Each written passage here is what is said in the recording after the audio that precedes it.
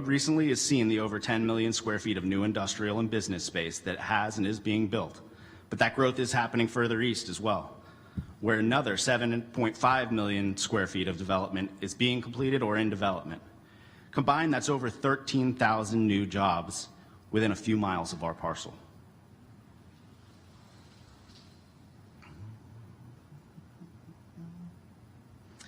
Half of those employees, as we said, will be renters, but there are 0 apartment communities that you see in that map in front of you to fill this need. So they'll congest our roadways as they communicate across Lakeland. Or worse, they'll commute away from Lakeland, taking their tax dollars and spending with them at a time when our small businesses need it more than ever.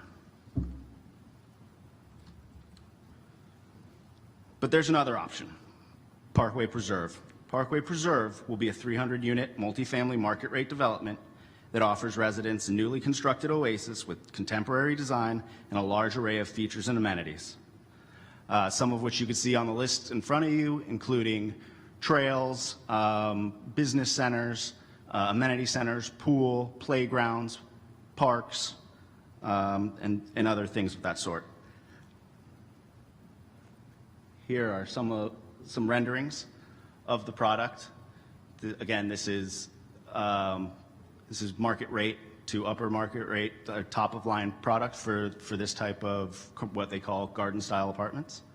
Lushly landscaped and meeting all requirements. And as you can see, there's a lot of site and natural beauty that we intend to preserve and utilize for amenities as well. The level of features and amenities will not stop at the unit's front door. Our units will be right-sized and include smart technology, green elements, and security, as well as high-end finishes, some of which you see listed on the slide in front of you. We're only able to do all of this by having the necessary unit counts to support them. As we'll share with you later, that number is 300 units, and it has been an industry standard here and across the country for over 50 years.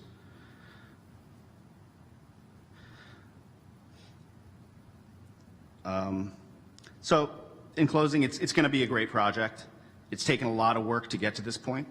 Our team had several meetings with the Planning and Zoning Department where we outlined what the best plan would be together based upon the historical zoning as well as the future land use and any and all pipeline projects in the area. We had multiple town hall meetings with our neighbors where we listened and adapted, and we presented a planning and zoning board that was again thorough in their review and ultimately approved the project 5-2. This process never involved requests for special exceptions, variances, or code leniency. Instead, it has extracted a heavy toll of concessions that we have made without complaint, some of which are shown here. And as you can see, some of those include keeping a garden-style product at 3 stories versus 4, reducing our density of the project to that minimum industry standard of 300 units, and also reducing our unit mix from our initial submittal 20% in bedroom count to alleviate some of the concerns that we've heard from our neighbors. Our buffers are enhanced, as our professionals will go through later. The majority of our buffers will need to be 25 feet back from the property line. We're 250 feet for the most part, except for one building, which we've gone above and beyond to enhance. It's 40% more than the required buffer, and along with significant improvements that we intend to execute in that area as well. And again, that'll be talked about later in detail. As it stands, this project meets or exceeds every requirement and standard which your staff and our team will present to you in more depth. But also, it meets a need for Lakeland, and will do so in a way that we can all be proud of for years to come. And with that, I'm going to invite Stuart Rogers, project engineer.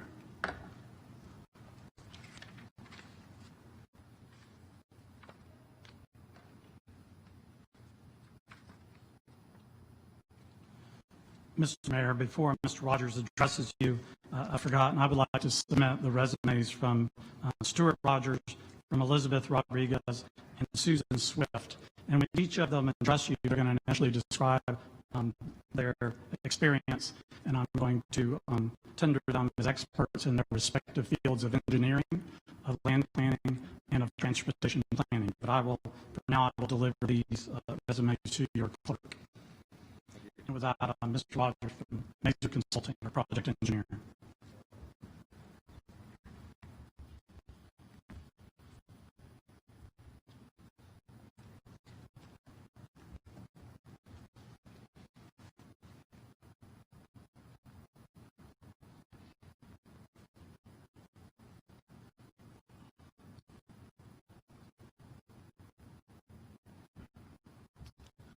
Good afternoon, Commissioners. Stuart Rogers here from Major Consulting. I'm a fifth-generation Polk County man, and currently work with Major Consulting out of Tampa, which is a national engineering firm specializing in development. And as the Florida lead in the civil engineering department, I work on similar projects like this all over the state. I did want to talk a little bit about the project before you today and some of the issues that have been included in our submittal and some of the comments that we've had and how we sort of address those. Early on, we met twice with the folks from the HOA groups and heard their concerns about the project, which I know you've heard them as well. Some of the things that we've added to the project that was a result of that, one is we tightened up our fencing in such a way that as far as pedestrians go, we've pretty much tightened the site up so that if you're to leave the property on foot, you would have to go out the entrance out to Carolina Boulevard. You couldn't go out of the other ways in order to try to back your way into the Carolina Lakes subdivision. We've increased the fencing. We have trying to locate pocket parks around and we have a trail system that connects the pocket parks to each other to give folks a place to walk their dogs and to get some exercise and some other things within the various amenities inside the project. Also wanted to note for you the location of the gate for the project. This will be a secure project with a gate at the entry. The gate is set back into the property to such a degree that there's there's 2 lanes for the gate. One would be for the residents that would be operated by a fob, and then the other lane would be for guests who then would have to call a resident and be let in. Those are 2 lanes so the residents can continue to bypass while guests are waiting to get in. There's 8 spots on the property itself for cars to back up if they're waiting to get in before they would even reach Carolina Boulevard. And then out in the turn lane into the site off of Carolina, there's another 8 spaces there for cars to wait. So there's plenty of stacking room that we've provided so that we did not create a situation where we were backing cars out.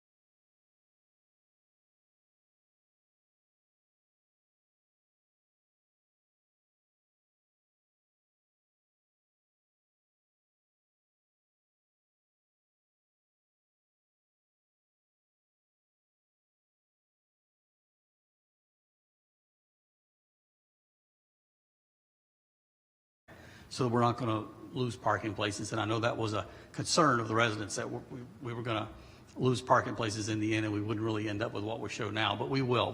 We've already thought of that ahead of time, and we have provided enough room. It should also be noted that although we show 96% of the standard code amount of parking right now, the way you get less than 100% is there's a formula in the code where you can go through that formula, and there's 3 different ways you can reduce the parking requirements. And we believe that using those 3 methods, we can show the staff during our review of the site plan that we qualify for the reductions. If we don't, so if for some reason we can't convince staff that we meet the requirements for reductions of parking, then we have 2 choices. We either find a way to put all the parking in, or we lose units so that the parking and the unit numbers match. So when the final site plan goes through, the parking will shake out, and we're going to have the amount of parking that the city agrees that we were required to have.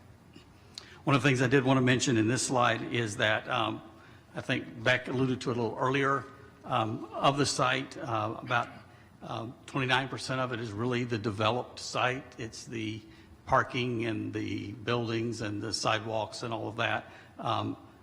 There's about 9 acres of ponds and parks, and then there's another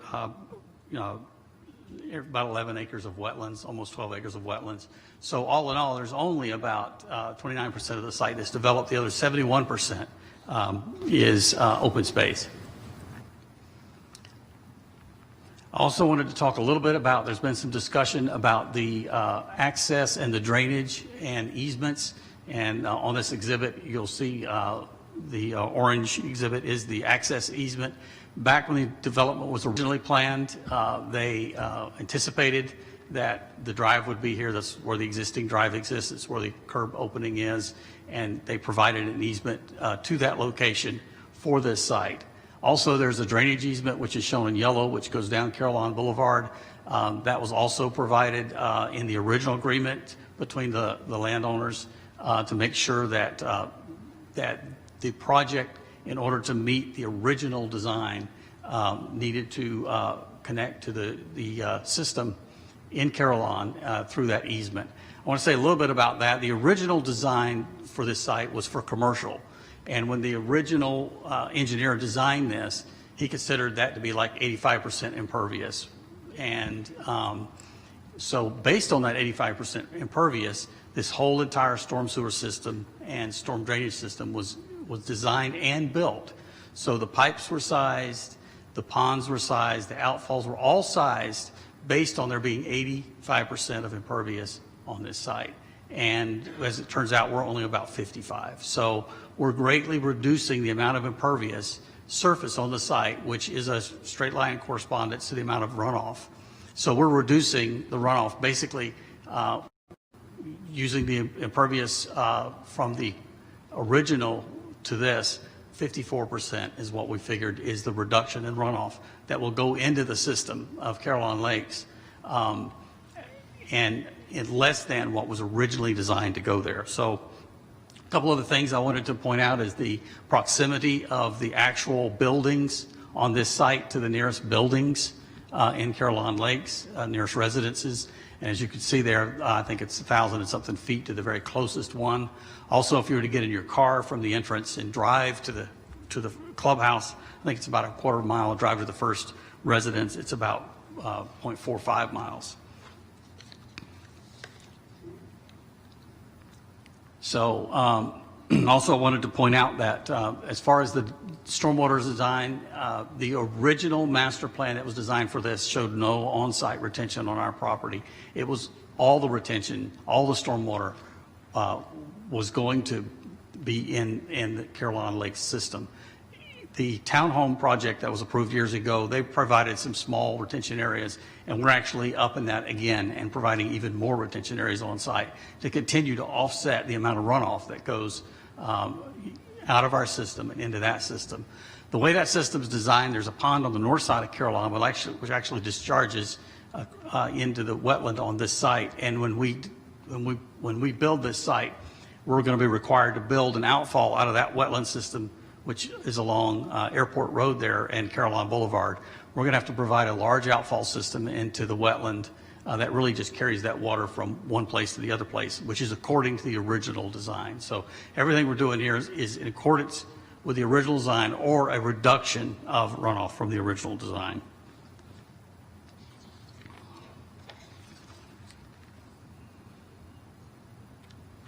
I wanted to demonstrate this is the last plan that was permitted on this site for townhomes.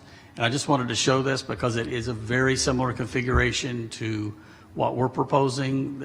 If you laid ours on top of theirs, the footprints are almost identical in shape and size and impervious. It's very, very close, almost immeasurable, the difference between this proposal and that proposal as far as the amount of land that's covered, the amount of runoff, those sorts of things.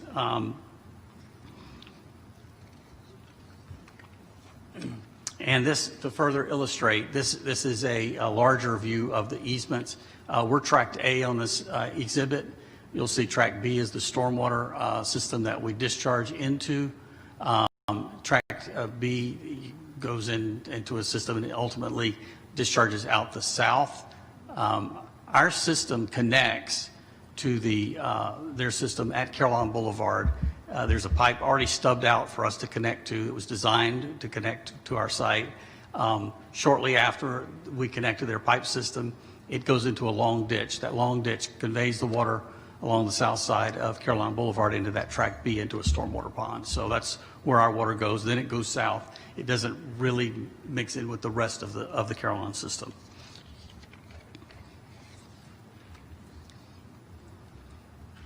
A couple other things I did want to point out that we've talked a little bit about traffic, but Libby's coming next to talk in a little bit more detail. But I did want to point out the stacking room that's available, and also that it's a very important factor to consider is that we're building this turn lane to stack traffic that backs up, should any, back up outside of our gate. There's 8 more spaces, but there's also 2 spaces, there's 2 lanes there left for the Caroline folks. So if our traffic is backed up and the gate guests are backed up that are going to Caroline Lakes, there's still a bypass lane for the Caroline Lakes residents to get in.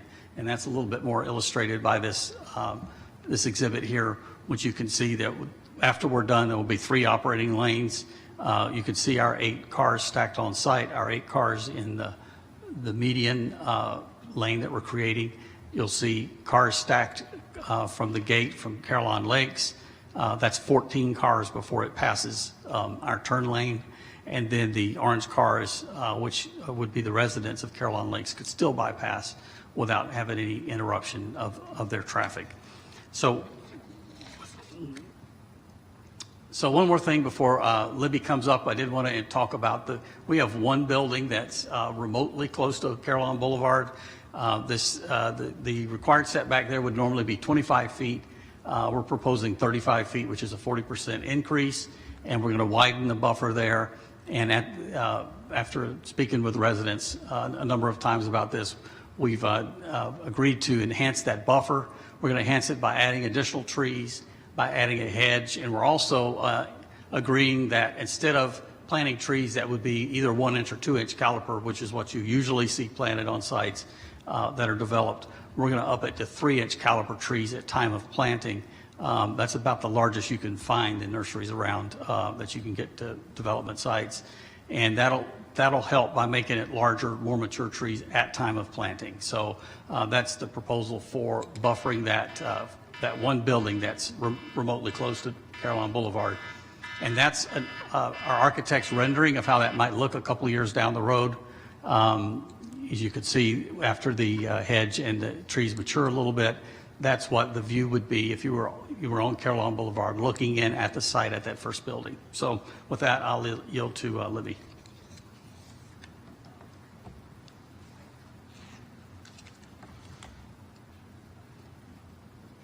Mayor and Commissioners, is Libby coming up? Thank you, sir.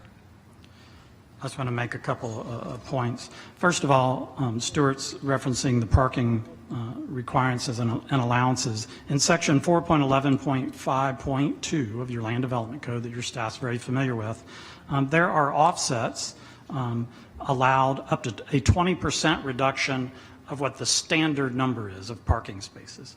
And that's because in the city, as a staff and as a city commission over time, you encourage open space and you encourage less pavement and asphalt and more open space. So the preference of the staff has been to have less parking. But of course we want an appropriate amount of parking. So the offsets are up to 20%.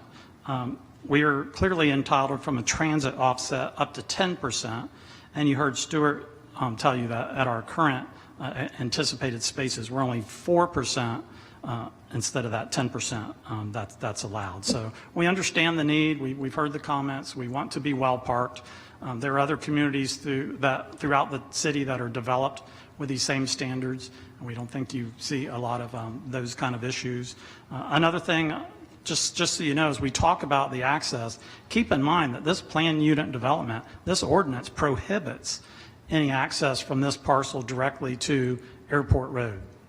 It requires, as our only ingress and egress, to be from Carillon Boulevard. So when this was all developed as a mixed-use master community, that was the requirement. Now, notwithstanding that, we have requested that DOT allow an access onto Airport, which they've denied many times.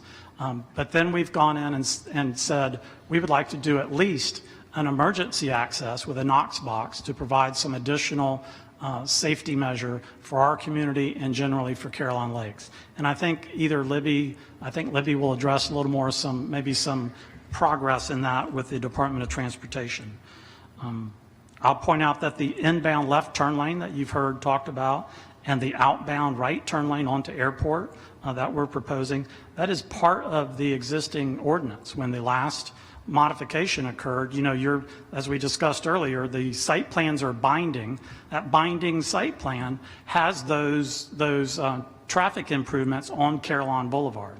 So not only is it the right thing to do and the right thing to address the combination of the traffic, which, keeping in mind when it was developed, was anticipated for 100,000 square feet, the number of traffic trips from that. But we're trying to accommodate that traffic as we integrate those things for the benefit and the betterment of everybody involved. And then finally, I'll just say the enhanced buffer, I will acknowledge that came out of the P&Z board, and they're concerned for, hey, if that building's going to be there, even though it's set back because it's behind the gate, and there were concerns from the community about what that would look like as they're driving in and out of the driveway or the boulevard. So that's when we added that and it's part of our condition of approval. So with that, I'll ask Libby to speak with you about transportation.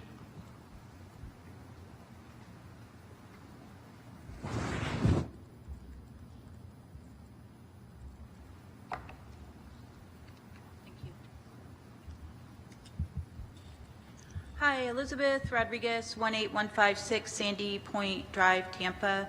I have a master's degree in urban and regional planning and 30-plus years of experience as a public and private sector transportation planner.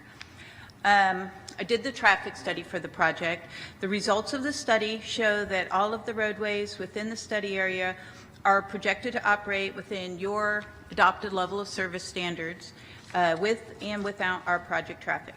It's important to note that in addition to our project traffic, we layered in the project traffic for 6 other vested projects which are projected to distribute traffic within our study area.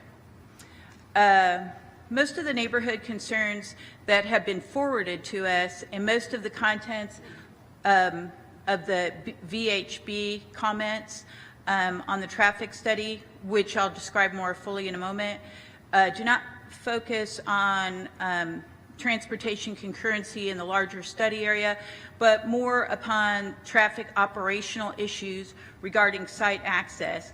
I will address those issues in detail, but I feel that it's very important to draw the distinction between transportation as it refers to meeting concurrency in the larger study area as opposed to the site access details. This is because the site access details which it is my understanding are the main focus of the neighborhood's concerns, are not really pass or fail issues and wouldn't be a basis for an outright denial of a rezoning unless they were somehow insurmountable. But I can use the neighbor zone traffic comments that were presented by VHB to show that many or even most of the concerns are site design details normally worked out as we permit our site plan, and that none of these issues is even remotely insurmountable. Before I turn completely to the site access details, I just want to make a final comment about the larger traffic study. Our 300 mid-rise apartments are projected to generate 1,632 daily trips, so about 1,600 daily trips, 132 p.m. peak hour trips, so about 130 p.m. peak hour trips.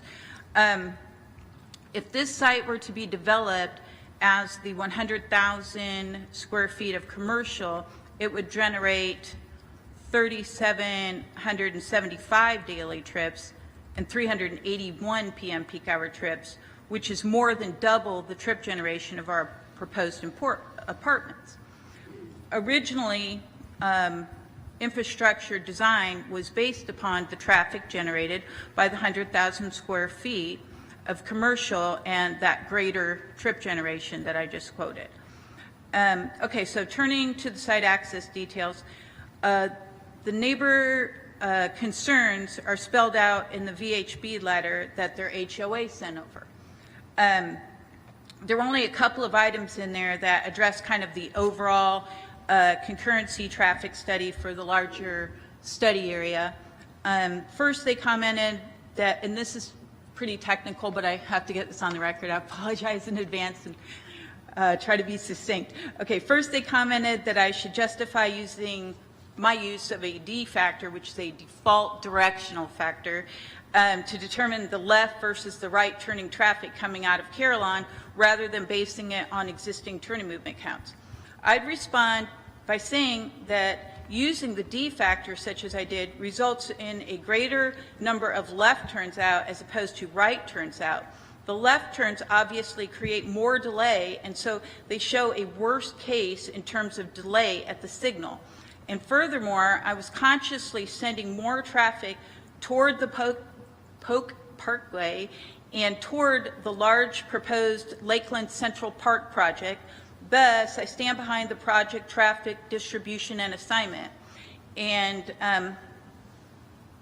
by the way, the results of the way that I distributed traffic and the way that they suggest are fairly similar anyway. Another comment regarding the larger concurrency traffic study had to do with the way that I compiled background traffic. As I said, I took traffic counts and then I layered the vested development traffic on top of them, and I finally added our project traffic to the top of that. I want to go on record explaining that I used traffic counts that were a few years old.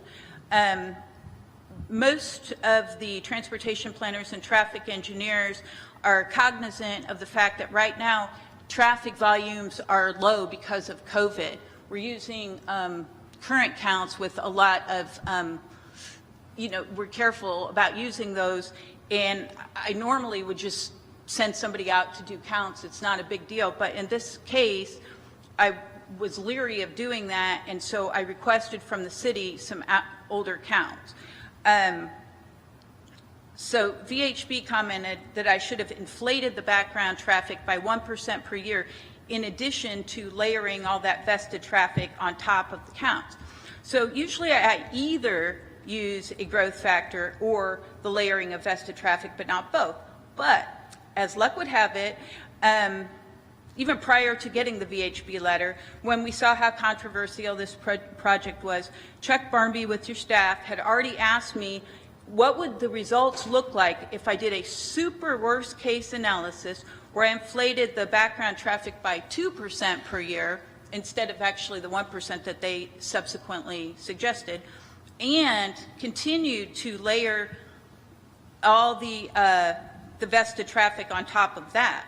Okay, so this results in a double counting of background traffic, especially since we're double counting trips from new residential areas to new work facilities already. But regardless, by the time we got the VHB comments, we had already performed that analysis, and the study area facilities continued to operate within your adopted level of service standards, even with the double counting of background traffic. Okay, so that brings us to the site access design details, which once again are usually addressed more fully when site plans and construction plans are being prepared after the rezoning, and which would not serve as any kind of basis to deny a rezoning anyway unless they were somehow insurmountable. Also, I want to make the point that I'm using the VHB letter, which was sent over with an HOA cover letter as the official position of the HOA. The city's also gotten other correspondence from individual neighbors, which I'm not going to address separately because in some cases they actually conflict with the official HOA/VHB comments. For example, there were individual comments to the effect that one or more individuals does not want us to construct the outbound, eastbound right turn lane from Carillon on to Airport. However, the VHB letter says, quote, "This right turn lane would improve operations for the west leg of the intersection, allowing right turning vehicles to make the maneuver when the light is red and acceptable gaps in southbound traffic exist," end quote. It's very important to note that our developer adding the outbound/eastbound right turn lane really helps the existing traffic. It helps so much that it more than offsets the impacts of our traffic.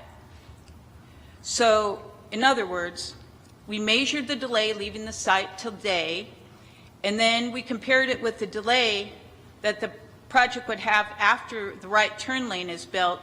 Even when we add our extra traffic, there's still less delay than there is today. Also, I think was alluded to earlier that eastbound right is approved today as part of a 2006 action on this project.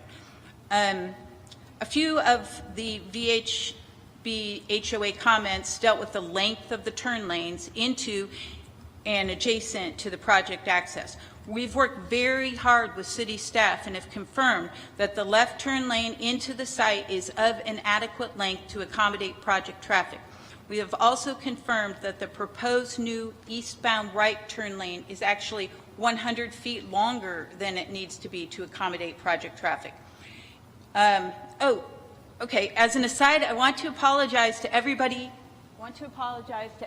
for the confusion over the cameras on Carillon Boulevard. That was me. And I'm sorry. I realize now that that was probably intrusive. Staff told me that they were getting a lot of concerns about traffic from the guardhouse backing up and blocking our driveway. So I sent the people with the cameras out there to try to address the neighbor concerns. That's not something we would normally do, and ironically, we were trying to address the comments from the neighbors and put the cameras up. And sorry, so we did get that data.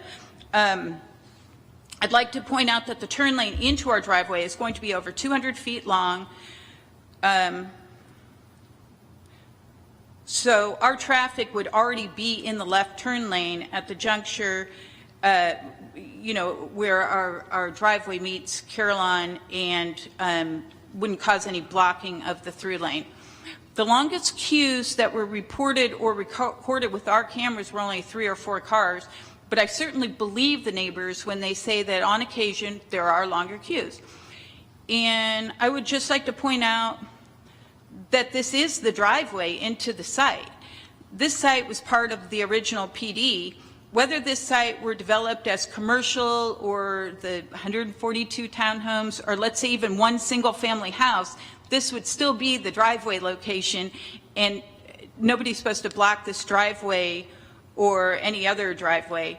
When you're driving and you stop for whatever reason at a traffic signal, or in this case at the guardhouse, if the line backs up past a driveway or side street, you don't block that driveway, you would leave a gap. And however, I point this out, but it's not projected to be a major concern. We do not feel that our neighbors are going to block this pre-existing driveway on a regular basis. The VHB letter discusses queuing at the guardhouse and says that our left turn lane should be longer than a queue of 10 cars at the gatehouse. It is. It also recommends a review of the functional operations of their guardhouse. I would like to point out that part of the stated reason for long queues are events like community garage sales in the neighborhood. So when designing roads and turn lanes, we either design for the 30th highest hour or the 100th highest hour of the year, depending on the jurisdiction. Okay, we never design for the first or second highest hour of the year. Doing so would be similar to Tampa designing all the roads for the one day every 5 or 10 years when the Super Bowl is in town. The other 364 days of a hypothetical year, everything would be overbuilt and there would be too much asphalt. That is not conducive to an aesthetic, well-functioning environment. And to continue with the Super Bowl analogy, instead of overbuilding for those rear functions, extra staff are used to direct traffic, and we would think that that would be the way to go for the neighborhood guardhouse as well. There's a page in the VHB comments regarding school buses. As you're aware, we do not control school bus routes or school bus stop locations, and actually neither does the city. Secondly, these issues are normally not addressed when the site plan is still at the rezoning level of detail, nor in a rezoning traffic study. They would normally be addressed during the detailed development of construction plans. Having said that, during our future coordination with the school board, we will continue to be respectful of our neighbors' wishes and consider these comments, again, to the best of our ability, because, again, the developer doesn't have the final say in determining school bus route and school bus stop locations. We just would note that wherever the bus stop is, when the bus stops, all lanes in both directions of traffic would have to stop. The VHB letter also addresses site distance. They say that our site distance is adequate pulling into our complex. They say that our site distance leaving the neighborhood is blocked by our proposed fence. We take minor exception to that because they are assuming that people leaving their neighborhood through the gatehouse would be traveling 30 miles an hour, but nonetheless, this fencing details one of the issues that is normally addressed in detail at the site plan / construction plan phase of development. We can count on the city staff to enforce their existing regulations, and of course, our developer and development team are committed to following the regulation as well, particularly as they pertain to safety. Speaking of which, the VHB letter suggests a pedestrian connection between the two sides of Carillon Boulevard. This is somewhat in conflict with their discussion about the guardhouse, where they say that the neighbors are concerned about too much pedestrian interaction between the neighborhood and the apartments. The crosswalk seems to encourage such interaction. Nonetheless, this is one of the design details that can be addressed during detailed site plan, and we appreciate the comments from the neighborhood via the VHB letter, and city staff and the development team are taking their recommendations under advisement. Lastly, they address weaving on Carillon Boulevard. This means people changing lanes on the boulevard. Their recommendation is that, in that regard, is a yield sign for the southbound to westbound right turn coming off Airport Road. Okay, Airport Road is an FDOT facility. Any work within the FDOT right-of-way, which this would be, has to be reviewed and approved by FDOT. We have to work with FDOT anyway because we have to get a right-of-way use permit when we construct the new eastbound right turn lane. We have noted that we will also discuss the southbound right turn with FDOT during that process. I would like to point out that the old PD, of which we and the neighborhood are both a part, always contemplated us sharing Carillon Boulevard as our sole ingress and egress. However, we and city staff have approached FDOT regarding a direct access to Airport Road at the southern end of our site. My understanding is that staff recently got a maybe from FDOT, and we will continue to follow up on this. This would be a second access point in addition to this one, but obviously, if we are able to get it, it would shift some of our traffic to the second access point. We will also be working with them on a construction access point directly to from Airport Road. So, in summary, our analyses show, and your professional staff concurs, that we meet transportation concurrency in the larger study area. This is a pass-fail test relative to traffic that would be the only basis for denying the project based on traffic. Everything else that I have discussed are traffic operational details that are generally worked out later in the process, and none of these minor issues could be remotely described as insurmountable. Thank you. Thank you. Susan, oh, okay. As Susan Swift is coming up, our land planner, thank you for your patience on transportation. Keep in mind a lot of the comments and the concerns of the neighbors regarded transportation, so it was important to us to present those to you. And I'll tell you, while I was sitting in one of your commission meetings, there's another issue with the roundabout that's being developed on Airport that public supermarkets will have an opportunity to use. That will take even less stress off of this intersection of Airport Road and Caroline Boulevard. With that, I'm going to introduce Susan Swift, our land planner, to address you on compatibility and other land planning issues. Thank you.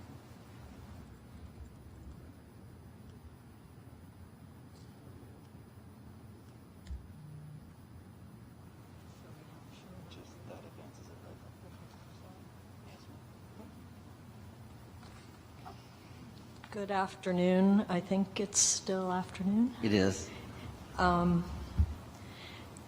Thank you, Mayor and City Commissioners. My name is Susan Swift. I'm a land planner, as you've heard several times. I'm the former planning director for the City of Tampa and some other small municipalities in Florida and a couple of other states. I have a master's degree in city planning from the Florida State University, and I'm also a certified planner by the American Institute of Certified Planners, American Planning Association. So from a planning perspective, this is a perfect site for this project. I'd like to review how a planner thinks and works through these things.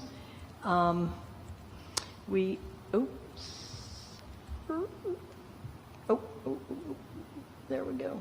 Okay. Not technology oriented here today. So I'd like to review how we as planners analyze these projects and also how we come up with a land use designation. It's not just a dart on a map. It's a series of layers that we look at the big picture and then focus gradually down through certain areas, the southwest part of Lakeland, and then focus in on a site to find the most appropriate use. Showing my age, perhaps, when I first graduated from grad school before computers, we did this with a series of Mylars, which are see-through sheets of kind of paper, and we literally layered, like a GIS layer, we layered things on over the map and then magically figured out what appropriate land uses should be on the map. So I would like, to show you some of the layers that the city looked at. This site is in an intensity area for the comprehensive plan. It's in the urban development area. It's in a transit corridor overlay. It is in an activity center, both a current activity center and a future activity center. It's within a mile and a half of a railroad switching station, and obviously a half mile from the airport. It's near Polk Parkway, very near Polk Parkway, and it's also less than 3 miles from the interstate, the interchange of I-4 and Polk Parkway, and hence, looking at that area, that is why it was designated an interchange activity center on the future land use map. And when you look at this shot down Drainfield Road, you can see the Caroline Lakes project on the left, our site, and then all of the industrial or heavy commercial uses on the airport that are fastly filling in those spaces. In addition, well, not in addition, as a result of all of this growth in this area, and as Derek's map showed, it's really dominated by not only office parks or Publix headquarters, but Amazon cargo, the airport itself, lots of other industrial uses that are here, and lots more that are coming and have been announced. So as a result, the demographics of this entire area have changed dramatically in the last 5 or 10 years. And they're going to continue to change, and all the people who work here need a place to live, so they don't have to schlep back and forth and cause more traffic on our other roads. Just in a report this week, 1,900 jobs have been added or created this year alone in this area. And these people want a nice place to live. And Parkway Preserve is going to offer a lot of amenities. This is, again, not only is this site, but the surrounding sites are interchange activity center because of all the other kinds of uses around here. This is the city's future land use map. And the comprehensive plan itself, these are all quotes from the comprehensive plan that speak directly to this area, that the IAC designation was not only meant to acknowledge the development, industrial development, and commercial development around here, but it was to house them and encourage it. That speaks to what the location, the locational purpose was for an interchange activity center, and why this area was one of the ones selected. And now I'd like to talk a little bit about how a planner thinks about, once the land use map is decided, and it's IAC, Interchange Activity Center, how do planners think through a rezoning like the one before you? I actually wrote an article published by the American Planning Association about what we call the 3 C's: consistency, compatibility, and compliant. And in Florida, those are kind of national standards. In Florida, we add, depending on what jurisdiction you're in now, adequate public facilities. This project meets all of those things, and then some. And I'm just going to walk through, without reading all of these words, I promise. So Parkway Preserve, as it's proposed, is consistent with the city's comprehensive plan. I won't read all these reasons, but again, the plan speaks to what the purpose of the IAC is, what the density is. This project is actually below the maximum density for residential in this area, according to the land use plan. And then I've noted there are several more policies or objectives in the plan that speak directly to what this project is achieving. This project is also compliant with the surrounding uses. You know, that obviously, that is something very subjective, but planners do have a method to our madness. And these are some of the ways that we would look to what is surrounding the use, how far is it from, there's basically a 10-acre wetland buffer between the single family and this proposed project. Normally, there would be a whole project in between. A 10-acre buffer is a lot. And as Mr. Rogers noted on his earlier slide, the closest single-family unit is over 1,000 feet from our closest unit. So when they asked me to speak on this, our team said, you have to talk about a transitional use between single-family and multifamily. And I told them, I don't really need to talk about transitional use, although this is an appropriate transitional use, but when you have 1,000 feet and a 10-acre buffer, that you don't need to transition. You're already 10 acres apart. So our use is compatible with what's around it. It's buffered, it's very distant, and even if it wasn't, it's an appropriate transitional use from multifamily to single family. And one thing I know that comes up is there already is multifamily use at the carriage homes in Carillon Lakes. So there already is multifamily at their front door. As planners, we don't look at tenancy, owner versus tenant, or owner versus renter. From our perspective, it is the same impact. If you have the same number of bedrooms, I just broke it, the same number of bedrooms, the same number of trips, the same number of units, it's apples and apples. There is no data that supports that it's different if it's a renter occupied versus an owner occupied unit. So from a planning and zoning perspective, we measure it the same way. This is again, the site plan. I will just highlight the issue that was already mentioned. 300 units is this magic number. I'll show you some examples, but that's what gets us to having 70+% green space, pool, 3 parks, a lot of miles of trails to support the recreational and amenities for these residents. The other thing that I think is of note that I don't think you'll see in some of the other projects in Lakeland is this was painstakingly designed so that every single building on this site plan at least abuts either a park, a pond, or a wetland.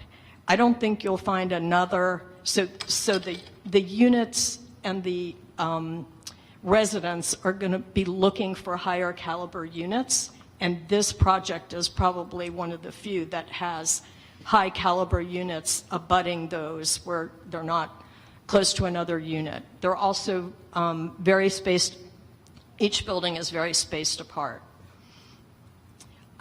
So the site plan itself, not only are the uses compatible, but the site plan is compatible for those reasons that I mentioned. The distance, the units are oriented toward parks, and the other important point is all the buildings are, except one, are set back 250 to 400 feet. So from Carillon Boulevard, you're going to see wetlands, ponds, parks, and in the distance, 200 to 400 feet away, you'll see a building.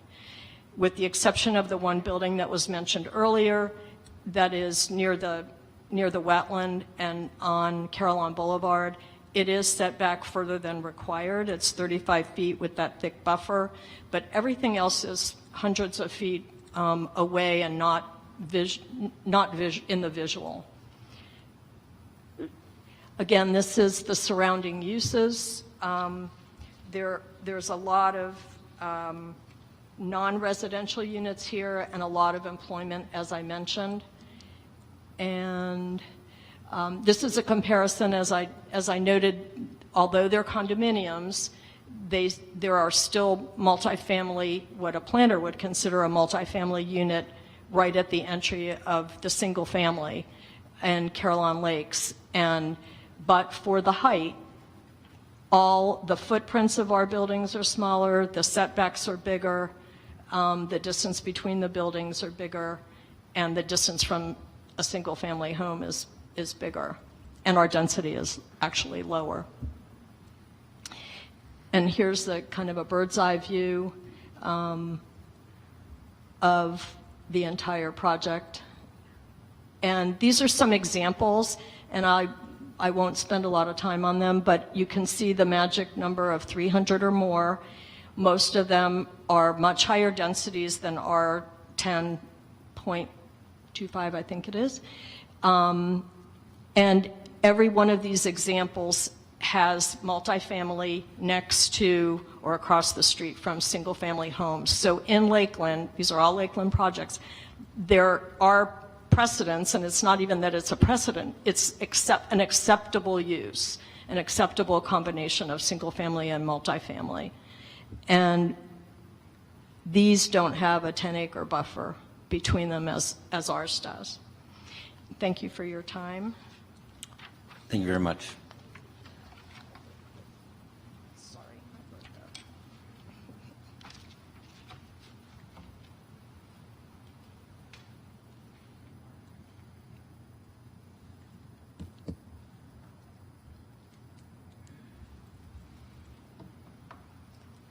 He told me to behave. In quick closing, so I'll just remind you, you saw the other apartment communities. Those were just the ones in close proximity. Those are the ones along Hardin Boulevard. Willowbrook's been there like 25 years. Even their unit count exceeds 300. It is an absolutely normal and necessary size for economies of scale and for something to be economically feasible. When your staff did their last report, they referenced apartment communities adjacent to single-family communities throughout Lakeland. It's something that exists. They are compatible uses. They're both residential uses. And so with that, I'd like to tender the Stuart Rogers, Libby Rodriguez, and Susan Swift as experts in their respective fields of engineering, transportation planning, and land planning. And I've submitted the resumes, and you've heard their testimony about their experience. And with that, we'll stand available for questions, and again, would request the opportunity to respond after you've received public testimony. Thank you so much for your consideration. Thank you. And for the audience, because these presentations are a little lengthy, we've allowed a little more time, and that's going to be true on the other side as well, just to make sure that those and then we'll do the questions and comments after that. Okay, so this would be the time then that we would like for the Carolyn Lakes presentation to be made. Mr. Mayor, before we get into the Carolyn Lakes presentation, I think it would be appropriate to hear the planning staff's recommendation and report on it, and then that everything's into the record, and then the residents' representative can address that. Very good. So this will be our own city staff. Mr. Mayor, if I Yes. could, please. Commissioner Walker. Yes. Now, did you tell us a whole lot of questions? Yes, we're going to do our questions at the end. At the end? Yes, Once? sir. Okay. Yes, sir. Thank you. Kevin, do you have our presentation queued up, staff side? It is, yes, thank you. Good afternoon. For the record, Teresa Mayo with Community and Economic Development Department. I'm going to skip ahead here since a lot of what I was going to present has already been covered, but I did want to spend some more time talking about future land use. This exhibit here on the left shows the subject site, which again has the Interchange Activity Center future land use designation. It also shows the adjacent future land use designations within the larger Carolyn Lakes subdivision. Those include residential medium and residential low. So for comparison, residential low allows 0 to 5 units per acre, and the residential medium allows 5 to 12 units per acre. The IAC allows up to 22 units per acre, but as you've heard from the applicant's presentation, what they are proposing is well below that at 10 units per acre. The Interchange Activity Center, you also saw some slides that talked about what the intent is of that designation. But just to go into that in a little bit more detail, the Interchange Activity Center is one of the highest intensity designations within the City of Lakeland's comprehensive plan. And when we're talking about those layers, your comprehensive plan and the future land use designations are the base layer. So everything else builds off of that layer. The IAC was intended to delineate those areas where there is a coordinated development and which builds off of the proximity to either a direct access interstate or limited access expressway such as the Polk Parkway. The intent is to achieve a high density of development activity and to have special provisions put in place to make these attractive gateways. To encourage a balance of mix of uses, the IAC does allow for residential uses and allows up to 35% of the Interchange Activity Center to be designated for residential uses, and either residential medium or residential high.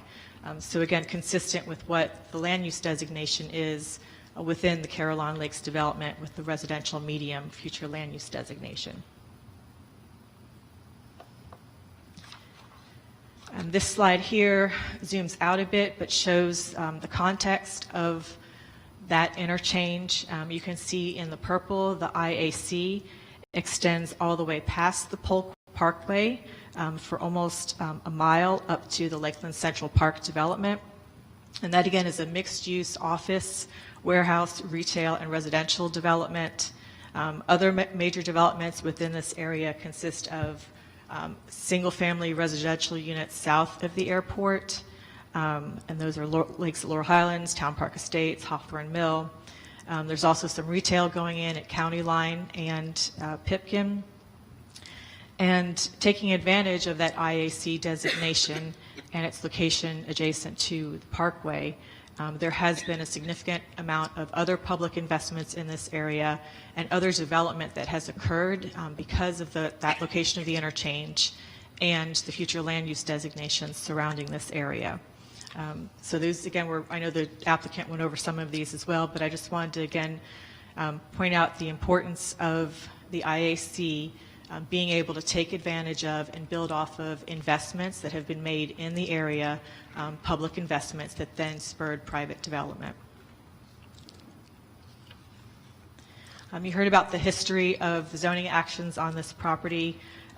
Did want to note that when the future land use was changed to Interchange Activity Center, that was a change from what was previously a community activity center, which again contemplated commercial uses at this on this subject property. There was a minor modification that I don't believe was covered in the applicant's report to the PUD, and that modification took place in 2003, and that was to allow for what was termed stacked villas or condominiums in lieu of the townhomes that were previously contemplated by the PUD. And again, for the purpose of land development code and zoning, a condominium is a multifamily unit. It's just a matter of ownership, which from the planning side of things, as Ms. Swift stated, we don't look at ownership versus rental. It's just what are the direct impacts of that unit type with regard to transportation and then also development standards.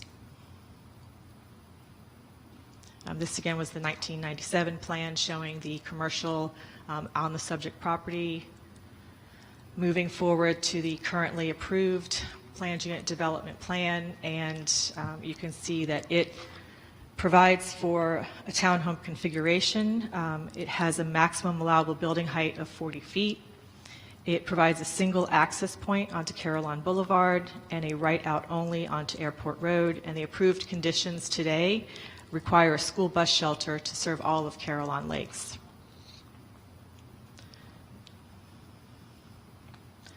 Similarly, the proposed plan also allows 40-foot maximum building height.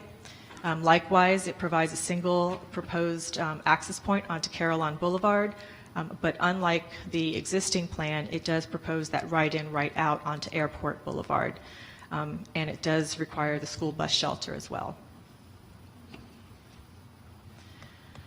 In looking at the significant concerns of the neighbors, again, stormwater and environmental concerns, this table here just graphically summarizes what the applicant's engineer had reviewed with you in terms of the impervious area that will be created by this development compared with the previously approved development. But again, this impervious area was contemplated in prior Swift Mud permitting that was done back in 1997. That permit for the overall stormwater master stormwater plan remains in effect today. I think there's been some confusion over whether or not that permit still is effective. It is.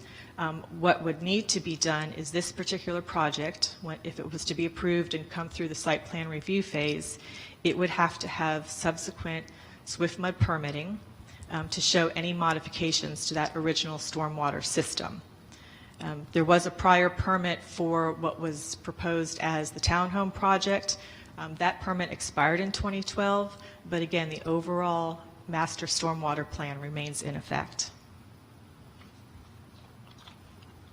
This is just summarizing graphically, again, the differences in the future land use designations and the maximum density allowed by each. This summarizes the parking. So the site plan shows a total of 492 parking spaces.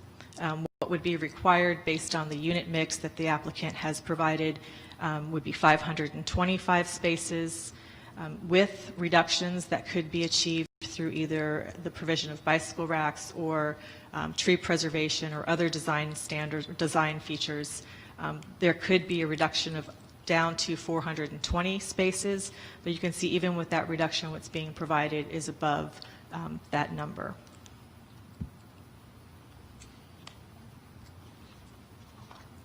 Looking at security, you've heard already about the significant setback that exists between the subject property and the adjacent Caroline Lakes property to the west. That's about a 600-foot separation, and then the nearest single-family residential structure, again, is over 1,000 feet. That natural wetland buffer will remain in place. The development will have restricted access, and again, there's on-site amenities, so there would not be a need for anyone from this community to use the amenities in Caroline Lakes.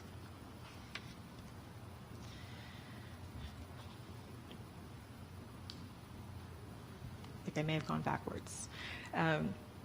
Looking at the buffer that's been proposed, I will say that the building that's closest to Caroline Lakes Boulevard, this was placed in this location as a result of conversations with city staff early on in the process. What we had suggested to the developer is that rather than have parking or a parking lot facing Caroline Boulevard, to rather place a building there to screen Caroline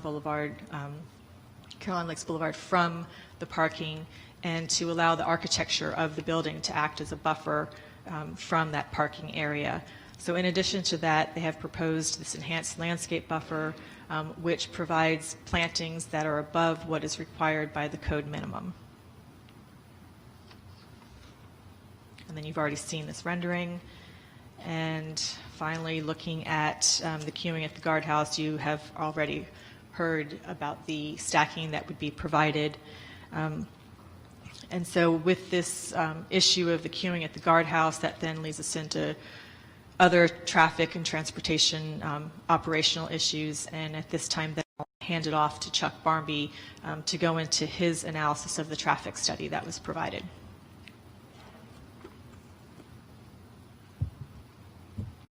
Thank you, Teresa.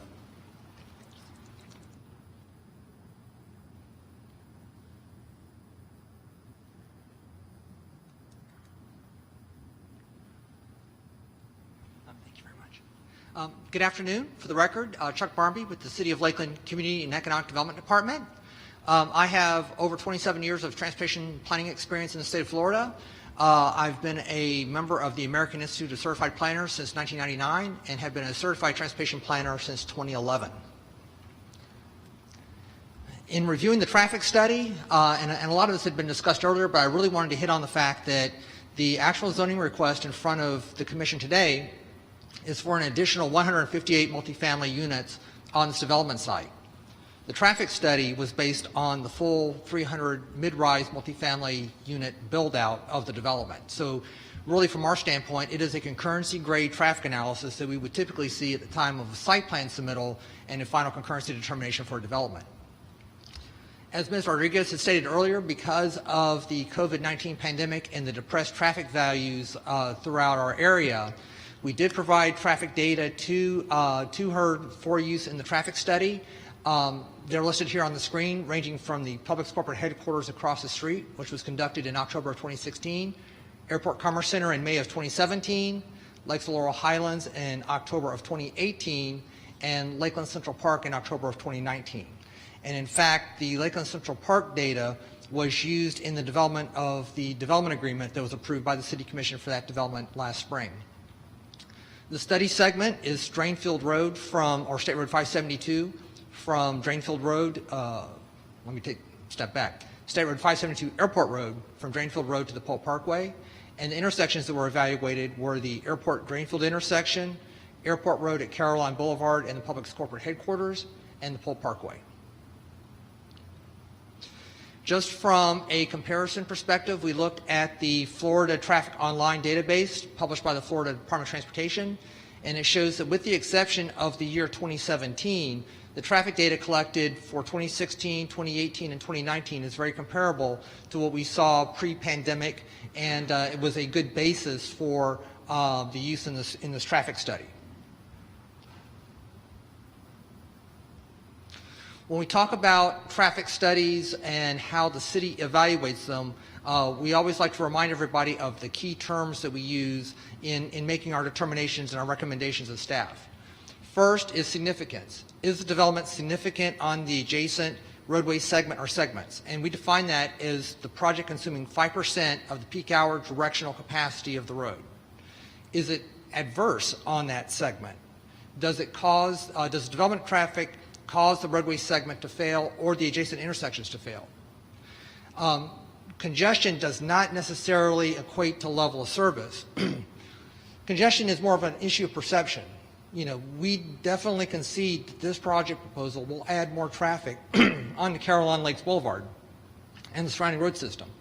But the main question that's before us today is does that traffic cause the roadway segment or the adjacent intersections to fail? And as Ms. Rodriguez had noted, there's also a difference between operational evaluation and mitigation and concurrency mitigation. The project trip generation that's been estimated uses the rates from the Institute of Transportation Engineers, 10th edition for mid-rise multifamily housing units. And based on 300 units, we're looking at over 1,600 daily trips, 132 of those in the PM peak hour and 108 in the AM peak hour. The 132 PM peak hour rate is significant in that that's what we base our concurrency decisions on, is the PM peak hour.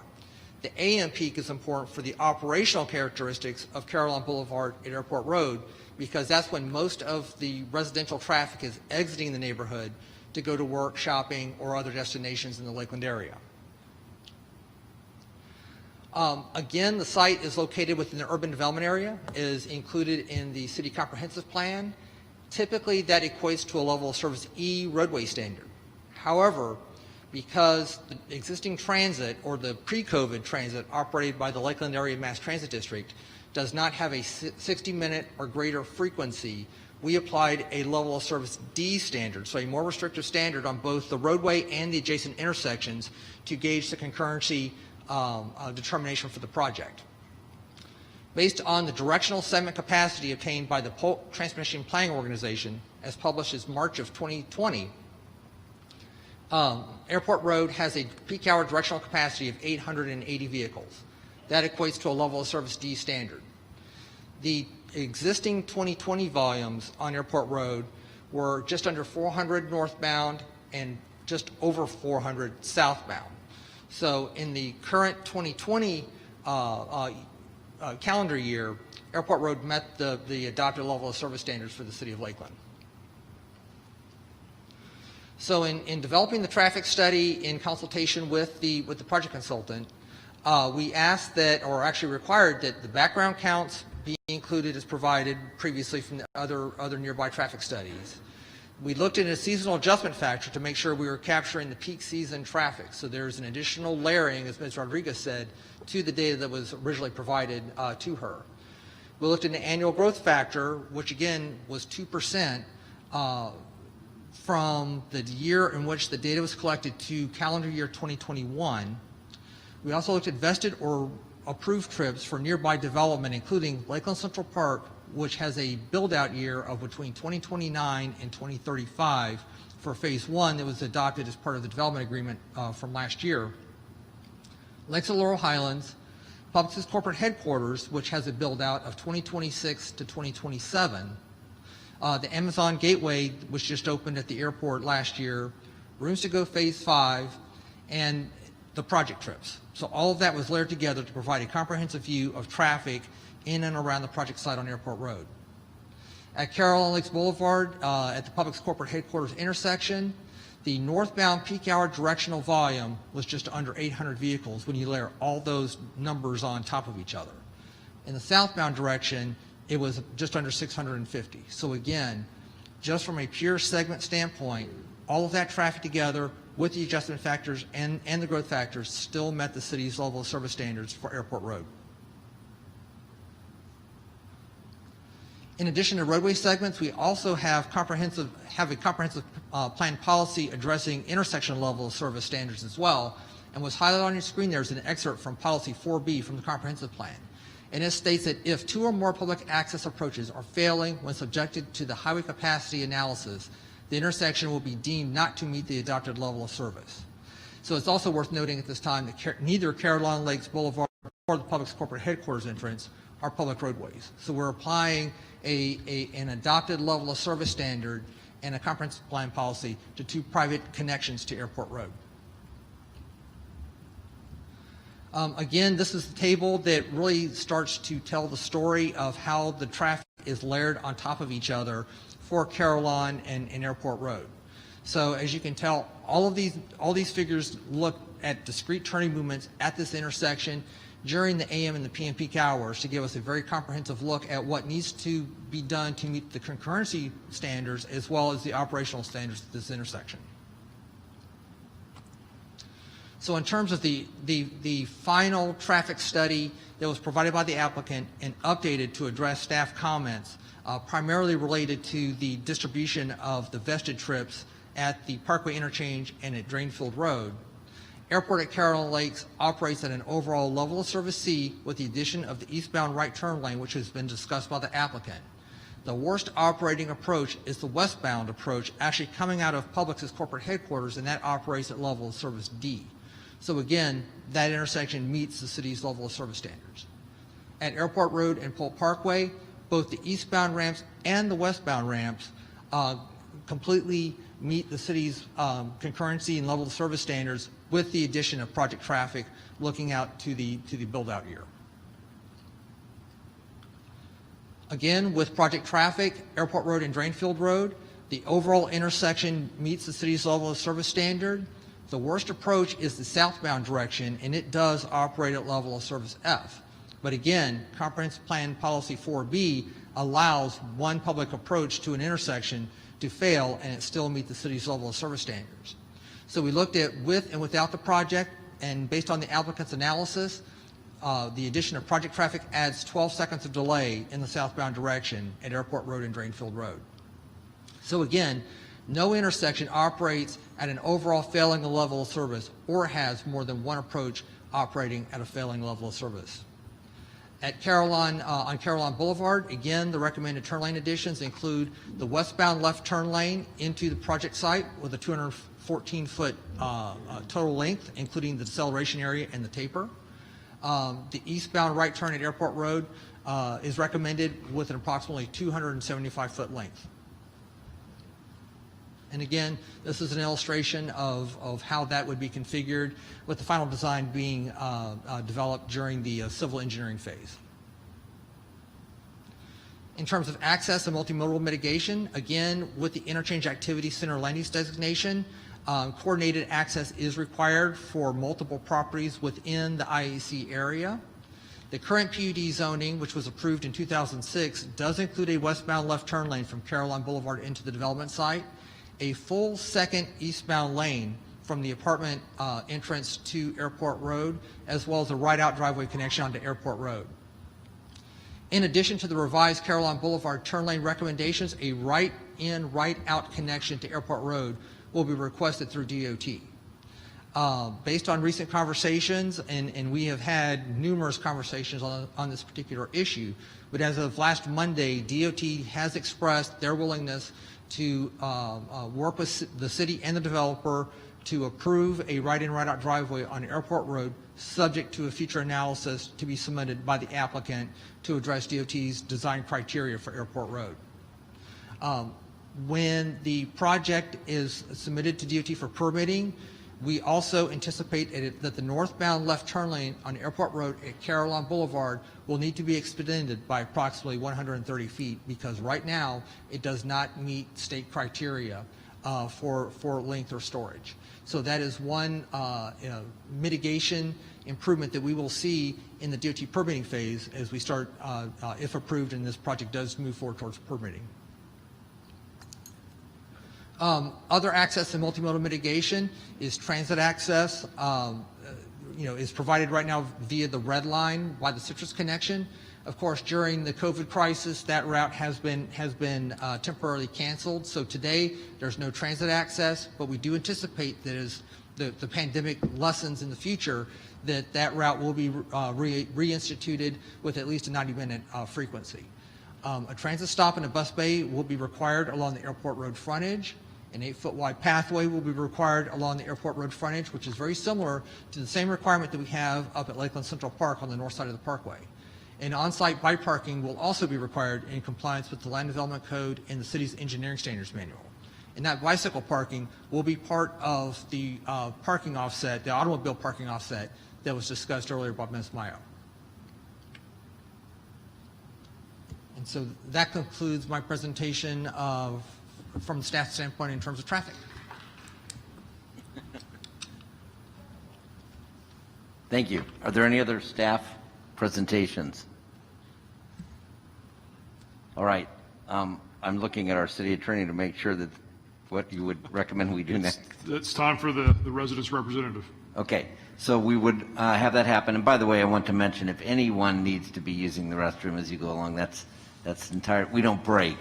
So that's entirely appropriate. Just get up and go. And so we would now ask for the Caroline Lakes attorney to begin. Thank you.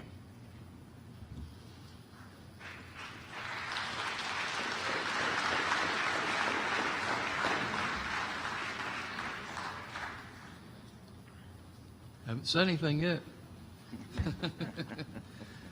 Wait to hear. Good afternoon, Honorable Commission. My name is Brent Gohagen, 1960 East Edgewood Drive is where my business is at. I have been an attorney for now over 25 years. I've had extensive experience in expertise in land use law for almost 20 years now. I am privileged here today to represent Caroline Lakes Property Owners Association. And as part of our organized presentation here today, I have with me Mr. Mark Kellogg and Dennis Nitschke, who are residents in the area. And let me just comment on that for one moment as kind of a reminder, probably a reminder for most of you. Anytime you have lay people, non-experts, particularly those that reside in the area that is at issue, which is what we have here, and you've got a number of other people that I expect to some greater or lesser degree will be speaking as well. As long as that testimony is fact-based testimony, then under Florida law, that's competent, substantial testimony that sometimes has been rebutted that, hey, don't respond to all the hollering and yelling and whatnot, and that's true. But if there's hollering and yelling, which I don't expect there will be here today, but nonetheless in either way, if it's fact-based, that's testimony, that's evidence for purposes of your purview here and review. And I would suggest to you, when residents such as these today and the two that are with me today speak to this, and again, as long as it's fact-based, that there's really no more intimate personal knowledge that anyone can have with regard to an issue like this other than the residents that live within the area. They're the ones that live there day to day, year to year, and this is going to have, your decision today is going to have, in one way or the other, an impact on their lives. I think it's reasonable and fair to say and suggest. And no one else in this room can really speak to what they can speak to because they have the personal knowledge and the experience in this area. Also, as an important remark, well, let me back up for one moment. Another expert that I have, I'm sorry, excuse me, strike that. Another witness that I have with me is an expert, Kakwan Ma. He's a PE transportation engineer. I will be tendering him as an expert in traffic engineering. He is a traffic engineer as part of these proceedings. So after he comes up, which he'll be coming up behind me, and then I'll circle around the back. We weren't sure if we were going to have enough time, but given the amount of time that the applicant engaged in, we appreciate the commission allowing us to. I don't expect we're going to take that much time. In fact, I fully expect we will not. But it'll at least give us an opportunity to make sure we get everything on the record that we need to, so we appreciate that. So that is the other witness I have. And furthermore, I was contacted by Dan Pilka, who is a local attorney. He is representing, as I understand it, we talked over the phone, he gave me a holler. There's Dan right there. So he's representing, I guess, a few of the individuals in the community, and so he would like to take some of that time that we have as well. Great, thank you very much. And I anticipate, from what Mr. Pilkus told me, he's not going to be too long-winded either. Also, as an important reminder, under Florida law, in a case such as this, where the applicant is requesting that the current law be changed, because that's effectively what, when you come in and you apply for rezoning, you're asking for the law, the current law, to be changed. Now, of course, this is the mechanism through which you would accomplish that, but the reason I mention it is because what that does is it means the burden, and this is really important, I think, many times glossed over under these circumstances. When we have these applications, again, they're coming in, and they're using the right mechanism if they're going to do it, accomplish it, is to change the law. Currently, the law is such that only 142 townhomes are allowed there. And that's what these folks have relied upon for a number of years, and I'll unpack this a little bit later, but they actually negotiated this for 142 homes. And here, lo and behold, there's a request to more than double it. But because of that, the burden is on the applicant. He has to overcome that burden to show why you should approve this and change that law. And that is something that I will respectfully ask y'all to keep in mind as you're listening to this. It's not just two equal parties coming in. They have the burden to show why these folks should have that zoning they've otherwise relied upon stripped away from them. And I would suggest to you they have not met that burden under the totality of the circumstances. I think to some degree a significant change would need to have been shown. Now, I've heard and I hear in many of these cases there's changes happening. Well, the change is happening consistent with whatever land use designations you already have in your FLUME, your future land use map. And so just because an edifice or a building or construction has gone up in any particular piece of property, that doesn't necessarily mean that therefore the zoning that was in place and that's been relied upon should now all of a sudden be stripped away and modified so that we can have greater intensity and or density. There has to be something that's happened over the past few years that would be significant, I would suggest to you, in order for them to overcome the burden, or at least that would have to be one of the major things, to overcome the burden that they have here today so that now you strip away what was 142 homes and then more than double it to 300. And our position is confidently they have not met that burden, and respectfully. And so as an introductory comment, Mr. Campbell and I have known each other for a number of years. I have the utmost respect for Mr. Campbell. I love when he's on the other side because I know I'm dealing with a professional. And so he's done a wonderful job presenting to y'all up to this point, as he always does. But I would just say this before I hand it off to our expert and then the other two witnesses, and again, I'll come around the back.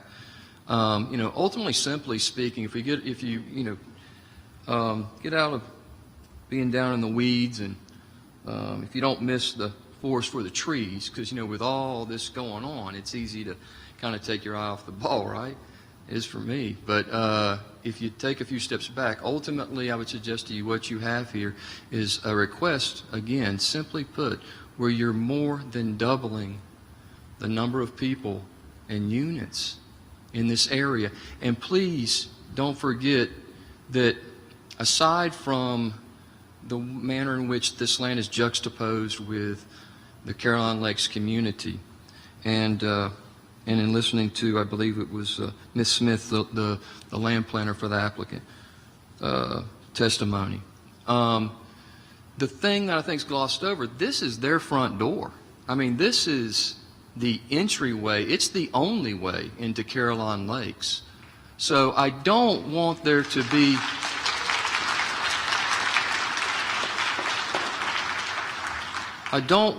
be any misgiving in light of that this is not going to have an impact on the nature and the atmosphere and the ambiance and the essence of this community, depending upon what your decision is here today. Now, 142 homes are already permitted, but that was substantiated as being in harmony and compatible. This is different, and this is their front door. You know, you take care of your front door, particularly when it's your only door. So I'm going to hand it off now to our traffic expert, Mr. Kakwan Ma, and then we'll flow from there.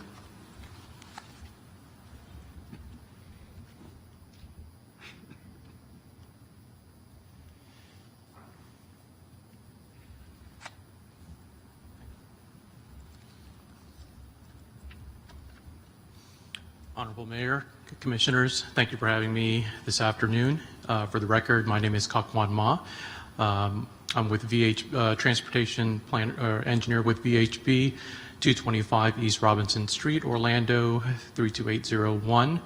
I am a registered professional engineer. I have been doing traffic engineering and transportation planning for 25 years.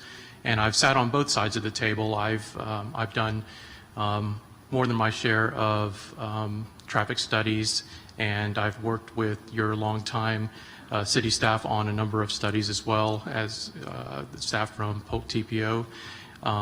And I've also done traffic reviews for a number of municipalities, counties, and FDOT districts. I've been retained by Caroline Lakes Property Owners Association to evaluate, review, and provide an assessment on the traffic impacts that the proposed 300 apartments will have on their development. And they've provided me with the traffic study that was done for those apartments. And I'll be honest, the first couple meetings, the first one that I had with the POA was just kind of fact gathering, information gathering, trying to make sure I understood what their concerns were, and having a list of kind of bullet points of all those concerns. And after that, there is what I call more or less an education session where, as a transportation planner, I want to make sure I go through each one of those points and have them understand not only the process but the policies, and make sure that we focus on the items that need to be focused on with respect to operations, with respect to safety.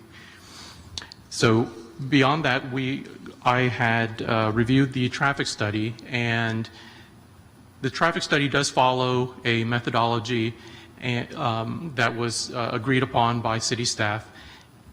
The items that I focus on and the items that are located in the traffic memo that should be in your packet are items that were either not covered or I had a question about. And I'm thankful to have Ms. Rodriguez come up and present and kind of cover a lot of those things, because they do answer a lot of the questions. But we do still have some concerns. And even though this is in the zoning process, the traffic study was submitted to address concurrency as well.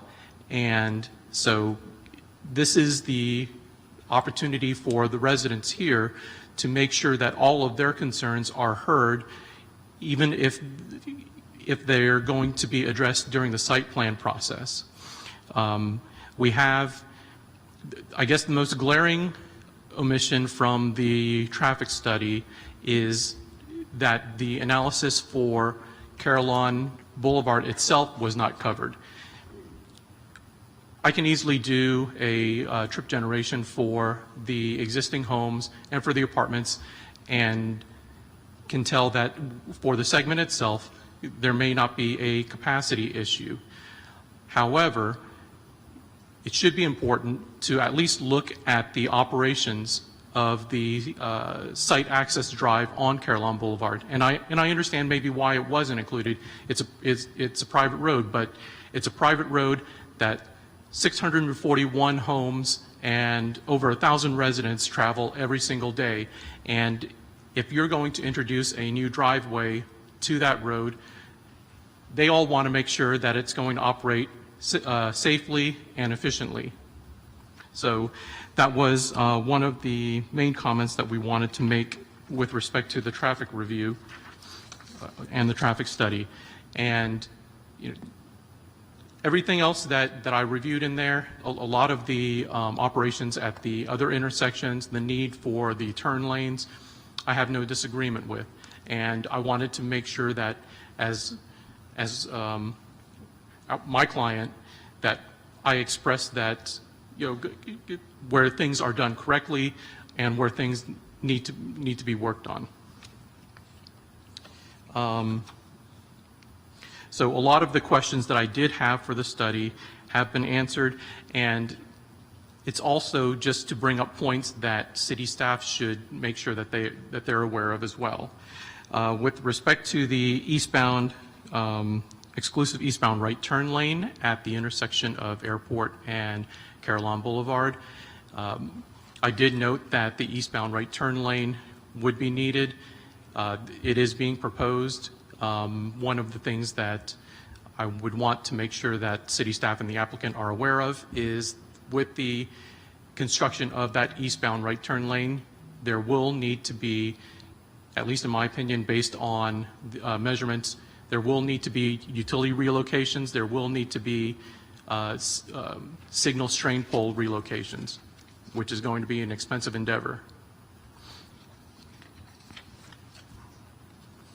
One of the biggest things, and I know that it was touched upon by Ms. Rodriguez, that it should be covered more in the site plan component of this process, are the bus stops.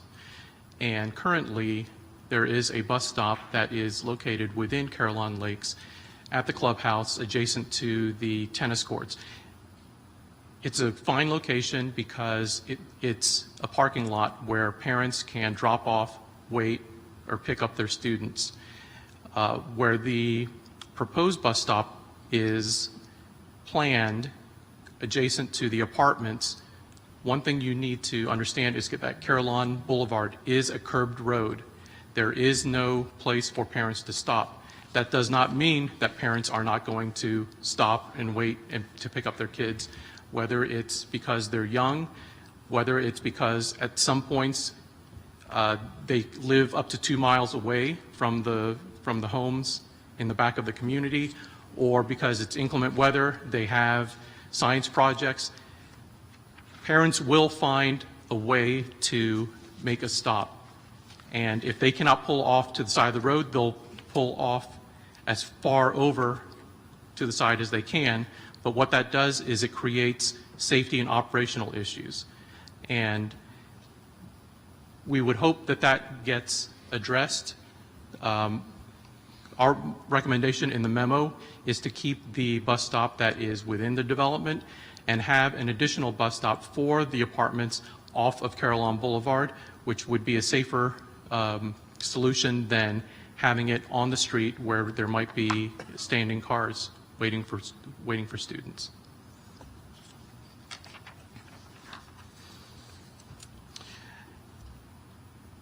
Another concern that I had was, and I know that the site plan will need to be refined, so I just have the zoning site plan to go on, is site distance. And site distance is important because it's a huge safety concern. Coming into the development, I did a measurement using FDOT guidelines, and there is adequate site distance, and I conveyed that to my client. Coming out of the proposed apartments at their site driveway, there is a site distance deficiency based on the zoning site plan, where the fence would only provide about 195 feet of site distance where 330 feet is needed. Okay, so we're a little over only half of the distance that's needed.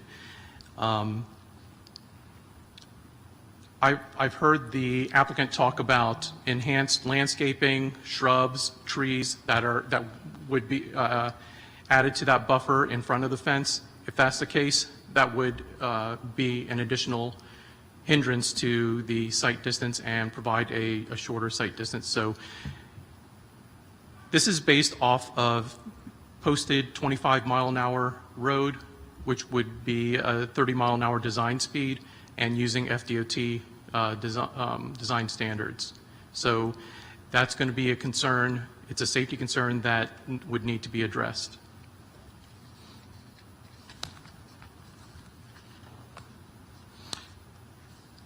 The guardhouse operations and queuing, you heard the narrative by the applicant, and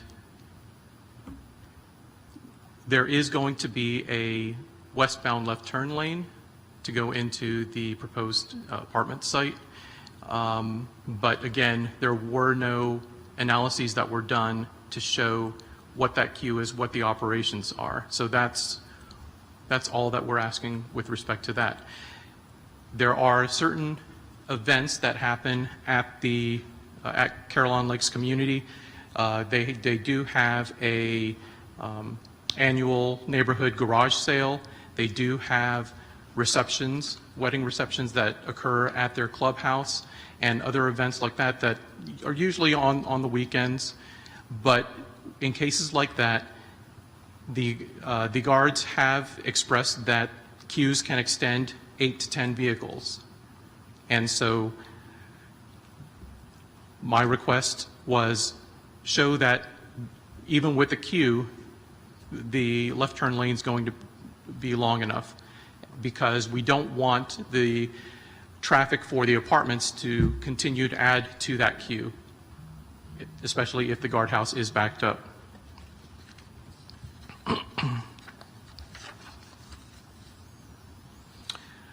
Pedestrian crossings. Currently on Carillon Boulevard, there is a sidewalk on the north side of the road. There is a planned sidewalk on the south side, but only from the guardhouse to the east. It does not extend into the community. Therefore, if there are any pedestrians from the apartments that want to go into into Carillon Lakes, they will have to cross Carillon Boulevard and go into past the guardhouse. And I was considering what are the situations where that would happen. The main one I was thinking of is if you have a student that has a friend that lives either at the apartment or at the house, in the evenings, after school, on the weekends, you're going to see a lot of students bicycling or walking maybe between the apartments and the houses, because right now there are not many pedestrians, right? Because there are not many opportunities for pedestrians to need to use that sidewalk. But with these apartments, I think there's going to be a lot more interaction between the two communities. What that's going to result in is the need for possibly more personnel at the guardhouse to address any of the pedestrians, depending on what the volume is. Ensuring that the Carillon Lakes community can maintain a secure environment. And the most important one is safety, making sure that there is a safe crossing for those pedestrians, especially if they're kids, especially if they're bicyclists. And so Our recommendation was to find an appropriate location for a crosswalk and to make sure that if there are any crossings, to do so in the safe manner instead of just having people, because no pedestrians are going to go from the apartments to Airport Road, cross over at the crosswalk there and come back. They're going to find a way to cross. We can either find a way to designate a safe location, or they're just going to cross at random locations. The weaving section that I had brought up, there's currently about 550 feet between Airport Road and the guardhouse. And so there is adequate room for traffic to maneuver between two lanes. With the apartments, I think I measured about 315 feet for them to maneuver up to within 3 lanes instead of 2. So each one of the lanes is designated. You have residents that go into the outside lane. You have visitors that have to go through the guardhouse and they'll be on the inside lane. And then you have apartment traffic that needs to go into the turn lane. And so without any signage, traffic coming off of Airport Road, for example, that are heading south and needing to make the right turn, they don't have to stop. So if you're going up north and needing to make the left turn, there may be some conflicts, especially within a shorter distance. So what my recommendation is make sure you have that yield sign. It's the yield sign. Signs don't stop people from yielding, but I think it's a good step, and it's one where people will at least see that sign, understand, well, we have to yield traffic. If you have a northbound left arrow as a southbound right, it's going to provide a safer operation than having a free flow condition for that southbound movement. Overall, I provided the POA with an assessment of what I felt are the big operational and safety concerns. We wanted to make sure that everything stayed factual and that I had addressed as many of their concerns as possible and make sure that we bring up to the applicant and city staff the things that represent concerns of the POA. Thank you very much.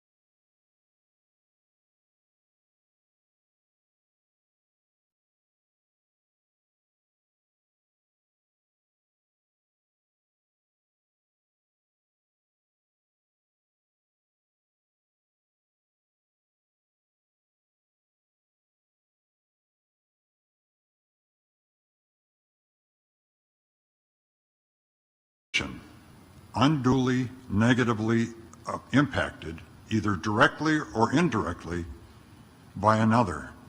No condition is unduly negatively impacted. I believe we will have impact from perhaps with either one of the alternatives before you.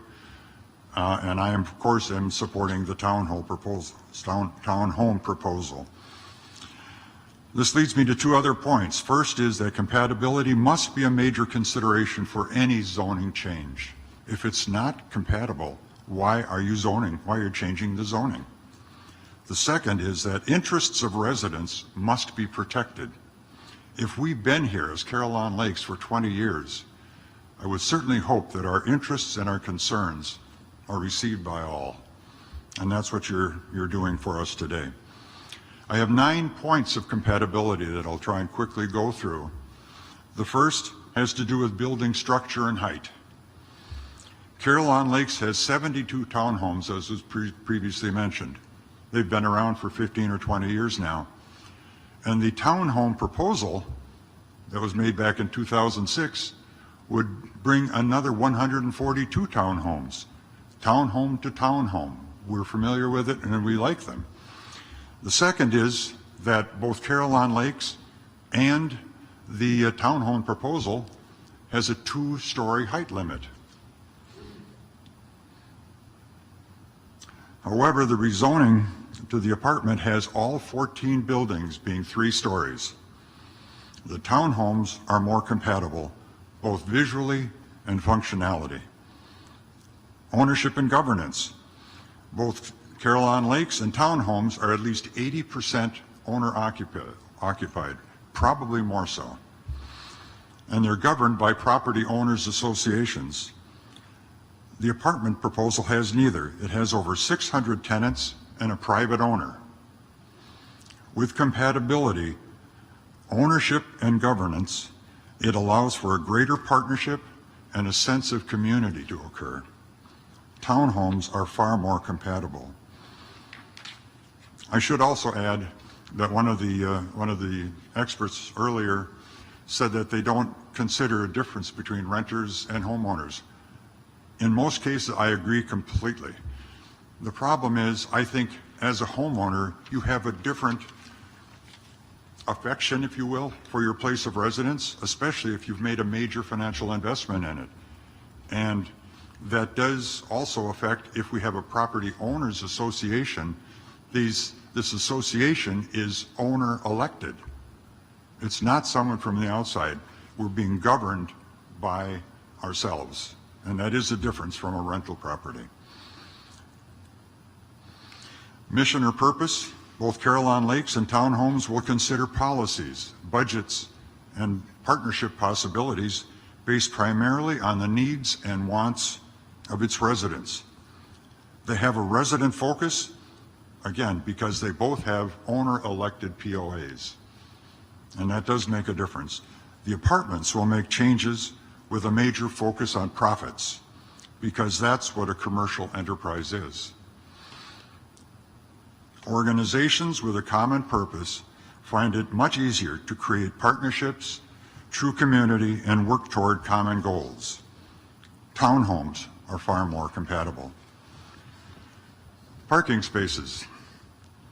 Townhomes, as proposed, would have 250 cars, but would accommodate parking for 340 cars. There'd be 90 spaces available for visitors, for work people, for delivery vans, or for emergency vehicles, if that were the case. And this is good because Carillon Lakes also has excess parking capacity. Now, the city projects that apartments will have 525 cars, but will have only 492 parking spaces. That is 33 less parking spaces than they have cars. Where will guests for 300 apartments, 600 or more people living there, they're going to have guests, and they're already short of parking spaces. I think this presents a real problem for them, and the problem for us then is if somebody is unable to get a parking space, what's their alternative? They cannot park on Carillon Boulevard because that's a major throughway. That's our driveway. They cannot park on Airport Road. Cars are going 50 miles an hour. And we won't be bringing them into Carillon Lakes because we have a vehicle guard service there. Do they go to the airport to park? Do they find some other? Unlike other apartment complexes, this is not on city streets. There are no places around the development for people to park. And I already see that they have a parking problem, which rolls over onto us. Which is more compatible? 525 cars with a potential parking crisis, or 250 cars with ample parking space available? On the matter of traffic congestion, the fact that townhomes would have over 50% fewer cars than the apartment complex, it does lessen our concern about the traffic issue with that. Amenities, and I should add, when I referenced 2006, and I used the term, I believe, 2006 negotiations, I have put into the record, and it's attached to your handout, a letter from August of 2006 from the developer of the townhome proposal at that time, where they negotiated with Carillon Lakes as a community to try and resolve some of the issues expressed by us at that time. So when you see this 2006, and we've talked about it, you have it on the record there for you. So in 2006, the townhome developer offered future negotiations with Carillon Lakes to establish a fee for any use of any or all Carillon Lakes amenities. That was quite a leap, because they didn't have an abundance of amenities at that time, so let's partner on it. They were sympathetic to our concerns about security of its amenities. The apartment developers have dismissed these security concerns, or else they feel it's fixed because they have a section of fencing on their north side and some landscaping. The townhome developer heard our concern and was willing to negotiate. Density. Density, as I understand it, can be defined probably in many ways, but two ways are the number of acres per unit or the number of acres per resident. Okay. The 142 townhome density is half that of the 300 apartments. Or to put it another way, apartments are twice as dense as the current zoning with townhomes. We will have 600 to 700 people living on 15 acres within 3 football fields of Carillon Lakes property. That density is of concern to us. And when I use these percentages here, apartments are twice as dense, that goes for both ways of counting density. Responsiveness. In 2006, townhome developer granted a request from Carillon Lakes to eliminate 2 buildings or 10 townhomes from its plans for Carillon Boulevard. The developer did it because they saw our concern with visual incompatibility. The apartment developer, when asked by Carillon Lakes residents and one zoning board member a couple of months ago if they would eliminate the 3-story building along Carillon Boulevard, the answer was simply no. Visualize this building, 45 feet high, 3 stories, 160 feet long, better than half a football field, standing 60 feet off our road, and it's something we're going to see. It was pointed out, we'll have 1,000 cars going back and forth. That is our driveway. It's the thing we're forced to look at. And I probably shouldn't say it, but it's getting the reputation already as an albatross. It is so obvious, and we can, maybe 15 years down the road, trees will cover it, but not now. It would be a very, very bad situation for us. The townhome developer listened and responded positively. They took out their property along Carillon Boulevard because of our concerns. These are 9 examples where townhomes are far more compatible with Carillon Lakes. The 300 apartments are basically incompatible, less responsive, and would have a far greater negative impact on Carillon Lakes. Why rezone if it will create incompatibility? Please consider this lack of compatibility a serious flaw in this rezoning proposal. Just a few comments about the financial impact. The apartment complex would house perhaps 600 or more people, I mentioned earlier, within football fields of our community. But picture this.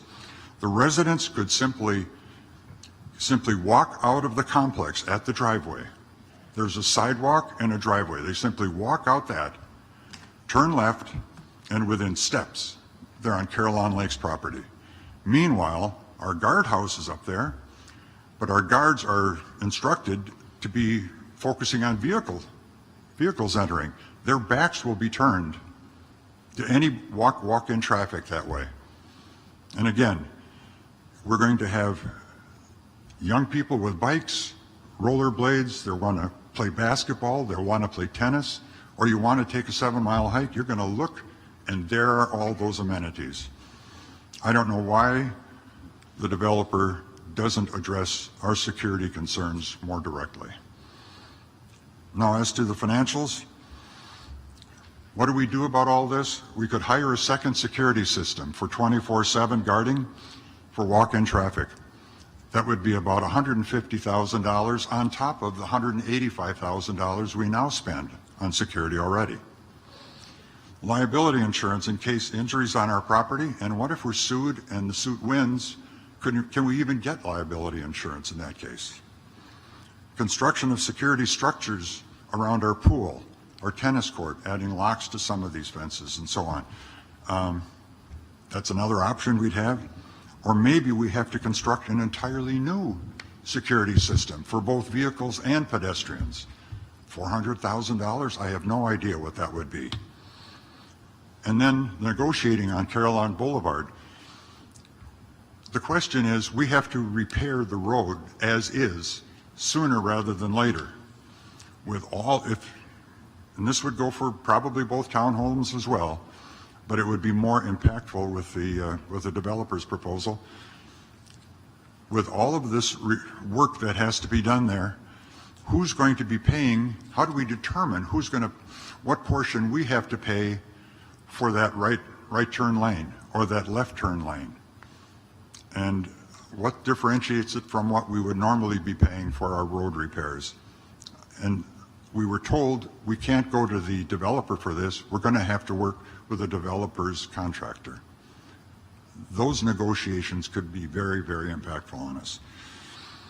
These are serious compatibility differences and serious financial implications with the 300 apartment proposal. Both of these would be long-term issues and would likely create additional differences between the two communities. It does not serve to unite us. We do want to be a good neighbor, but we need a good neighbor. Townhomes are far more compatible, apartments are not. Thank you.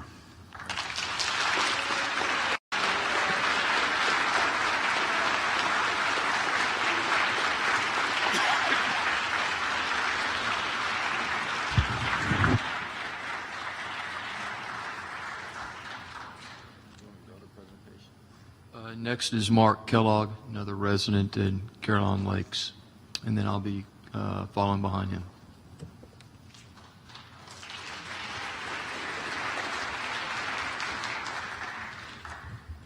My slides? No, it's the other one. MK. They're having a little trouble with the slides. These are PDFs. I should have given you PowerPoints, apparently. All right, so first of all, I'll introduce myself. My name is Mark Kellogg. I live at 4361 Whistlewood Circle in Carillon Lakes. And since everybody's giving their details about themselves, I am an IBM Distinguished Engineer and Master Inventor. I do not do traffic planning or site planning, but I am relatively creative with over 50 patents and other associated experience in, like I said, creativity and innovation.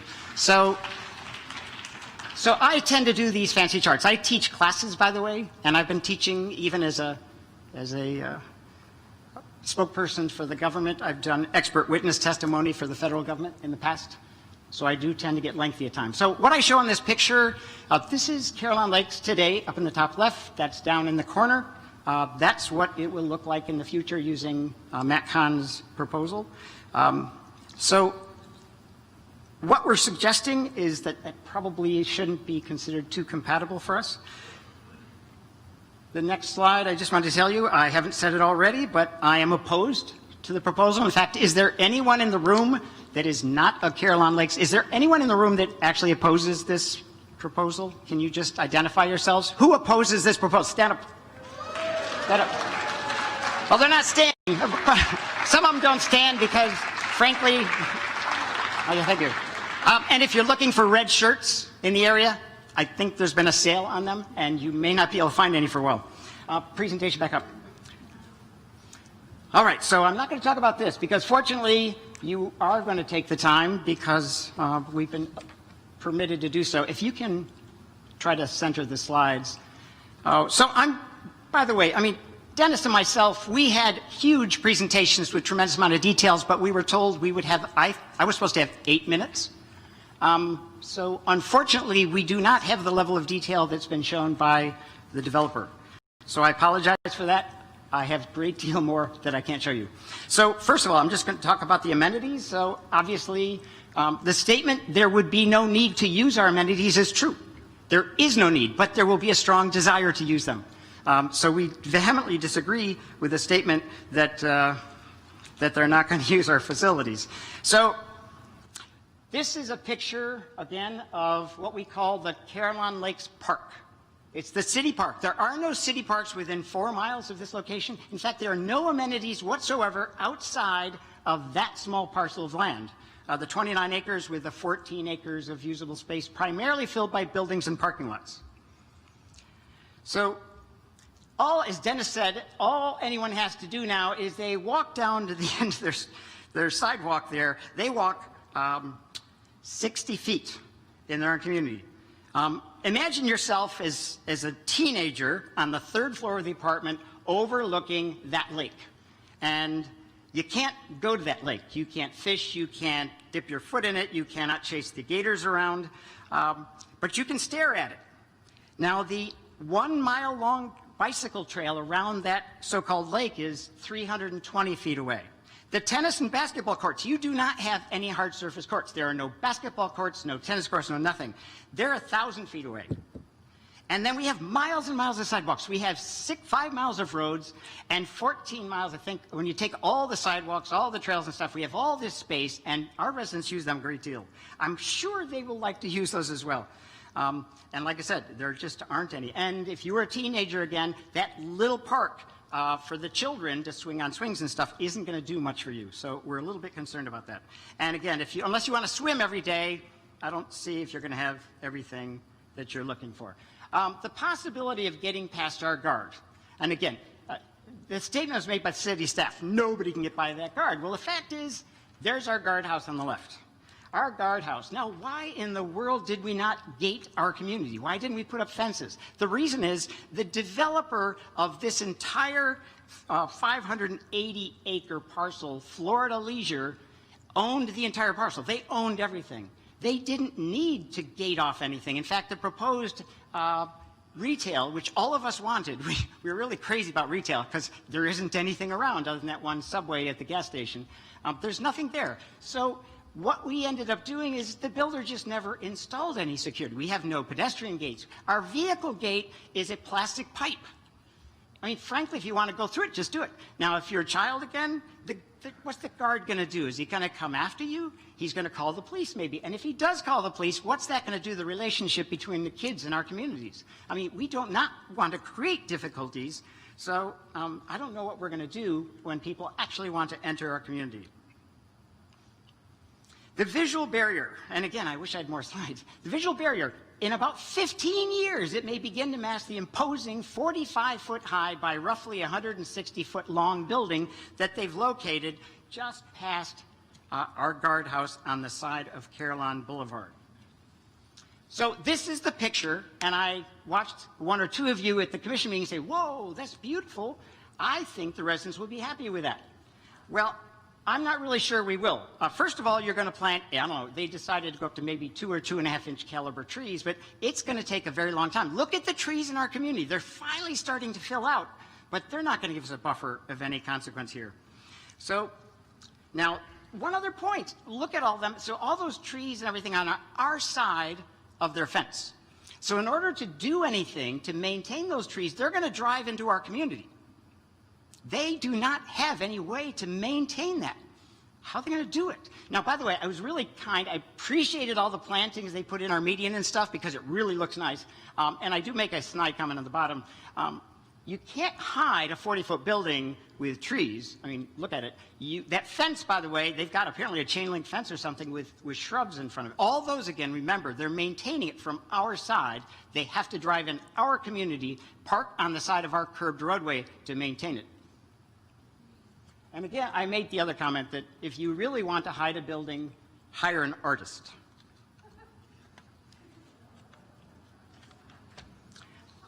Now, this is a real-life picture of a building 60 feet off the roadway. It's town center luxury apartments. This is actually one of the ones brought up in the discussions by the staff some time back. It borders on Lakeside Village. And look at that. So this is what you're trying to hide. Thank you for trying to censor that. So anyway, so this is what you're going to see. This is what they're trying to hide. Now, they're showing it from an angle. Stand there, drive by it, sit in our clubhouse. This is what you're going to see. You can try to hide it a bit, not so easy. So yeah, we're a little offended by that statement.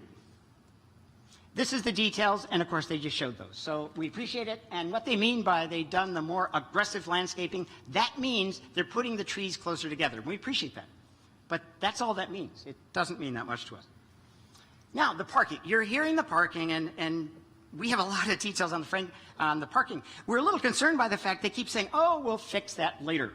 Oh, we got space. We can just put more parking in. Well, no, they can't. Look at the Swift Mud permits. In fact, they haven't, in our view, even taken into consideration the Army Corps of Engineer drawings, which require a larger buffer, a larger wetlands area than they're showing in their proposal. I think you're going to find one of their buildings is impacting the Army Corps of Engineer diagrams. Now, by the way, when we took over our community, because of the Army Corps of Engineer drawings and not matching SwiftMud, we had to purchase, what was it, 28 acres or so to expand our community to give sufficient wetlands area to meet SwiftMud and Army Corps of Engineers. So frankly, they're going to have to look into that as well. Now, the ADA parking, they keep saying, oh, we'll find some ADA parking. But I think if you check the dimensions of their parking, I don't believe the parking spaces that they described as being oversized are actually oversized. I do believe they're the specified Lakeland requirements for parking width. It's like 8 or 9 feet in width. So I'm not sure that they're going to go in there and add ADA, including van ADA, because you have the requirement for that as well.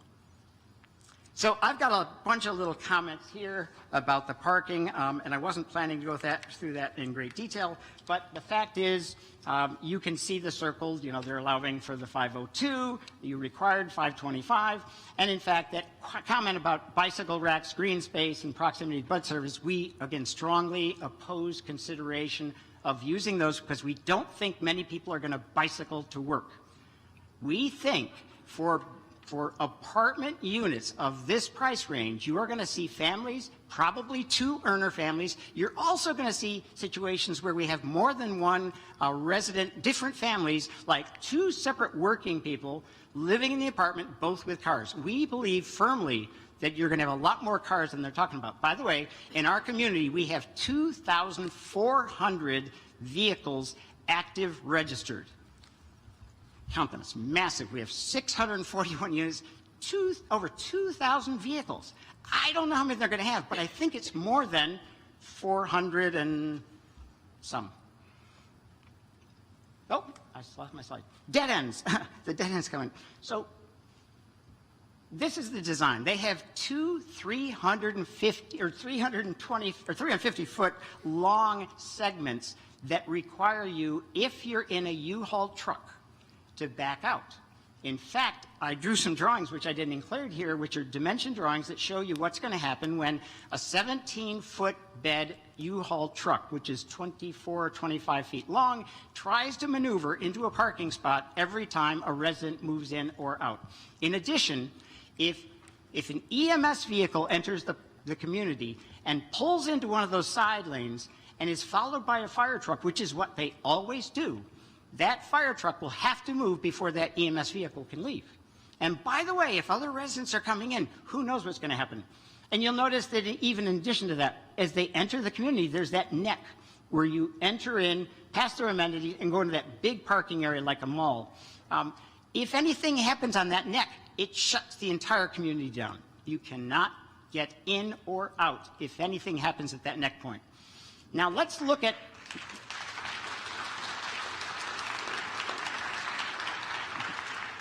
So let's look now at that town center luxury apartments like these. Look at their parking areas. Those parking areas are continuous. There is an entry and an exit point. No vehicle turns around. This is a well-designed parking area. This complex is over 300 units, similar in size.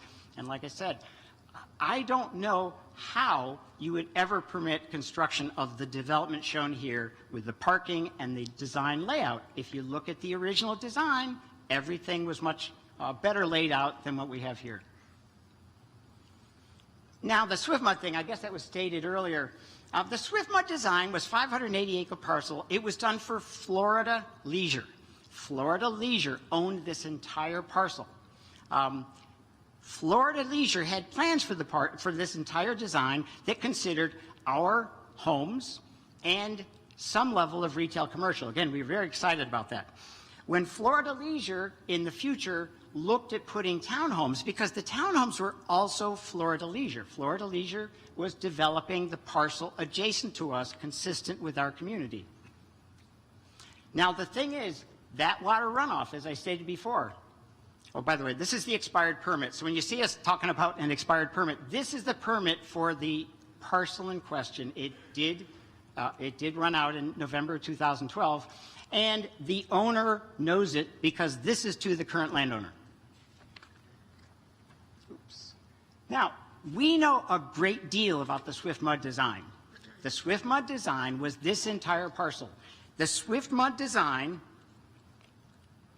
the complexity and the cost with the maintenance of the system, including the periodic inspections required by SwiftMud, are extremely significant. This year alone, we're scheduled to spend $101,000 on our waterways, and this is associated with, I'm losing my spot here, erosion control and stormwater drainage repair. By the way, we're talking about stormwater drainage repair here. Our costs for the SwiftMud design and management are extremely significant, and we need to monitor and maintain this system constantly. This system for that development, which is I circled there, runs into our community. And they may make that sound like a little detail, but it is a very serious detail. We are responsible for their runoff. We are, not them. This is, again, the layout, just showing, and partially the reason I'm showing you these drawings is because we do understand the SwiftMud design. And this is a little bit of the layout showing you all of the details associated with the design elements for in water control structures. Up in the top left, that's actually the pond that is directly behind the apartments.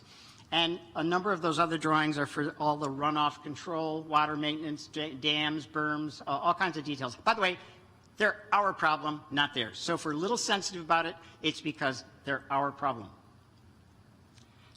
And this is some of the details about it. By the way, the construction debris, anything that leaves that community is coming into us. The water, the runoff from those vehicles, the chemicals, whatever they use, coming into our lakes and ponds, not theirs. And worse yet, our volunteers monitor, coordinate, we inspect, we research providers, we contract engineering service, we review, contract maintenance and repair services, we make payments, and when that's all done, we can go and ask the current owner of these apartments for partial reimbursement. Big deal for us. Our driveway, they seem to minimize the impact to our driveway. So on the left is our driveway today, and there's two drawings showing the new driveway. And by the way, the driveway term came from city staff. They called it our driveway. And they're doing that because it's a private road.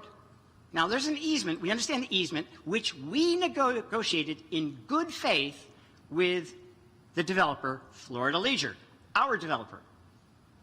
We had intent, and they had intent, to implement a design for 142 townhomes.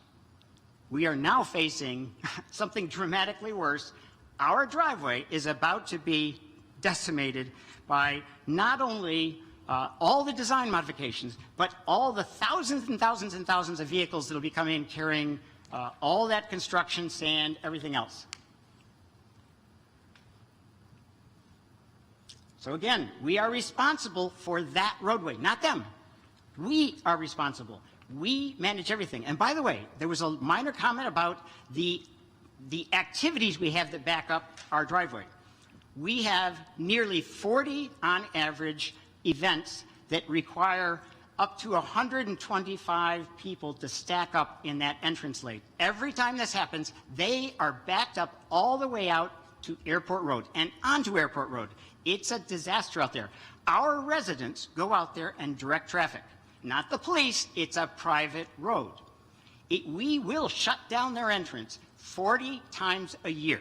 Shut down them in total. It doesn't shut us down. We come in the right lane, head right in through our lane. But the left lane is gone. They have no access to their apartments. Now, if they have a fire and EMS, I don't know. I guess they're going to have to back up and somehow let them through. We are responsible for that road. We maintain it. In fact, we were supposed to repave it this year. We've just repaired all of our drainage in our parking lots and done drainage repairs under this road. And this year, we were to repave it. It's been in our plan for years. We are also repaving the parking lots. We cannot pave one section due to cost. We have to repave large segments. Well, anyway, now, so we're going to be off negotiating with these guys. Somehow, after they decimate everything and we start to repair it after, I don't know, a year or so, things will start to improve. And our roadway, with their modifications, are our problem. It's our problem, not theirs. We think that's unfair, by the way. It's just our own opinion. It was a lot easier when Florida Leisure was doing 142 towns, frankly. We negotiated with them. Okay, so mitigation. What mitigation? So we've talked about a lot of concerns, and they've gone up and raised their hands and said they've done a couple of things. But basically, the mitigation boils down to two things. They reduced the number of two-bedroom apartments. Why did they do that? Because they didn't have enough parking spots. That's the only reason. It used to be 75 one-bedroom, 225 two-bedroom. That requires 565 parking spots. They don't have that many. So they changed it to a different count, 150 and 150. Now, by the way, if you were to approve this horrific thing, you had better darn well make sure they don't change those apartments. I mean, because if they go back to more two bedrooms, they're going to have horrific parking problems. So the design changes, like I said, were two things. They basically added some trees and shrubs, and they changed the count of apartments because they don't have enough space. So frankly, do we think our concerns have been mitigated? The answer is, we don't think so, but apparently one of the people that were pushing this proposal on the Planning and Zoning Board, after the decision was reversed, it had failed. Everybody there, if you haven't watched the video, watch what happened. This was approved because, first of all, there was suggestions by city attorney that people continue to make motions to somehow make this pass. We feel, whether it's Robert Rules of Order or anything, that shouldn't happen. But apparently, that's becoming more commonplace. For us, we felt that was inappropriate. And then on top of it, the person promoting it on the board is the person that said after that, can you go back to my chart? What? Back to my chart. Oh, there it is. I don't see what the issue is. This is a quote out of the Lakeland Ledger. If you don't see the issues, maybe they're not understood. Maybe it really isn't compatible. So anyway, we do apologize for all the emails. People are really upset about it. You said hundreds, maybe thousands of thousands of emails. I've seen some of them. And again, our residents don't think they're mitigated. And I have a whole bunch of statements in here from the city. It is kind of funny because like the ordinance itself, and you guys read this stuff all the time, ordinance says, it is in the furtherance of public health, safety, and welfare that you're doing this.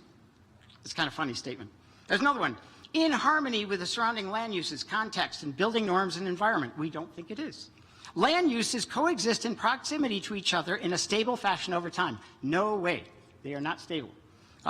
Informed citizens know what's attractive and desirable. Yes, we agree. We think we know. Non-residential uses are more compatible uses for an airport land use adjacent to the Polk Parkway. Of course, in that same document, you say put apartments there, so it's hard to figure out what makes sense. So we oppose it, but now, and these couple of pages are some of the emails. We wanted to make sure they were included in the record. I think you got thousands, but these are specific records. These are specific people, specific dates, specific topics, specific recipients. Now, since we were afforded a little more time, my wife was going to present this in your 3 minutes, but I'm just going to cover this. I mentioned this in passing at the end of the last commission meeting. I talked a little bit about zoning. So let's go back. Your staff have talked about zoning, but they use it with just words. They don't show you the pictures. So again, on the left, PUD 3839 is the design that you approved in 1997. In the top left corner shows that, of course, you did zone that same year AquaClean, and I have to keep reminding you of this because I'm the holder of the AquaClean files for our development. It's about this thick. It includes all the videos, all the studies done by the federal government, and a variety of other things, all the videos on television, because we were on TV. There have been a lot of reporting on AquaClean. But right after you approved that in 1997, I have a picture there in the top corner, 1999, there's our road in the back being put into place, and right behind it is AquaClean being built. There was a race to see who gets done first. On the right, you can see the fire. Now, this fire was a big deal because those of us living there at the time, when we saw smoke coming out of the place with all those storage tanks of your industrial waste, chemical compounds, and other things, we were relatively wary of what was going to happen. That's a picture from the Lakeland Ledger. Next to it is the picture that shows 250 feet from the back door of our residences, we have those tanks. This is absolutely ridiculous. This should occur. And then we have different pictures of it. Now, why does that matter? Why does that matter? Well, the reason it matters is this is zoning we're talking about. So here's the picture of the 152. Now, the original request by the developer for the 142 townhomes was 152 townhomes. That was Florida Leisure. We met with Florida Leisure. We talked about things like those buildings along Caroline Boulevard. And they said, yes, you're right, and they took them away. They also, when we talked about the school bus concern, they actually added, where is it? It's down later in the presentation, I won't cover. They added a school bus pull-off off the main boulevard, and that's where the school bus would park. With the new slide, I have to show this picture. So this is our world. You saw a picture showing you the industries. I want to just talk about a few of those industries.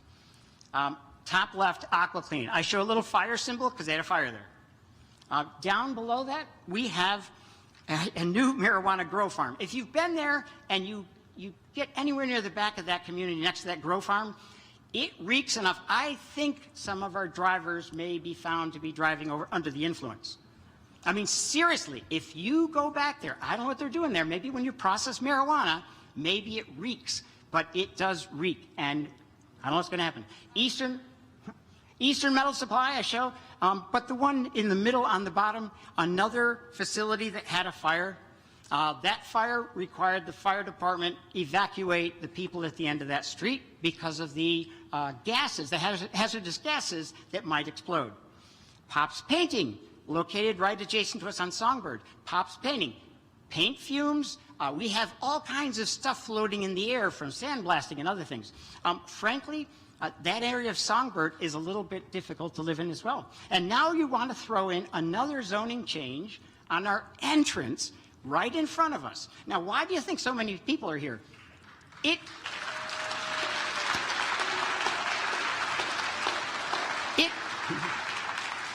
don't want, I mean, it is difficult to live where we live. Frankly, people care about this because this community all around us have industries, heavy industries, an I-3 district.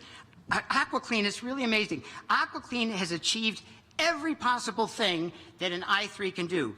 It has noise, vibration, odor, glare, fire, explosion, air, and water quality damage. Every single one. So when you look at your I-3 zoning, they have accomplished every one. You should give them an award. You should also give us an award for living there. This is a tough place to live in. It is. It causes us to kind of get together and work together. Fortunately, we convinced you to do a fire station, Fire Station 7. You saw this number of people for that.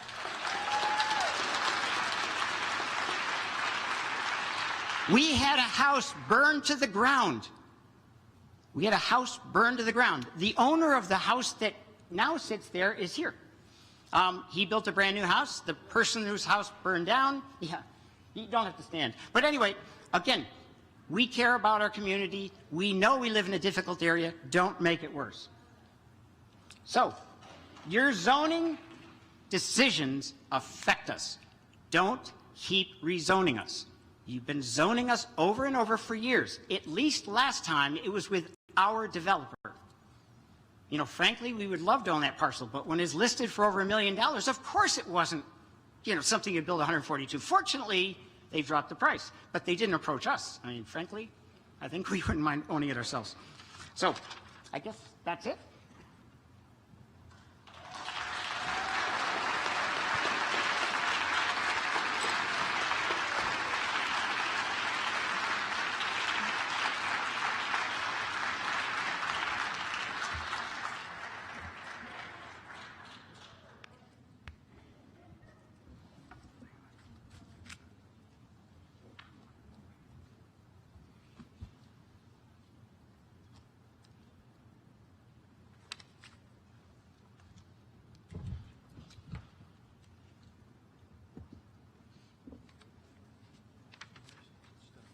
What is that?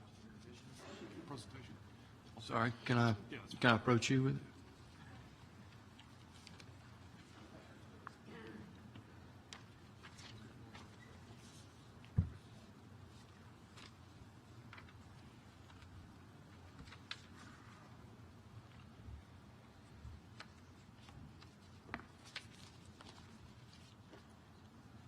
I don't know if it's easier for me to hand them out than you, actually. There's 7 of them in there. 7? That's good. Yeah, no, it's got to be 7.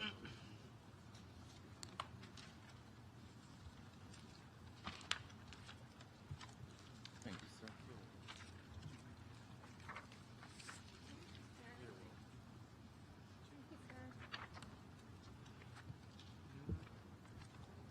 There's a 7. Use that one and give that to the clerk, because there was only 7 copies. We'll get a copy to the clerk. Mr. Campbell would like a copy, that's what he's asking for. I don't know if there's a copy that maybe we can use in the, because I think there was 7. 7, there's 7 commissioners. Yeah, and I know Commissioner Selvage is. We'll scan. Okay. Is it necessary right now, or can we just make getting a public record on the backside?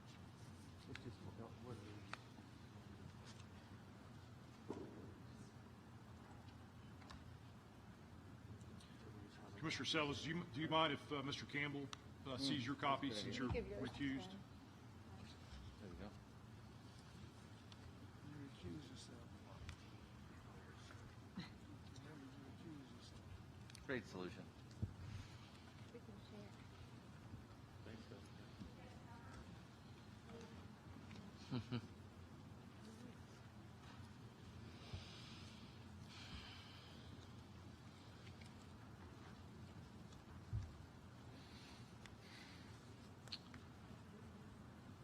Okay, does every commissioner have the law firm? Okay, I'm going to attempt to be as quick as possible here for you folks. So now I'm going to do what I'm primarily here for, and that's unpack what we're addressing here from a legal standpoint. The first thing as an aside that I'll mention that Mr. Pilka, who's coming up after me, I expect will be unpacking more, is, and again, it is somewhat of an aside. It's been, I think, already mentioned. There was an easement agreement that was entered into with at the time, the previous owners of the property here. And that's with regard to what you keep hearing about, Carillon Boulevard, because that's really, when you take a step back, really kind of the thrust of what we're dealing with here, whether it's how it impacts Carillon Boulevard or the traffic or the safety or the fact that Carillon Boulevard is going to be used for purposes of the much greater amenities and trails and everything that Carillon Lakes has to offer that would otherwise be something desirable to others living in close vicinity there. So that easement, we believe there's two legal issues and problems that the developer has. Ultimately, this is morally more pure legal, and that's why I say I mention it only as an aside before I unpack the substance of and merits of this with regard to your comprehensive plan and your land development code. But we feel like the developer has a problem with regard to moving forward on this because what's being proposed here, where you're more than doubling what was in place. Now, this easement agreement came out of, was related to and regarding, indirectly anyways, but nonetheless it was, the change that took place back in 2006. When those 142 homes went in and the residents invested in negotiating with them to make sure they got just the right place to where there would be something that they could allow for at the maximum that would create a harmony. As part of that, an easement agreement thereafter was entered into. Now, the easement agreement is one in which Carillon Lakes, my client base, they're the ones who had the rights to it, and they entered into the agreement with the owner of that property, the predecessor. And as part of that, there were certain terms in that easement agreement that we have. We have a copy of that. And we feel like, given the fact that, and I'm really relying on Florida case law to this degree, when you have a situation where there's a shared easement such as this, and there is something that particularly the holder of the easement as opposed to the servient easement holder, and in this instance, Carillon Lakes, my client, would be the servient easement holder, the new easement, the servient easement holder, and then the holder of the easement would be who has the property, who owns the property now. So when they're wanting to do something or they engage in something that is going to impose a burden that is contrary to either the intent or what was contemplated at the time the easement agreement was entered into, then the law says you can't do that.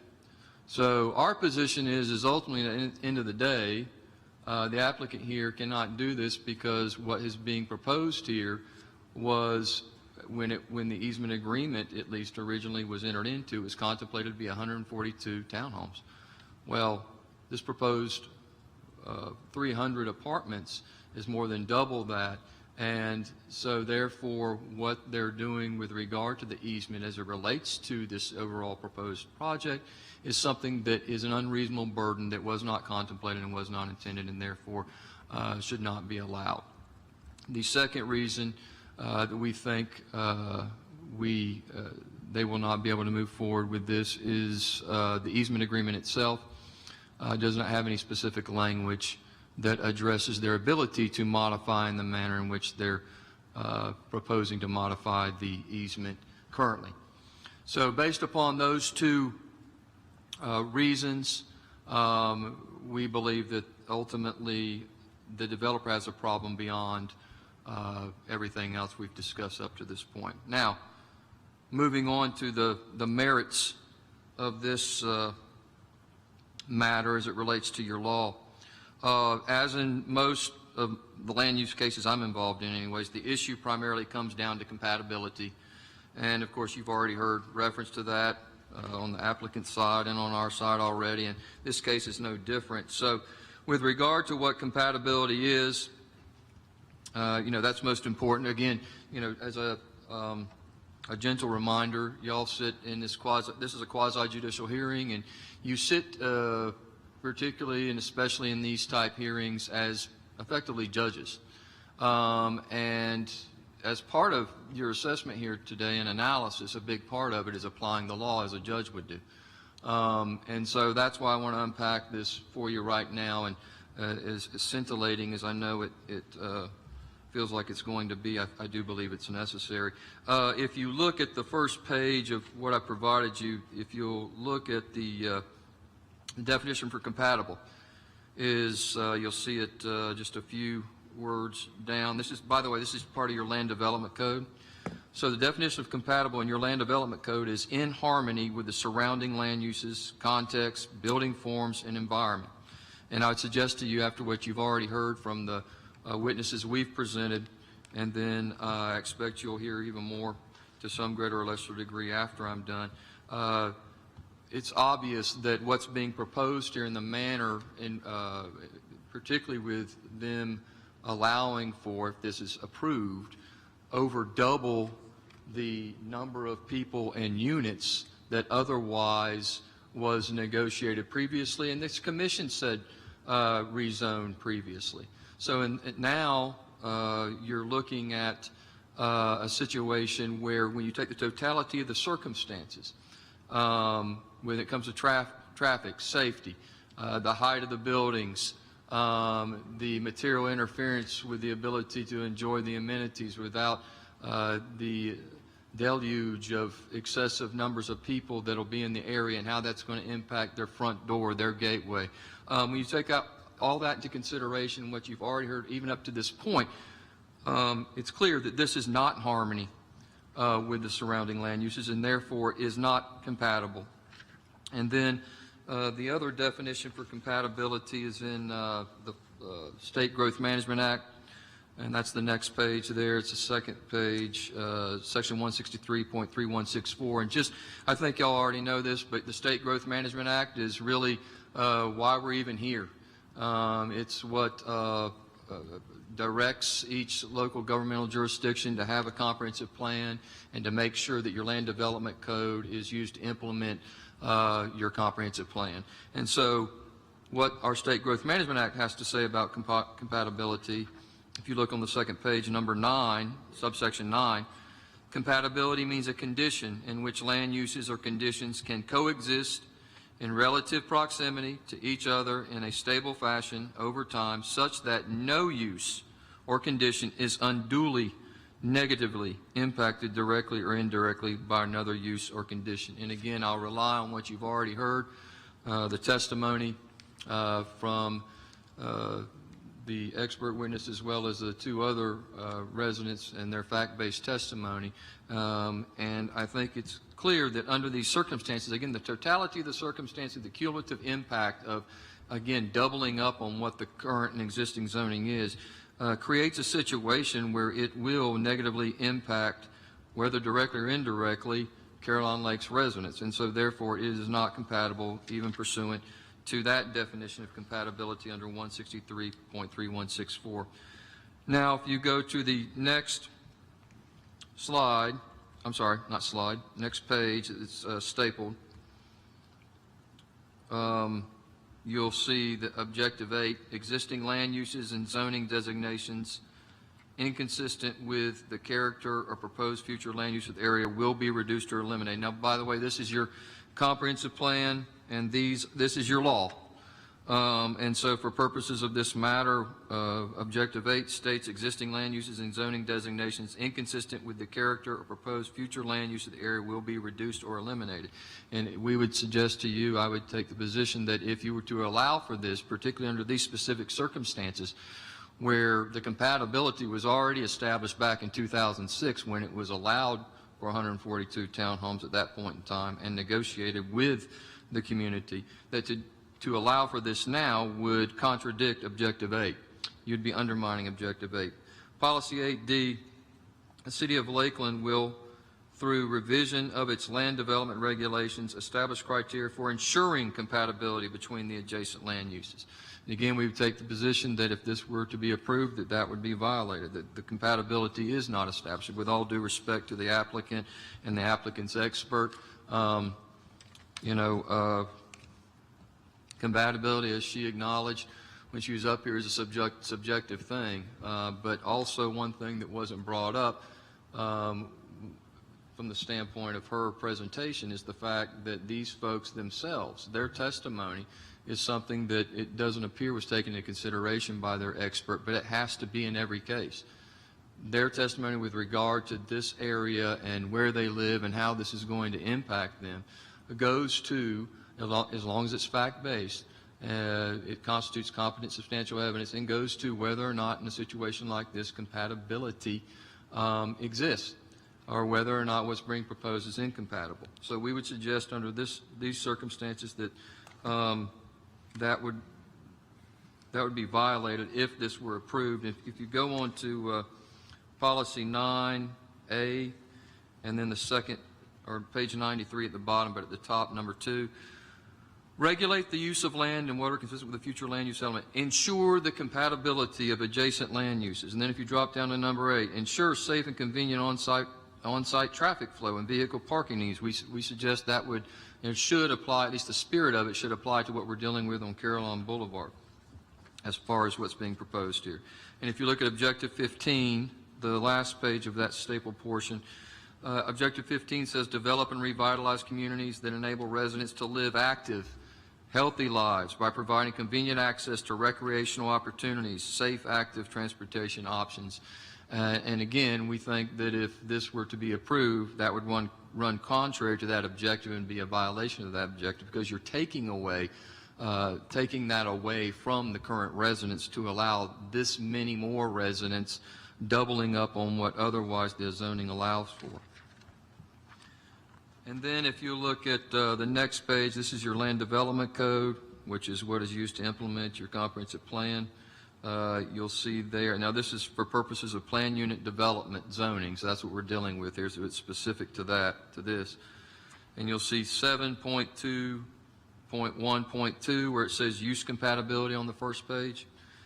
And it states the City Commission shall enact PUD zoning only after making a determination that the proposed uses and density or intensity of use are consistent with the Lakeland Comprehensive Plan and are compatible with the surrounding land uses. So again, this can't be glossed over. This is something, excuse me, that has to be ensured. And again, the applicant has the burden to establish that. We don't think in the light of all the evidence that they have. Then you look at the bottom, 7.2.1.4 site development and standards plan. Excuse me. And it goes on to the next page. The City Commission shall enact PUD zoning only after making a determination that the site development and standards plan to be incorporated in the enacting ordinance fulfills the requirements of this code, is consistent with the comprehensive plan, and otherwise promotes the public health, safety, and welfare. So again, this must promote public health, safety, and welfare under these circumstances. And again, given the testimony that's already been provided, we take the position that this runs contrary to that under the totality of the circumstances. And then one last thing is 7.3.1.5 at the bottom of the next page. You'll see that, and then on the last page there, it directs the City Commission under these type hearings to deny the requested zoning, and that's subsection C at the top of the second page. Upon a review of a matter such as this, deny the requested zoning if it determines the requested zoning application does not conform to the criteria set forth in section 7.2, which is what we just went over, by the way, and what I just directed your attention to, or that the applicant does not accept conditions which will result in conformity to the criteria. And so this is a shall. And again, it's a respectful reminder that if this doesn't meet compatibility, it therefore doesn't meet the criteria of the comprehensive plan, and if it doesn't do that, then it should and must be denied pursuant to your law.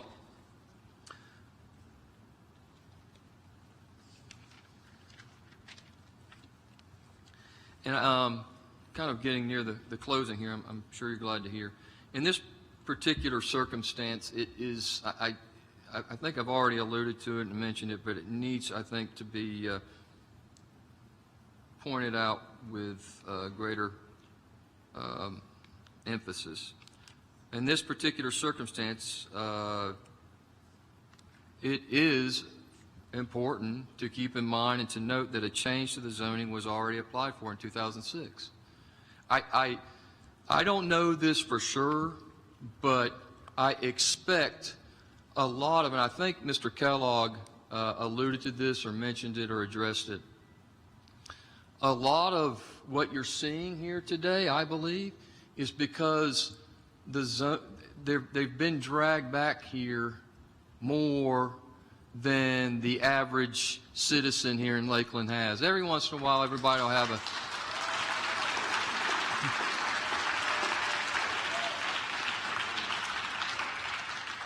have a zoning issue that comes up.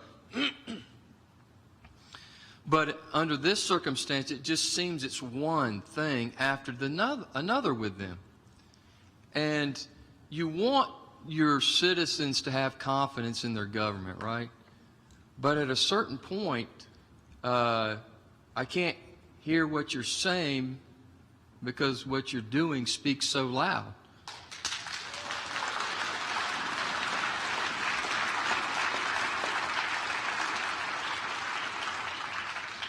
And I'm not picking on any of the individual commissioners here today. This is something that has gone on obviously over the years. But in this particular instance, these folks, I mean, this goes beyond just having zoning next to you and fighting to maintain it or so that it's not changed in some drastic fashion. In this situation, they were involved in the negotiations. They gave up things. They compromised with the owner, the property owner at the time, the developer at the time, so that instead of 152 townhomes, they decreased it and allowed for 142 townhomes. Thus, it was effectively contemplated as part of that, particularly with it being negotiated, and acquiesced that such would be the maximum density to maintain compatibility at that time. So they were involved in the process, not only at the city level, but also with regard to the developer and working with him to ensure that, okay, we'll give up something, but here, you got to do this, but here, let's meet somewhere where we can ensure compatibility. So this has already been done. It was done in 2006. Now, for no other identifiable reason other than demand and dollars, the applicant is effectively asking you to ignore that occurred in 2006 and what this commission did before and ignore and dismiss these residents.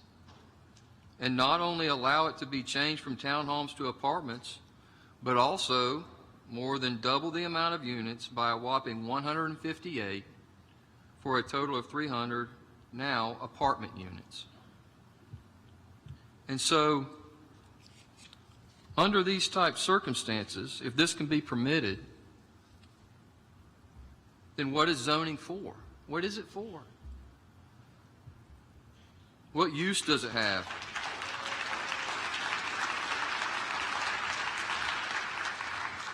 You know, when you take a few steps back is where I'm going, Honorable Commission.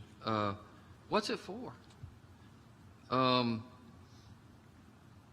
For instance, why even look to zoning in the area around which you're interested in buying a home for your family, maybe even for the rest of your life, if it can be drastically stripped, changed, and turned on its head because somebody comes in and says it's not economically feasible?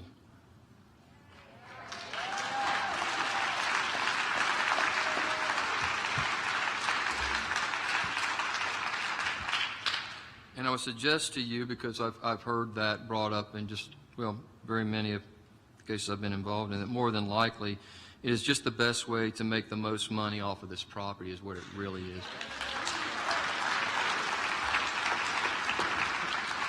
And I'm not banging on making money. I think it's great to do so, but here's the thing. We're dealing with the comprehensive plan here. This is the cool thing about the State Growth Management Act. I think it's cool anyways, as long as you put teeth in it. The State Growth Management Act came about because things were getting crazy with development in this state.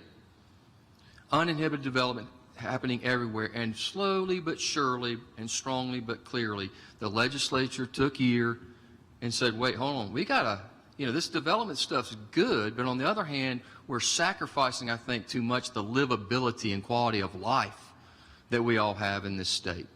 and in each of our localities. So that's where the state growth management came from. And it took into consideration whenever there was a situation where, as for instance in this situation, where it's not economically feasible for me to move forward with the current zoning. The demand here is greater. I can make a bigger buck if I turn it around and do this. And again, that's great, but the State Growth Management Act, and as it turns out, y'all as commissioners act as the filter to bring balance to all of this. Because otherwise, again, what is zoning for? Why do I go, and the last time, as I understand it, they were here with, I think it was AquaClean is what I've been told by many of them. They were told, well, you should have looked at the zoning before you bought. I've been told that again and again. Well, now they look at the zoning and now they're back in here again. And so apparently looking at the zoning is futile. So again, what's it for if under these type circumstances, it can just be changed ipsy-dixit when you're asking to more than double what was already negotiated and already constituted and was classified effectively as being compatible.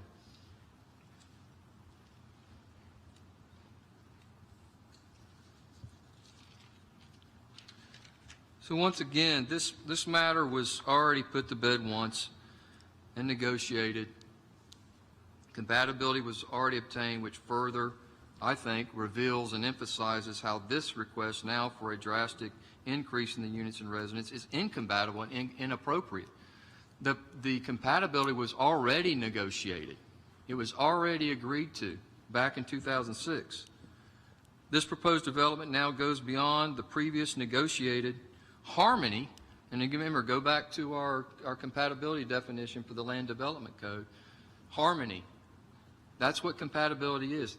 What's being proposed here undermines that, undermines what they worked towards in 2006, and will create undue adverse impacts on Caroline Lakes residents via a doubling of traffic. And again, aside from what our expert, their expert, any expert, the fact of the matter is on Caroline Boulevard, you have a situation compared to what the existing zoning is, where it's going to be over double the amount of traffic compared to if it was just 142 townhomes. That's just a matter of math.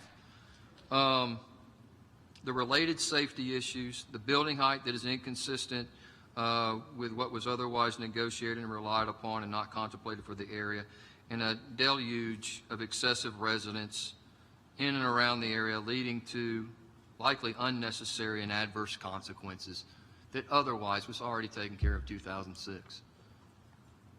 I get it. I mean, we're all here when we're in our businesses, and I respect developers. They're in it to make money, make the biggest buck. We all do that within the realm of reason and constraint. But that's exactly why we have the State Growth Management Act and the Comprehensive Plan, so that when we come to a situation like this, that balance can be met between them and the developer. And the balance has already been met, I guess is what I'm suggesting to you. That was in 2006 at 142 townhomes. That's what they rely on. I think they should be able to reasonably rely upon it and reasonably rely upon their government to protect their interest and the laws that they otherwise should be able to rely upon. So,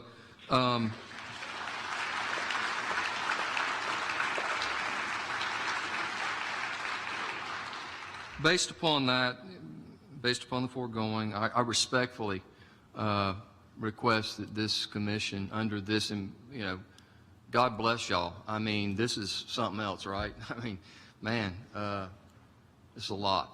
So God bless y'all. And I would respectfully request on behalf of my client and these residents that you, I think it's going to take some courage, but that you deny this request for a rezoning. Thank you.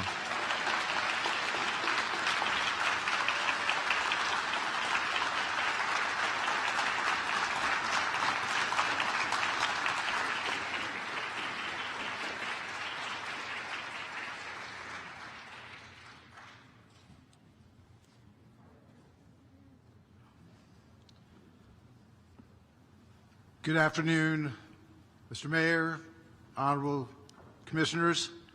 My name is Dan Pilka, and I'm with the law firm of Pilka, Adams, and Reed, located at 256 North Kentucky Avenue here in Lakeland.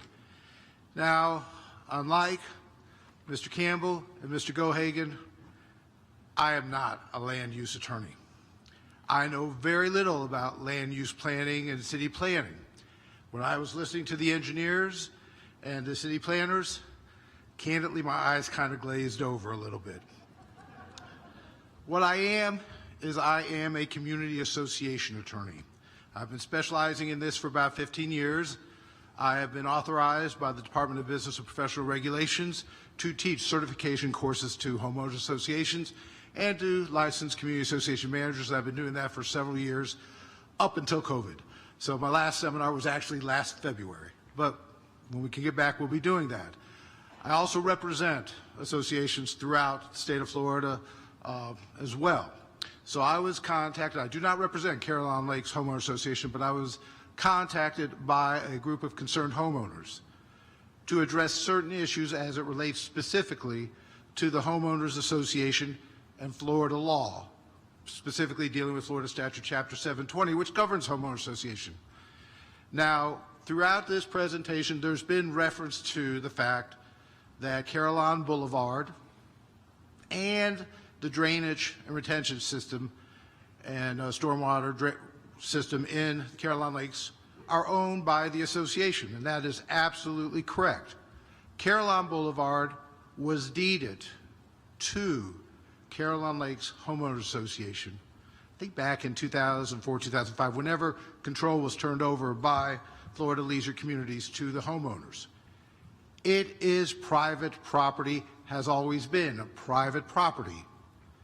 The drainage retention areas, the wetlands, the stormwater system in Caroline Lakes is private property that is owned by Caroline Lakes. More importantly, both statutorily and pursuant to its governing documents, Caroline Lakes Homeowner Association has the legal and fiduciary obligation to maintain, repair, and replace the common areas as is needed. You heard testimony about $100,000 being spent last year on the stormwater retention system, the drainage areas, the DRAs, protect from erosion. It is their fiduciary duty to maintain the common areas, including the roads, including the stormwater systems and the drains and ponds. So why is that important here? Well, we know back in 2006 with Ordinance 4752, the city and the developer, Florida Leisure Communities, agreed on a plan for the development on Parcel A of a 142-unit townhome community. Now, I heard Mr. Campbell say that, well, those turn lanes, the left turn into Parcel A and the right turn lane onto Airport Road, well, they were all considered in that plan and were part of that plan. But if you look at that plan, it makes no reference at all to any turn lanes being constructed on Caroline Boulevard. It's silent. All it says is within the easement, all the easement says is that the association has to provide an easement through Caroline Lakes to access Parcel A. And that gap has always been there for a turn into Parcel A. It is only now in this current plan that it is called for that a CO will not be issued unless the developer puts a turn lane, a left turn lane from Caroline Boulevard into the development and a right turn lane from Caroline Boulevard onto Airport Road. There's a problem with that. Candidly, that is because neither the city nor the developer has the authority to tell the association what it can do with its private property.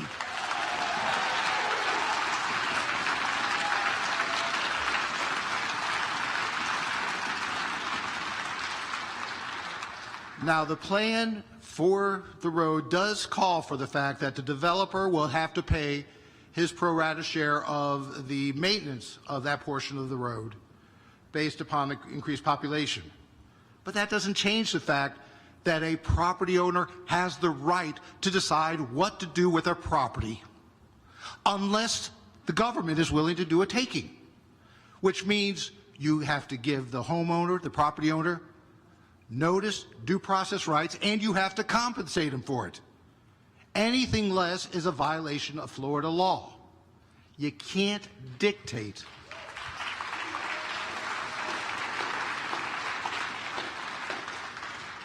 You can't dictate that to the homeowner, to a property owner, what they can do with their property to affect somebody else and for someone else's benefit. Now, candidly, when the city was negotiating with the developer, you know, it's not enough to say that the developer went and talked to Carillon Lakes. Carillon Lakes needed to be at the table and discuss and negotiate with the city and the developer over the plan that serves the entire community. That was not done. And because of that, Carillon Lakes' rights have been ignored. So that's the first issue we have to address. What do you do about Carillon Lakes? Right now, the developer's engineer said, well, we'll expand Carillon Lakes to 3 lanes. It's not their property to expand. It's Carillon Lakes. We're going to put in turn lanes. It's not their property to put in turn lanes. And if you don't get Carillon Lakes permission, you know what? Under the ordinance as it's drafted, no COs can ever be issued because COs won't be issued unless the turn lanes are constructed. That's what the ordinance calls for. So take it from a step from there. We also heard talk about how we're going to do landscaping to conceal that one apartment. And it was pointed out that landscaping isn't on the developer's property. They are taking the association's property and put in landscaping that the association doesn't particularly necessarily want there. Without their input, without their say, taking the property, developing it the way the developer wants, without proper notice, without proper consideration, without proper compensation. That simply is not the way things are just supposed to be done, and that's not the way it should be done here in Lakeland. And to my knowledge, isn't done here in Lakeland. Now, the other issue deals with the stormwater system and the drainage system. Again, that is something the association owns and maintains and has to repair. Now, I've heard Mr. Campbell and his witness talk about, well, there'll be minimal impact into the community. Well, it's going to tie into the drainage lines. Their waste is going to run off apartments, 300 units, 600 homeowners, is going to be added on to 642 or 41 residents in the community. A significant impact on Carillon Lakes' stormwater and drainage system.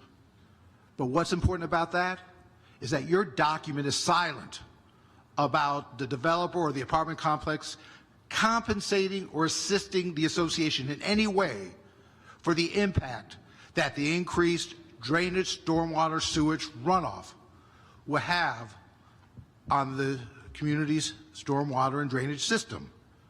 In other words, they build it, it runs off their property, and the association has to pay the entire bill. That's what your ordinance says, because it's silent about that. The point I'm asking is that this, and the point I wish to make on behalf of the concerned homeowners, is if for no other reason, again, I don't understand compatibility well, I don't do land use, but you cannot deprive somebody of their property rights. You cannot take someone's property. You cannot give someone's property to someone else or make someone change their property for the benefit of someone else without proper notice, without due process, without compensation. The ordinance doesn't affect that at all. It doesn't say word one other than, well, we'll help in maintaining the roadways based upon the increase. That's simply inadequate. If a property owner doesn't wish to give up their property rights, then the government has to do eminent domain or something similar to that. There has to be a taking. There has to be due process, there has to be compensation. And right now, the only one doing the taking is the developer, and they want to take it from my clients without compensating them for it.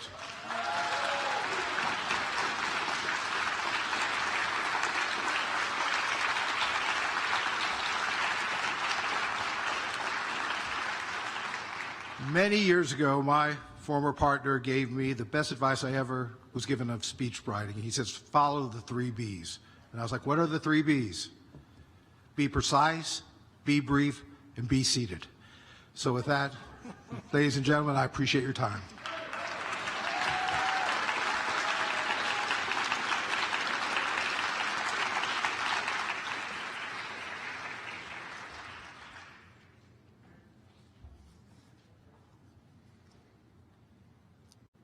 At this point, I think that we are finished with each of the presentations by both parties, so we can open up comments. Oh, excuse me. I'm looking to our city attorney. Yeah, Mr. Campbell, I think what the mayor's suggestion is that it's opened up for public comment at this point. Then your opportunity to respond to that would be after that. Okay, thank you, sir. Okay, so if we wanted to do public comment, what we have is that alarm you heard earlier will be the 3-minute alarm, okay, that goes off that happened earlier in the meeting. And so I would ask that you get in line so that you're queued pretty well and respond to that, please. And we'll begin. So who is first? Just state your name and your address. My name is Devin Hunt. I live at 4434 Whistlewood Circle in Carolina Lakes. I'm also the president of the Carolina Lakes Board of Directors. I would like to officially state for the record that the Carolina Lakes Board of Directors does oppose this rezoning in its entirety. We do not feel that it is conducive or that it fits with this environment as these residences have purchased in this community. I will not restate everything that's been very thoroughly stated and accurate to all the many correspondence I've received, as I'm sure you have as well, that this would not be something that we would choose or that we feel it would be fair for our community. Now, myself, as been previously stated by Dennis, was elected by these 641 homes to represent them in this community and be their voice and representative, as have the other board of directors. As county commissioners, you are the representatives and the voice in the county for these 641 homes, nay, 641 families. And they look to you to be their voice and to speak for them in this situation. So I hope and I trust that you will step up and uphold your responsibilities to your constituents and make sure their voices are heard, that you'll listen to what they have to say with an open mind and an open heart, because at the end of the day, what you have, the decision you make today, will impact each and every person in this community. Thank you. Thank you, Ted.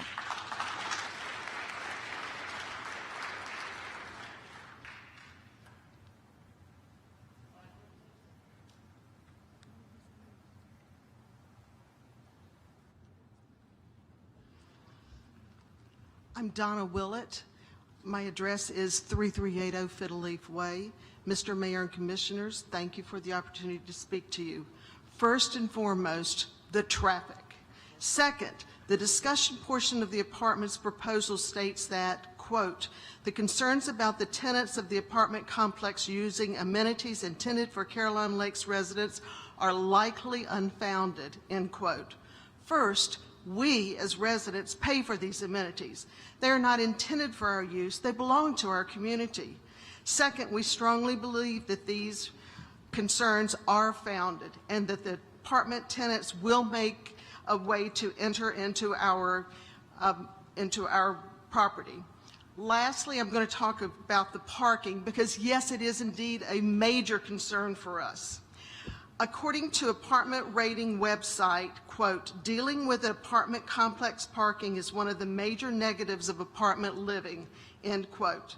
Some of the spaces that they have are outside the gate, where their moving trucks, delivery trucks, workers, and so forth park. When all else fails, We feel that they will try to park on our green spaces on Caroline Boulevard. The Florida Accessibility Code for Building Construction 233.3 requires at least 5% of newly constructed facilities with residential dwellings must have mobility features. Now, I can appreciate that they do not yet know where their ADA spaces are going to be, but certainly they already know the number that they should have.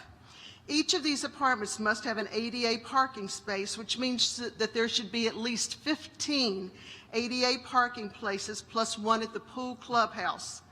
Of those 16, 3 of them must be van accessible. They only show 10. The apartment complex gets credit for bike racks, yet according to land codes for Lakeland 4.11.6, they are required. In 4.11.6.4, the code states that the minimum number of motor vehicle parking places may be reduced. Why should they be reduced if they're required? The apartment plans changed from 75 one-bedrooms to 151 bedrooms, which require fewer parking spaces.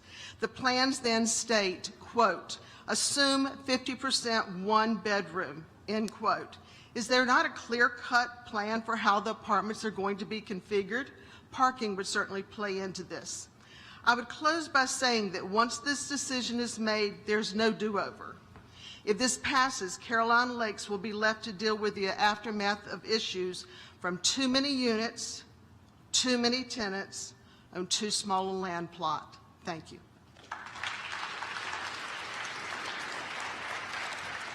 Go ahead, ma'am. Go ahead, ma'am.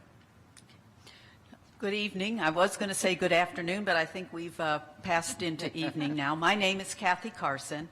I live at 3891 Whistlewood Circle in Caroline Lakes, and I oppose the rezoning from 142 townhomes to 300 apartments for a variety of reasons, including traffic, safety, and compatibility. But my primary concern is there are too many buildings on too little land, resulting in a parking nightmare. The latest version that I saw of the proposal shows 492 parking spaces with 10 of the ADA compliant spaces for 300 apartments. That's not enough parking for the residents, let alone visitors, service providers, and staff. Compare this to Caroline Lakes, where we have 641 homes with over 1,500 parking spaces available. Or the apartment complex where my son lived on the north side of Lakeland, where there are 253 units and 697 parking spaces, including 529 regular spots, 20 ADA spots, 7 oversized vehicle spots, 130 garages, and 11 spots for the leasing office. And yes, I counted every one of them. Even with all of these spaces available, parking is an issue. My son was involved in a serious motorcycle accident and had a temporary ADA hang tag. And he couldn't find a place to park because there was no other parking available, so other tenants were using the ADA spots. So where are these people going to park in this proposed complex when we have only 492 spots for all of these vehicles? Are they going to park on Airport Road with a 50-mile-an-hour speed limit? Are they going to park on Caroline Boulevard, where it's the only ingress and egress for all of us, for us and the apartment complex? There are no options for the overflow, and the result is going to be cars circling the parking lot and backing up traffic in their entry road, Caroline Boulevard, and even back out onto Airport Road. Please deny this request. Thank you for your time and your consideration. Thank you, Ms. Carson. Hi, my name is Claire Steiger, 2976 Bellflower Way. My comments will be rather sprinkled here and there because I do not want to repeat anything that's presented earlier. When I look around at my neighbors, I see 3 neighbors' homes plus mine equal at least $1 million value. And when you look at over 640 homes in our department, in our development, that's $160 million of value just in our homes. That doesn't count our amenities or our clubhouses or our pool. We have a lot invested. Consider that, please. Downgraded zoning equals downgraded home values. That's the truth. The buffer's been talked about, but you know, that's going to be the back of a building. That's usually reserved for railway yards and for interstates. They get to see the back of apartment homes.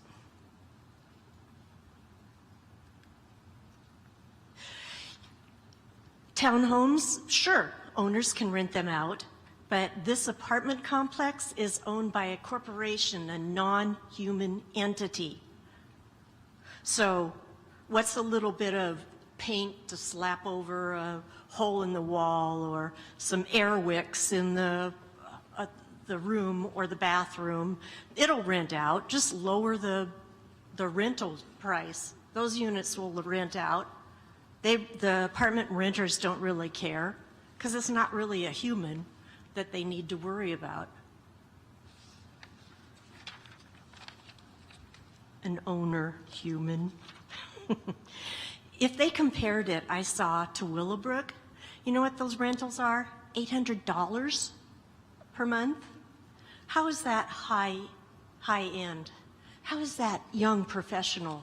I don't think $800 for a one-bedroom apartment, which is the current rate at Willowbrook, that doesn't really qualify, does it? Young professionals, I was one once, and I would never have considered taking a bus to work. And I had boyfriends or husbands when we lived in apartments. We both had a car. They need at least 2 cars per apartment, even if it's a one-bedroom. That's just young professionals. And I would never consider taking a bus to Publix on County Line Road. That's going to be our closest grocery store. County Line Road, that new Publix out there. That's like 7 miles away. Can you imagine you getting out and shopping for groceries, getting ice cream, yogurt, milk, and, oh, is there a bus to get back to my apartment? Is that a... That's you. Okay, my husband has, he is immunosuppressant, so he yielded me his 3 minutes. Matt Kahn said in the P&Z meeting that they were going to erect a chain link fence. Yeah, chain link fence. They never rust, do they? We don't allow chain link fences in our 4 homes equal $1 million investment. We don't have any chain link fences.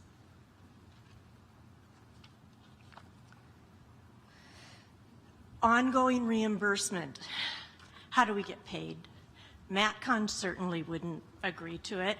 The Better Business Bureau has several of their past employees saying they never paid them. Have you really checked them out? They're not from Lakeland. And during construction, all of that construction oil and gas and whatever type of hazardous materials they use, it's going to be in our air. It's going to make our residents sick. It doesn't just, the wind doesn't stop right at Tract A line of delineation. Yeah. The air travels all over. So it's going to make our people sick. Are they going to pay for our medical bills?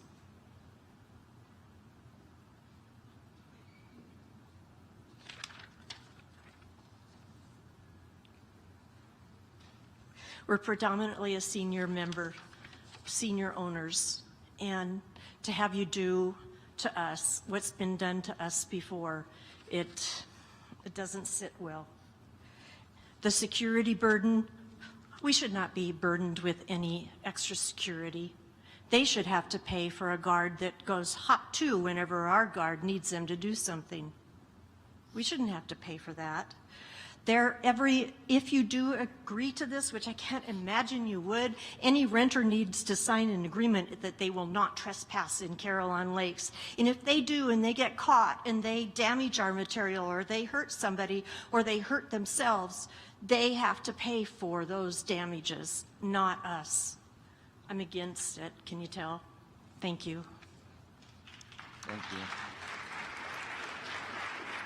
Yes, ma'am. Go ahead. Is it my turn? Okay, hi. Hi, my name is Grace Rich, and I live at 3216 Bellflower Way. This is going to be quick. I'm representing 135 homeowners that cannot be here for the pandemic reasons, working, going back to work. So I'd like to have them recognized as being present. Is that acceptable? Can I give it to Kelly? Yes? Sure. Yes, That's perfect. good. Okay, Yes. Thank you so much. Go ahead, sir.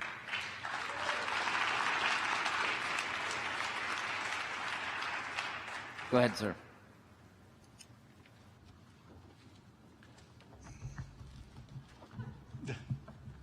Waiting for the sign. Thank you. William Judd, 3945 Serenade Lane in Carillon, obviously. We're going to have 700 plus vehicles trying to park in only 480 spaces. Notice I said 480, not 492 that MatCon claims they're going to have. What we do know is that there's going to be 16 ADA spaces, and that's federal law and Florida law. We cannot give them an abeyance so they can work around it. In fact, Lakeland is supposed to have 525. They gave them an abeyance of hundreds. It's really only 480 spaces that people can park in without a handicap sticker on their car. Now, we know exactly how wide the ADA spaces are. Regulars are 5 feet plus 9 feet. That's 14 feet. And van accessible are 16 feet wide. We know how many there are, and 3 of the spaces are going to be van accessible, and there's 13 regular. That's 230 feet. You take 230 feet and divide it by 9, which is the width of a regular space. Now that's 26 spaces being used up. 26 extra spaces that regular people cannot use, or they're breaking the law. So, 700 plus vehicles trying to park in only 480 spaces. What could possibly go wrong? The 700 I'm talking about is, these are apartments. These are 3-bedroom and 2-bedroom. Lakeland only says only 2 cars at most would be allowed to use it. People have roommates nowadays. People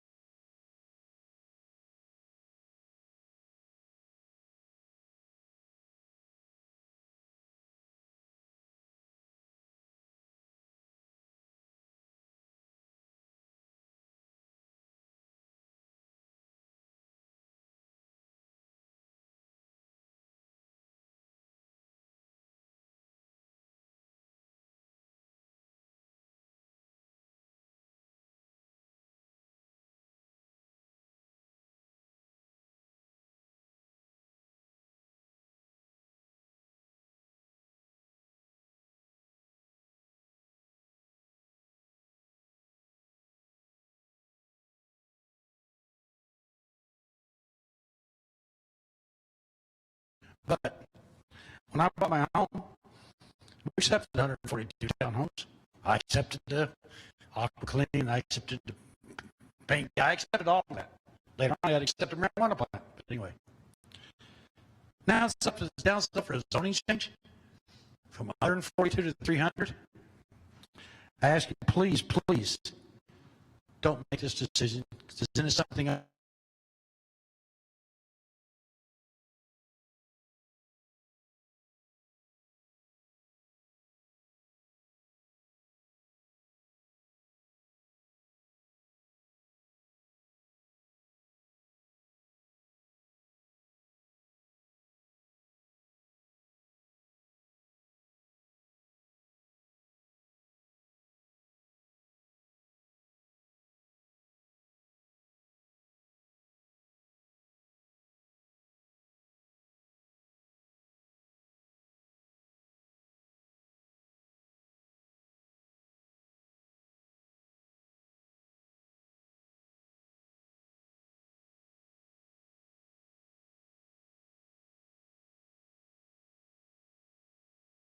there's going to be a tremendous backup of traffic. There's going to be a huge safety issue, up to including the point where first responders may not even be able to get into the community. For that and many other reasons, we urge you not to approve this unnecessary and unwise change to the zoning. Thank you. Thank you, Mr. Van Cleave. My name's Henry Bishop. I live at 4160.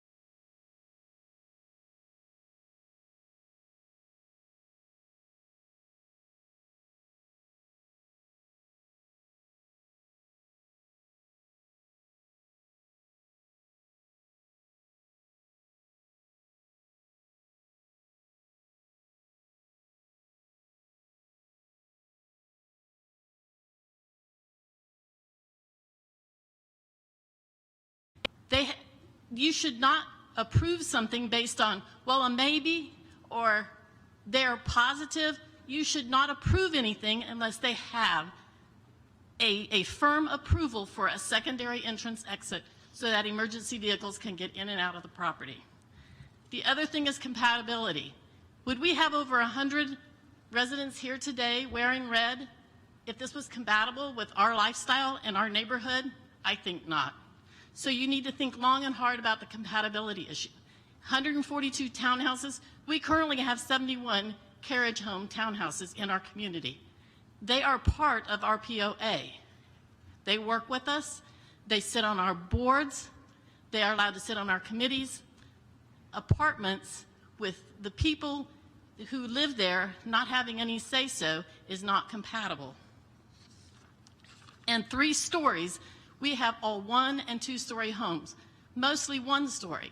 The townhouses are 2-story, yet they want to put in 3-story apartments. The only reason they want to go up to 3 stories is because to get that many, to make the money, they have to go to a 3rd story.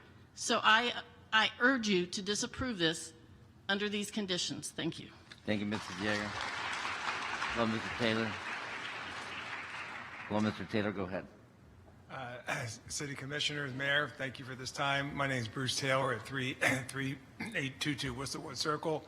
I've listened to the multiple presentations tonight of the developers, and I've been in multiple zoning meetings before, and the intentions of the developers are always presented at these meetings. They're rose-colored and looks good, but at the end of the day, when they do the final planning, things change, people change, and this is something we just can't allow because we don't know all the details, number one. Number two, we bought the house like we did, like everybody else went to zoning, and for our kids and our grandkids to come in and the neighbors around and the tranquility, this changes everything for this neighborhood. And if you look at our community, you see us all together saying, this is not right.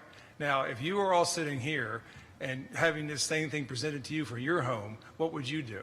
And you have all the ordinance, you have the easements, you have all the different aspects of this going against putting this here, what would your decision be? And it would decision be is it's not the right thing to do for this neighborhood. Thank you. I disagree with this. Okay. Thank you. Mr. Taylor. Yes, ma'am. Good evening, Mr. Mayor and Commissioners. My name is Mary Rose Mazur, and I live at 3912 Whistlewood Circle. My husband and I just moved here in November, and we came to this community because we saw, as we came in, we saw the beautiful lakes, all the amenities, the nature, the wildlife, and we were very, very attracted to all of that, and we felt this would be a great place to retire. We came from another state, and we were very happy to be in sunny Florida. However, about 2 or 3 weeks after we arrived, we heard about this controversy going on with the rezoning. And we are against that rezoning. We are opposed to the 300 apartments. Several reasons for that is, we're seniors and we go in and out of our property a lot, and we are concerned about the traffic. We are concerned about the safety issues, as you've heard many of those already. Another thing that I know that maybe the developer brought up, that we won't have to worry about people from this complex coming into our area to enjoy amenities. Well, my experience at other places we've lived is that even if you have a private place, people do infringe on that. And children might be looking for more space to play. And so they might come into the community to look at the lakes and enjoy the wildlife, etc. And I don't personally like the idea that I'm going to have to watch who's coming in. Do they really live here? Were they invited? It kind of puts a person in an uncomfortable position that you have to monitor people coming in and that are walking in, not knowing if they live there or not. We've been in a situation like that before, and we really want to avoid that again. And we really are opposed to this rezoning because we want to enjoy our retirement at Caroline Lakes, and it's affordable for us now, but if all these things happen and our prices go up, that's going to make it less affordable for us for our retirement. Thank you. Thank you very much. My name is Bob Parrow. I live at 4393 Whistlewood Circle. And I understand the zoning from the community from the beginning. Lakeland zoned that community for a maximum of 700 residential units. You fooled with the zoning along the way.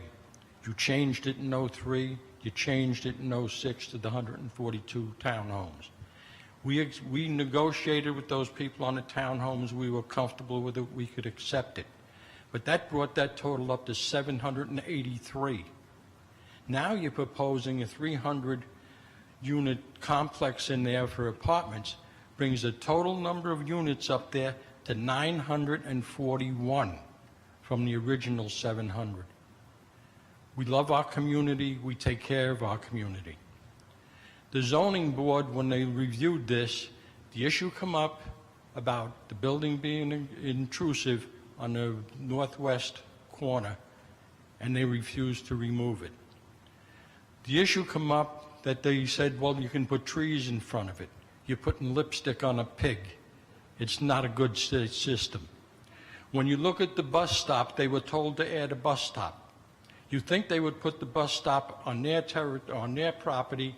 That's where it was with the 142 units. They put it in on ours, on our road.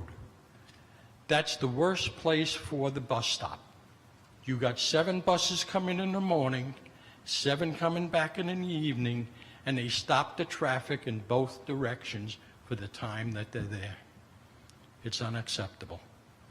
I don't want you to approve this. Please, leave our community. We know that property is going to be developed.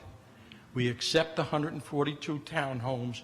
They worked with us, and if they could make a profit at it, the other people can make a profit at it. Don't approve this zoning change. Thank you. Thank you, sir. Yes, sir. My name is Randy Mazur. That was my wife that just spoke ahead of me. I live at 3912 Whistlewood Circle. I'm going to be short and sweet. When we came down here, like you said, we were looking for a place to live.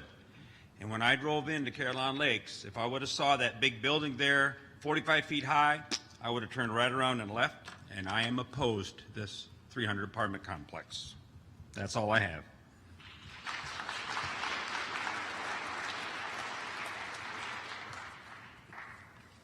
Yes, sir. Hello, my name is James Reed. I live at 3288 Bellflower Way in Carolina Lakes. Prior to moving down into Carolina Lakes, I lived up in a major metropolitan area. I have more than 30 years of HVAC trade, construction, and service in residential, single-family, multifamily apartments, garden-style apartments like these, and I oppose the change in the zoning. There's a big difference between 2-story townhomes and 3-story garden-style apartments. They just don't fit in with the community design of Carolina Lakes. 2, possibly 3 times during the presentation from the developer, I heard profits mentioned. Profits are a good thing. I was in the private industry for my whole life. But the idea that 142 townhomes is not profitable and they have to be 300 garden-style apartments to make a profit doesn't make the change in zoning acceptable. He also mentioned trails and parkland around the development, cutting down the footprint of that. I submit that that's just a matter of profit, because to make the rest of that marshland developable with for homes, it would eat into the profits. Security would be an issue as well. That one, it was referred to as an albatross, the nearest building to Carolina Boulevard. That is a huge building, and my compliments to the artist that made the painting rendition. The 15 years it would take those trees to develop it. That building, that garden-style apartment, would be looming over Carolina Boulevard for the next 15 years until those trees got a chance to get big enough to hide it every time you went in and left the community. That will decrease the property values in Carillon Lakes. Once again, I oppose the change in the zoning. Thank you very much. Thank you, sir. Yes, ma'am. Hello, I'm Catherine Cook, and I live at 3869 Serenade Lane, and I am the president of the Carriage Homes. We're a condo association within the Carillon Lakes POA, and we pay a fee to be living in Carillon Lakes. It's about $13,000 a month. So, and that pays for the roads, it pays for the sidewalks, it pays for all the amenities and the 7.5 miles of the amenities that we experience there. But I just wanted to make a comment because I had reviewed the Planning and Zoning Board meeting on November 17th, which initially denied the rezoning of the 300 apartments. And it was all the concerns that we've been talking about, basically that the density of the project, that it was a lot of development in a small area, about the traffic and transportation issues, and about DOT not approving that exit road on Airport Road, which means that we'd be only having one entrance. And currently that Citrus Connection has no service, and when it does return, there's only going to be a service on the southbound. And of course, parking, which we've all heard. I just found it interesting. It was opposed, and then a little bit of discussion, which led to adding trees along Carillon Boulevard was the solution to all the issues that they had discussed about the density, the traffic, the transportation, and the parking issues. So I just thought that was kind of ironic that trees is what approved rezoning it to 300 apartments. So I just thought that was kind of odd, and just felt like there's more to it than just adding trees along Carillon Boulevard. So, Thank you. Yes, ma'am. Hi, I'm back. My name is Grace Rich. I live at 3216 Bellflower Way, and I'm going to follow up what Catherine just mentioned, because we went through, residents, not me personally, went through hundreds and thousands of emails between the Planning and Zoning Board. And I have a lot of questions, especially from the ones that were sent on November 19, 2020. Quote, I have questions about how we handle the Carillon Lakes item.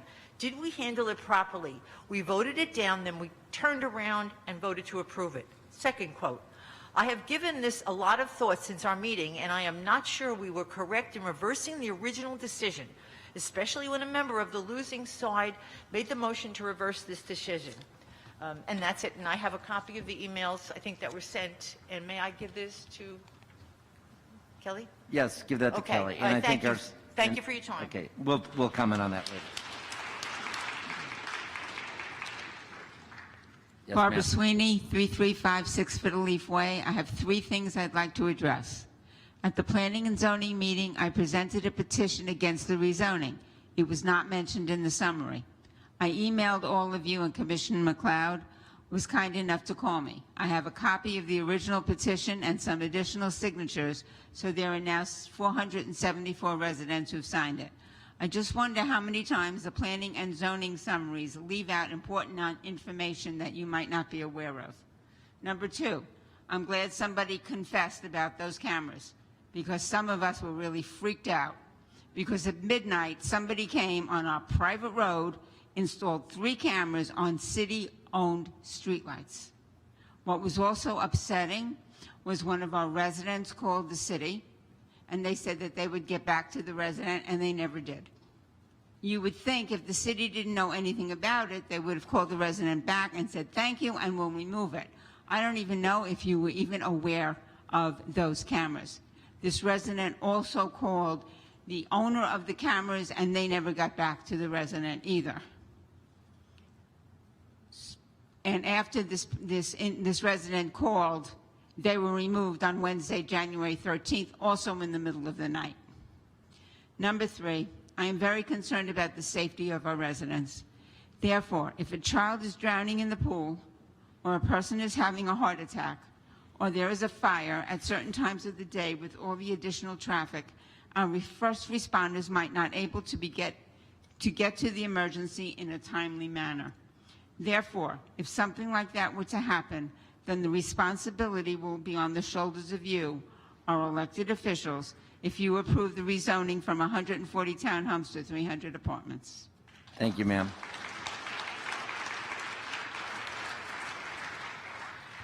Yes, sir. Paul Sikora. I live at 3888 Whistlewood Circle. Not giving my age away. Approximately 50 years ago, in taking Psychology 101, okay, one of the very first things that we learned was that if you know what the answer to a survey or a study is before you commence, you're going to get the results you want. Okay, and from listening to some of the, quote, experts that the developer brought in and their lack of knowledge of Lakeland, but their extreme knowledge of urban Tampa, okay, they have managed to present the information so that it gets the answer that the developer wants. And I have to question the integrity of all of the presentation and all of the information that the developer has presented to the commission before and to you folks. Thank you, sir. Yes, ma'am. Good evening. Thank you very much for the opportunity to speak to all of you. My name is Pam Stevens, and I live in Carillon Lakes at 3096 Bellflower Way since October of 2003. And I'll get right to the point. My concerns is traffic and safety. Rezoning from 142 townhomes to 300 apartments is putting Carillon Lakes and Parkway preserves in jeopardy because of the number of vehicles on the road and the congestion it will bring. Traffic will be weaving in and out, back and forth, and there's no clear line of sight on Carillon Boulevard. Traffic accidents are inevitable. Assumptions have been made on the part of Carillon Lakes that we would create a left turn lane into Parkway Preserve now instead of Place, which takes out our median strip with grass and trees, a sidewalk on the south side of Carillon Boulevard, a school bus stop, which will be unsafe for children. You give awards to beautification, but you're basically taking our beautification away from us.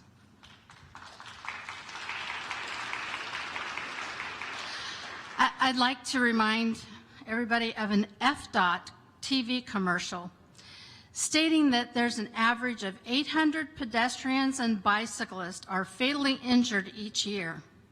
They asked the gentleman, well, what's an acceptable number? And he says 50. And then they bring out 50 of his family and his friends. All of a sudden reality sets in and 0 was the right number. Well, everyone in these red shirts, they're my family and my friends, and I don't want to see anyone get hurt. So I ask you to truly think about the safety and welfare of Lakeland citizens and do the right thing by stopping the rezoning from 142 to 300. Thank you.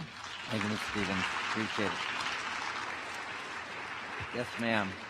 Good afternoon. My name is Janice Kellogg. I live at 4361 Whistlewood Circle, and I'm going to talk to you a little bit about rezoning. In 2006, after completion of negotiations between Florida Leisure and our community, along with significant modifications to the initial proposal, the city approved downzoning of 100,000 square feet of retail to permit 142 townhomes. We were told that zoning change would benefit us as the townhomes would have less impact than a shopping center and had more appropriate density, as documented in the Lakeland Ledger article. In response to the concerns raised by some of our questions, we were admonished that we didn't know the zoning in our area. You can see that now that we pay attention to the zoning. We are present at that meeting. We're present now. I oppose this rezoning, and I ask that you do not try to rezone it again. Thank you, Janice. Appreciate that. Yes, sir. Mark Smith, 4461 Whistlewood Circle. Ever since our 2006 zoning agreement with the city, all developers have been looking to build a housing addition adjacent to Carillon Lakes. But what if that housing were incorporated into our existing Carillon Lakes Property Owners Association, as was typically intended initially? First of all, it could not be over 142 units, as even this number would challenge some of our amenities. But let's think about it, the impact of an inclusion into our community. Although our present swimming pool would be overcrowded, if the builder were to build a family pool with splash pad for the little ones, instead of trying to duplicate ours, and we converted ours to an adult pool, these issues would be solved. Other amenities, all a challenge in some areas. I believe that many of our amenities could absorb the 142 residents without significant compromise. In regards to the traffic issues, since all the residents would now be POA members, everyone would pass through our present gate, guard gate, and the entrance to this neighborhood could be moved further west beyond the gate, thus eliminating most all of the blind turn traffic issues and left turn traffic congestion of the current plan. All this still increases congestion at the Airport Road, Carillon Lake Boulevard, that intersection, but with less than half of the inherent problems with this current zoning proposal. In regards to the school bus stop, the bus stop for all 7 daily buses would remain in the parking area of Carillon Lakes. All the traffic snarl created by the zoning plan for a bus stop next to the entrance now go away. Security issues which have been raised. Integration into our POA makes nearly all of the issues disappear. No more worry about pedestrian and bicycle trespassing. Liability, the liability issues melt away. It is now, they now becomes us. The watershed issues that have been raised, they disappear as this area remains an integral part of our watershed. The habitat issues will be improved with more green space allowed by less dense development and far less paved area runoff. Thank you, Mr. Smith. Appreciate it. Let me wrap it up really quickly. Okay. Thank you. Whereas the developer is offering exclusion, division, dangerous pedestrian traffic, impossible auto traffic, snarls, school bus blocking at peak times, as well as endless police calls for trespassing, endless neighborhood animosity, we can offer inclusion, integration into our community, sharing and complementing of amenities, and value-added features that this current proposal cannot offer. Thank you. Appreciate it. Thank you. Yes, sir. My name is Robert Blomberg. My wife Karen and I live at 3228 Bellflower Way in Carillon Lakes. I'm going to change this just one quick second. I was aghast at those cameras also that were put up, and I did email Mayor Mutz, and they were gone. So thank you, Mayor. Appreciate that. We love the secure, peaceful, beautiful, friendly neighborhood we live in, so we moved there in the first place. If you approve the rezoning, all what we feel we moved there for is going to disappear. I have no problem with 142 two-story townhouses, but 300 apartments on a crammed space is incompatible with what Carillon Lakes offers its residents. The construction noise, airborne dust, increased traffic is not something we look forward to. While cramped together on roughly 29.4 acres, there's bound to be an intrusion to our community, no matter what kind of buffer is put up. We are being asked to give up so much and get nothing in return. We in Carillon Lakes, my wife and I included, ask that you do not forsake us and do not approve this rezoning. to 300 apartments. Thank you.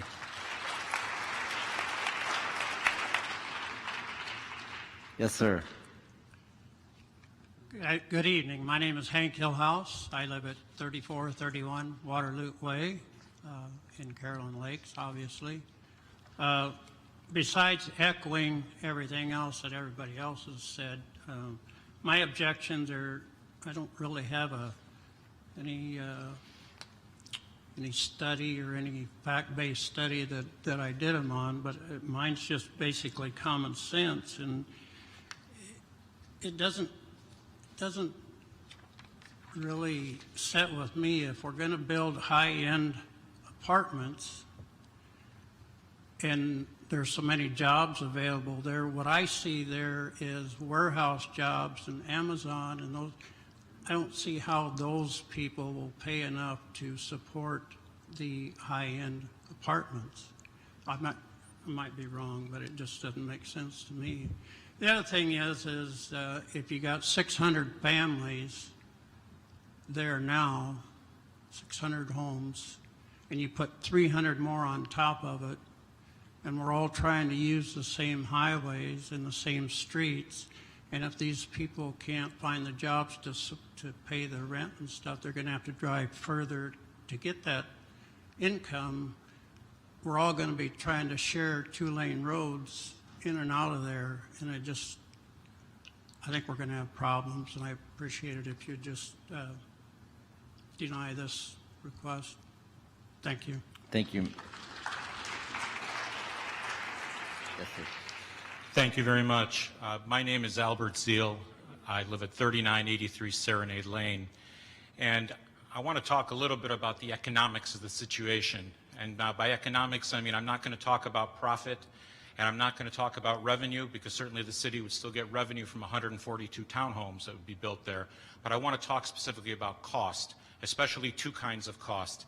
I want to talk about and I wanted to specifically address opportunity costs. And in this regard, I want to talk about the costs that would occur to our community if, as you've heard from all these folks here, and will continue to hear, about the costs and affecting the quality of life with respect to traffic, with respect to safety concerns, with respect to just general other issues relating to this development. The second thing I want to address is the cost of potential, and another opportunity cost of potential lost trust in government.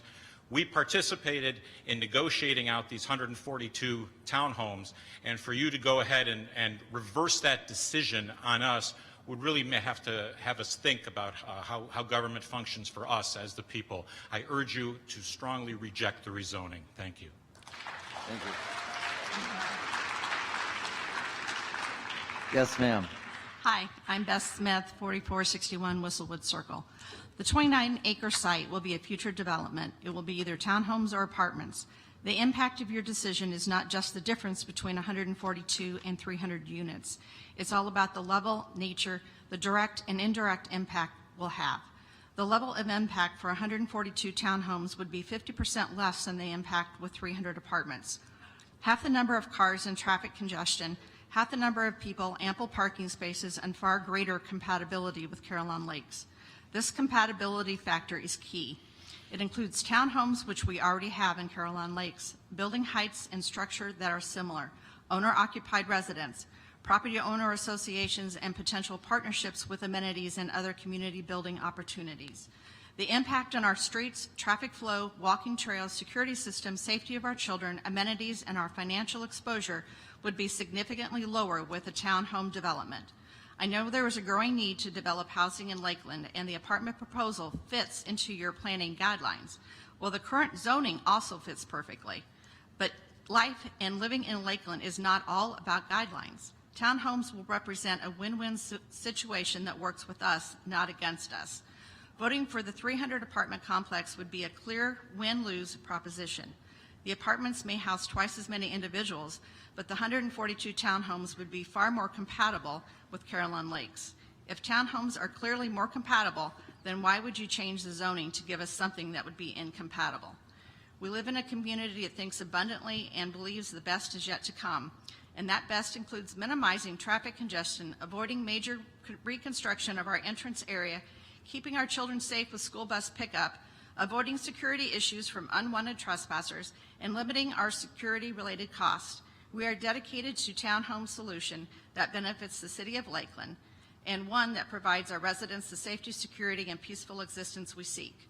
Do not accept how the developer might trivialize our concerns.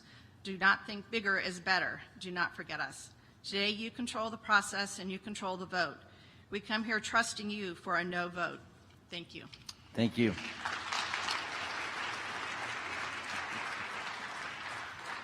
Hello, my name is Jacqueline Micah, and I live at 3036 Bellflower Way.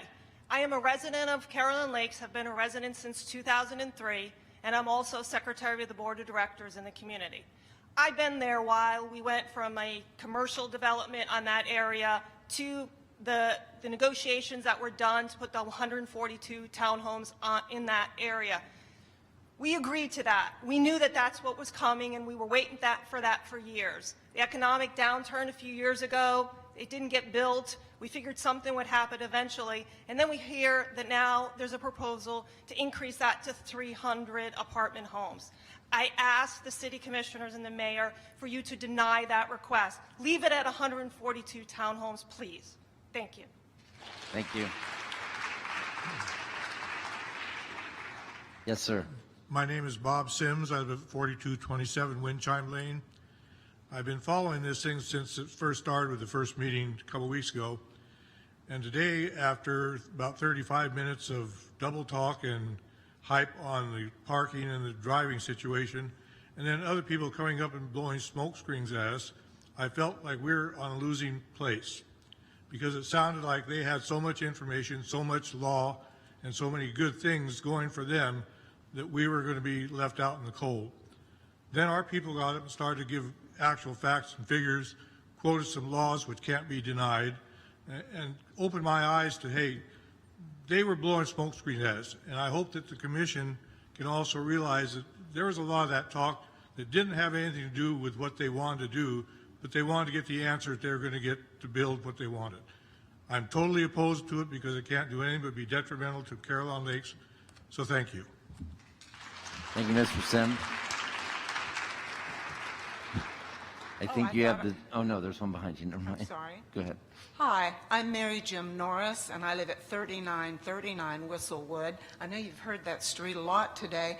Well, I'm at the back of Whistlewood, and my concern is two things that haven't been mentioned. I'm not repeating everything everybody else has said over and over. I have a concern as far as the fire trucks coming in there and the ambulances. Now, where I live at the back, it would be hard if the traffic is, delayed there for a fire truck to get into our property. We have, on an average, I would say almost once a week, I see a fire truck go by my window. I have my neighbor across the street has problems with his health. Around the corner, down at the end, I know a woman is dealing with a lot of problems. So it happens quite often. And really, when you think about it, in the realm of things, with all the discussion today about the traffic, think about what would happen if possibly, the traffic was backed up. How would a fire truck get around it? How would an ambulance get around it? There would be no way, because there's no lane for them to get around it. Nobody has mentioned that, but I feel that's very important, since I see this happening on my street quite often.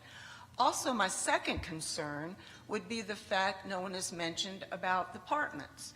Now, on the north side of Lakeland, there's an apartment complex that was built after a nice subdivision went in there. The subdivision had some rentals in it, and the next thing you knew, that apartment complex became a Section 8. Now, I have a friend that lives in Section 8 that's very nice. It's a nice apartment. It's not bad. But I'm thinking about our property values, and that's what we're all here for. We think about our property values. And an apartment, once it is sold, people develop the apartment complex, and the next thing you know, they sell it. We have no control over who they sell it to or what happens to it. And with all of the need for housing in Lakeland, why couldn't it go Section 8? So I worry about that. And if we have rentals where we are, that was the first thing that brought that North Lakeland subdivision down when they put Section 8 in there. So those are my two concerns, and I appreciate you thinking about that and saying no on this. We really, really, as you can see, we're all here tonight very much against it. And we've put money into our property, and we would like to be able to keep our property in the value that it should be. Thank you so much. Appreciate your time. Thank you, ma'am.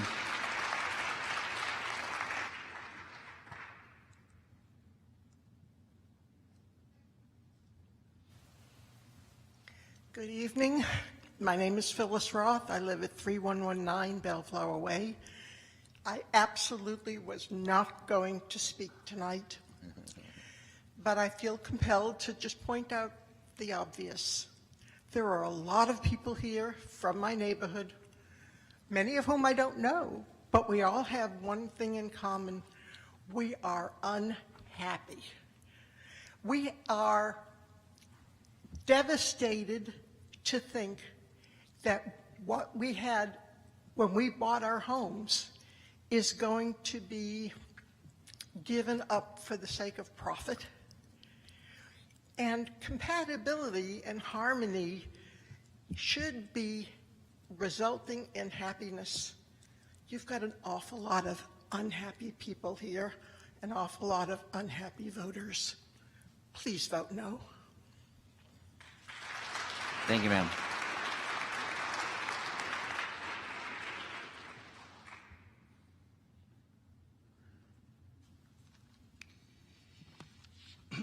My name is Terry Wambler.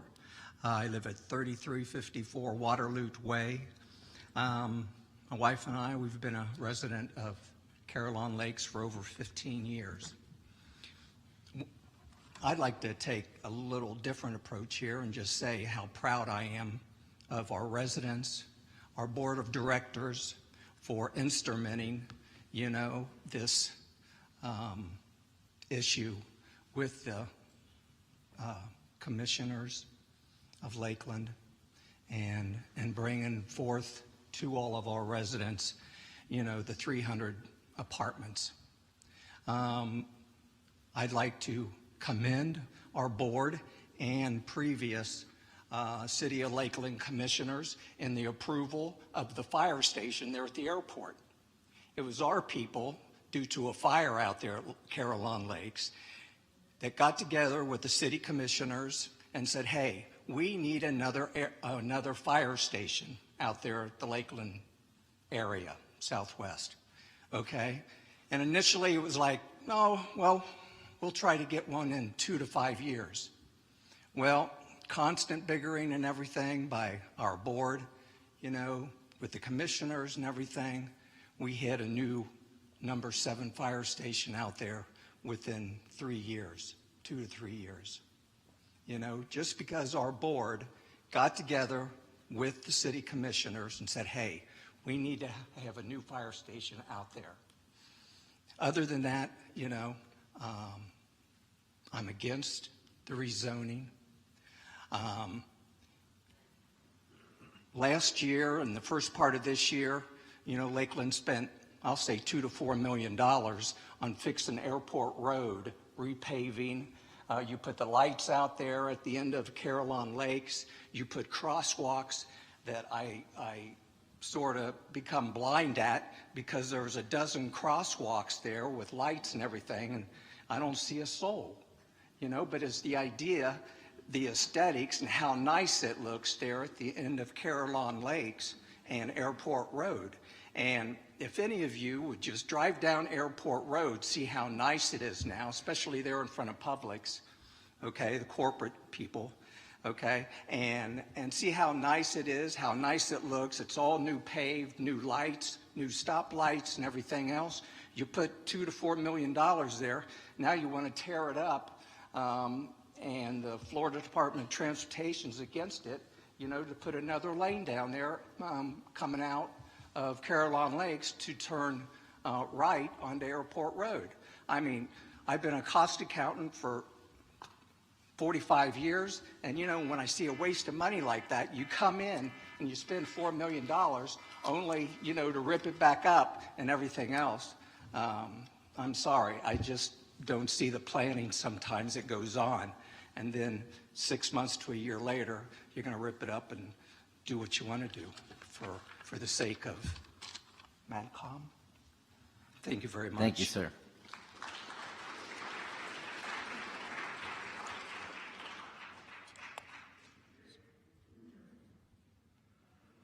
Mr. Mayor? Yes, sir. Question, just a procedural question for our city attorney. I want to make sure we're on solid ground, allowing the applicant to do a rebuttal. Yes, that's absolutely standard procedure. It's Okay. part of due process that the party that goes second has the opportunity to rebut at the end. Just, I think that's important for folks to know. There may be some questions about that. Thank you. Mr. Mayor and Commissioners, so I want to respond to a lot of the comments that have been made. So excuse me for the length of time it will take to address them. There have been quite a many bit of comments. So you heard from Mr. Gohagan, and I have an equal amount of respect for him. We've practiced together a long time. But he quoted a case which states that as long as testimony is fact-based, it is competent, substantial evidence, and that's true. But that same case says that generalized statements of opposition are not, and they're actually to be disregarded because you're here making a zoning decision based upon rules. And so if they're not fact-based, then they cannot be considered. And I would suggest to you that while we fully respect all the concerns of the residents there, a lot of those concerns are speculative. They're speculative about impacts that will happen from a development that's not yet happening, of what the residents of that development would do, and a lot of other things. So I respectfully suggest that there's not competent, substantial evidence to not approve this. I'll point out to you, it's very important, our land use is AIC. IAC, Interchange Activity Center. We have a land use that allows our proposed use. As a matter of fact, our proposed use is at the bottom of the intensity and density of our comprehensive plan land use district. We didn't have to ask for a change. That is the designation for this property. This commission made that change about 21 years ago in conjunction with the construction of the parkway and the creation of that interchange. And the language in that land use district encourages more density and intensity because of your desire to properly utilize existing infrastructure. So our proposal is compliant with your comprehensive plan designation, and we are consistent. I'll submit to you that we have clearly met our burden with the expert testimony that you received through your own expert staff analysis, a very good staff report that goes through all of these code provisions that anybody has mentioned, all of these issues that have been discussed. And your staff, they do a very good job. Chuck Barmby's one of the best transportation planners. They've done an excellent job of advising you, and ultimately they have recommended that it is consistent with your comprehensive plan and land development code. It is compatible from a land use perspective, and they have recommended approval to you, as has your Planning and Zoning Board. The Planning and Zoning Board did not deny the request. The only approved motion at the Planning and Zoning Board that was approved was a 5-2 motion in favor and recommending this proposal to you. So that there was no denial of that. There was a motion that didn't pass, but the approval passed. Mr. Mayor, I'd ask that you control the crowd. I didn't do that to anybody when they spoke. I'd like our city attorney to weigh in on that comment. Yeah, I mean, absolutely. I mean, it's not appropriate to be interrupting the speaker. Thank you very much. There was discussion about, the interim zoning had been substantiated as compatible, and that somehow set the standard for compatibility of what goes on this property. Well, keep in mind that the land use is IAC. That allows industrial, business park, commercial, and it encourages high-density residential, but it'll allow medium density. And so we are literally at the lowest intensity and density of what's allowed there. Keep in mind that 100,000 square feet of commercial and all the impacts it would have had, much more traffic impact on a single access, was deemed compatible for this property when you first approved this mixed-use development. And so a residential development of reasonable density, which ours is, we've shown you that all these other apartment communities are 300 units plus. They all function well. They're all compatible within residential developments, and they are appropriate. And they were approved because, just like ours, they're consistent with and allowed under your code. We appreciate the traffic engineer who reviewed our traffic study. I think he was very honest, and he said, for the most part, he agreed with our findings. He raised some additional issues. Many of them are things that would be addressed when we go through the detailed site plan review, because they are technical issues that are the final review. With respect to the school bus stop, you don't control that, we don't control that. The school board will tell us. If the school board tells us you have to have the inverted driveway to where you can pull off, and we will have to do that. We have not suggested, nor have we requested, nor would we want a relocation of a school bus stop within Carillon Lakes to be moved out to our site, nor would that make any sense, or do we expect that to occur. We're simply required to have a school bus stop for any school children that come out of this community, and we will do what's required, and that happens through the school board review and approval of where that stop has to be. There was some site distance discussion that you heard. When we read the review, and we read through all of it and respected some of the comments, we actually have already planned to move back the portion of the fence that would have interfered with that site distance issue. Now, the landscape buffer that we've talked, the enhanced landscape buffer, that is not the spot that caused a problem with the site distance. It was some fencing otherwise, and we will easily bring that back, and we've actually already done it. There was discussion that we haven't addressed queuing. I don't know how we could better address queuing than to show you the exhibit that we have 9 stacking inside. We have our gate moved into the site so that we have our own internal stacking. We have 9 in our turn lane where we move people off of the 2 lanes. So our traffic comes in, gets in a turn lane, and we don't interfere. The backup from the gate would have to be 14 vehicles before it would interfere with a left turn lane and left turn into our turn lane. The only thing I heard about that was a concern as far as backup or getting into Carillon Lakes was the events that they have. And we respect that. That happens in any community. And the residents of the apartment community would have to deal with it just like the residents of their community would have to deal with it. There are a lot of things that just are that you're familiar, and your staff, which is why they're well aware of and able to advise you. We have to comply with the City of Lakeland codes that apply to our development. We will certainly do that. We heard early on the concern about the residents and what they may do. We changed the security, we changed the fencing to make it almost impossible, other than, you heard that, other than to go through our gate for people to leave our site and get into the Carillon Lakes community. We've also agreed, and MatCon has already developed some enhanced rules and regulations for its residents. We want to be good neighbors. We don't want this to be a problem, and we're absolutely going to govern. That's the one good thing about having a single owner. If it was 142 townhomes owned by 142 different people, because there are a lot of townhome communities without owners associations, we have control over every resident through a management company and through the owner. So we do have that ability to require appropriate conduct from our tenants. Compatibility, multifamily residential and single-family residential are compatible land uses. And we are compatible with our land use district, which is IAC. You heard about the compatibility. They quoted the provisions. We think that's fine, and we're very clearly compatible. Our site amenities, we keep coming back to amenities. Our site is significantly more amenitized than the previous use. And this is a higher end, it's intended to be designed to be a higher end multifamily community. We want to attract those professionals and those folks who can pay the rents in one of the newest multifamily communities in Lakeland. And so we have to have those amenities, and we have a lot of those things that people like. You know, people like the trails, and they like the pocket parks, and they like the more natural setting and the preserve in the back. So we certainly have more than normal amenities in this site to keep our residents, to serve our residents. The Willowbrook community, you saw the Lakeside Village multifamily and how many access points they had as an example.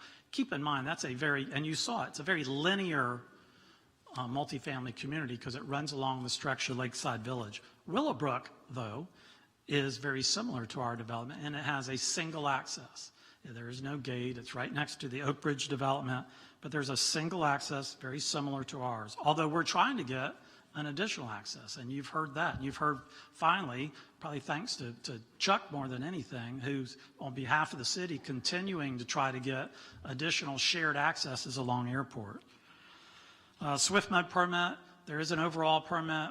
Ours, the one on this property expired because they never were able to develop the 142 townhomes because it didn't make any sense. So over 14 years, no one was able to make any sense of that. So the permit for that use has expired. We will have to go through, but keep in mind, you saw the exhibits and you heard from the engineer. We have almost identically the same layout than the 142. As far as impervious surface, we were almost identical. So we will have to go get a Swift Mud permit. Now, a difference between the previous development is that we designed initial stormwater management on site. They didn't. Theirs was going to go ahead and run off, but ours has, the initial stormwater management is included in our site. The dead ends are something we addressed, or something that will be, as we go through that site plan, the engineer said, we'll have to comply with the turnarounds. Some of them, we're hoping to have the opening onto Airport Road, so that wouldn't be an issue.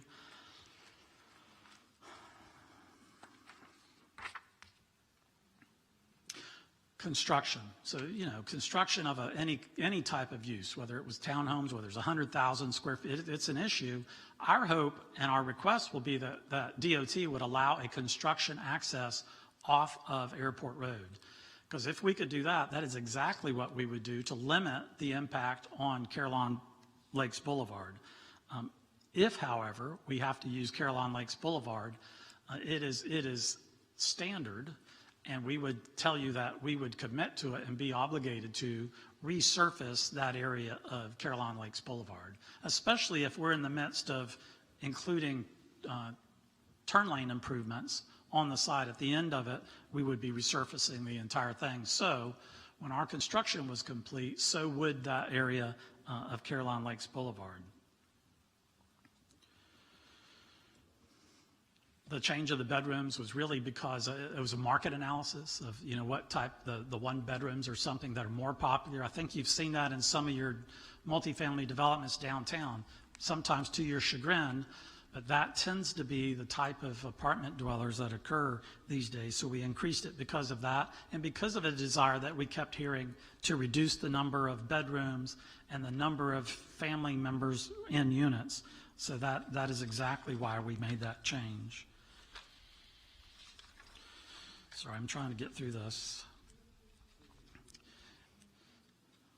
Again, the IAC, it literally encourages higher density residential. It encourages density greater than what we have. That's what this commission has adopted, or a commission before you has adopted for this property. It absolutely encourages much higher density and intensity than what is being proposed. Okay, the easement, the discussion about the easement. That easement doesn't reference the 142 townhomes. It doesn't make any reference to the type of use or what was contemplated. In fact, that easement says, hey, if the use changes, this is how you calculate the percentage of responsibility for the owner of Tract A, which is the property that we're talking about. So it anticipates a change of use. Matter of fact, the calculation initially is based upon homes, and it was never going to be homes. So the easement had the conversion in anticipation that the type of use would change. And keep in mind, the roadway infrastructure and the stormwater, everything else in this was initially designed, approved, and planned to accommodate 100,000 square feet of commercial. That is always going to be greater than, it was obviously greater than 142 townhomes. It's greater than the 300 multifamily units. So all of the infrastructure was designed with that 100,000 square feet of commercial in mind.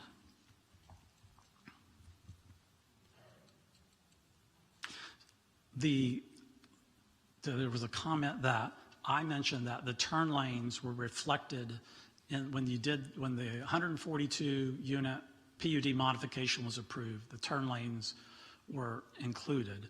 I think it was Mr. Pilka said that wasn't a condition. It's a condition now, it wasn't a condition. Well, there's always a condition in your zoning in the city that says the site plan is binding.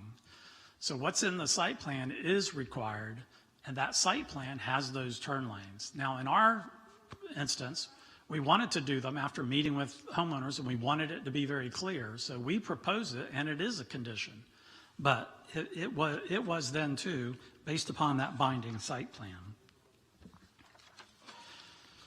As far as compatibility and harmony, our multifamily density is less. You know, the other places we showed you on Hardin have more units on less land. We think the multifamily units within Caroline Lakes have a greater density than what we're proposing because they're on a smaller parcel. But our density is compatible and normal with what's been approved. And I told you in the city staff report before, they've mentioned communities. We just stuck in the southwest Lakeland and along Hardin, but there are many more communities in Lakeland that have very similar unit counts and densities. I'm trying not to repeat when I was responding to comments. Public health, safety, and welfare. Housing is an important matter that the city provides for its residents. And you know, we've shown you the map. You see the mass of commercial, the office, the public's headquarters, the industrial, all of the development in that area, all of those employment centers, all of those employees who are very much in need of housing. And so this does very much serve a public health, safety, and welfare issue in that it provides that housing that's badly needed and is anticipated for this site.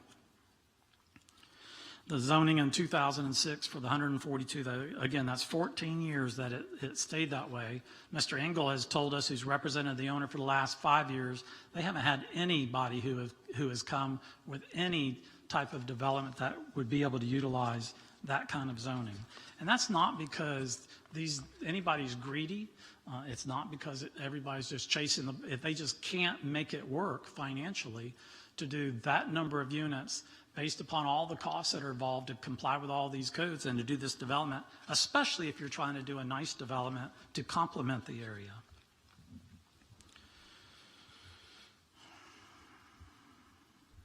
We have worked very hard. We're very glad to finally be receiving some positive comment from DOT. It's a condition already.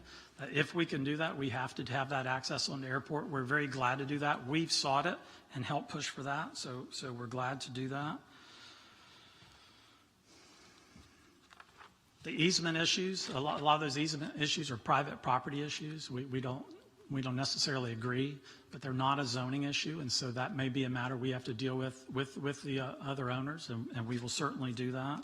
The landscaping, the enhanced landscaping is on our property. We can't go put landscaping on their property. Architects, when they do renderings, do things very nicely, so several people commented, and they're right.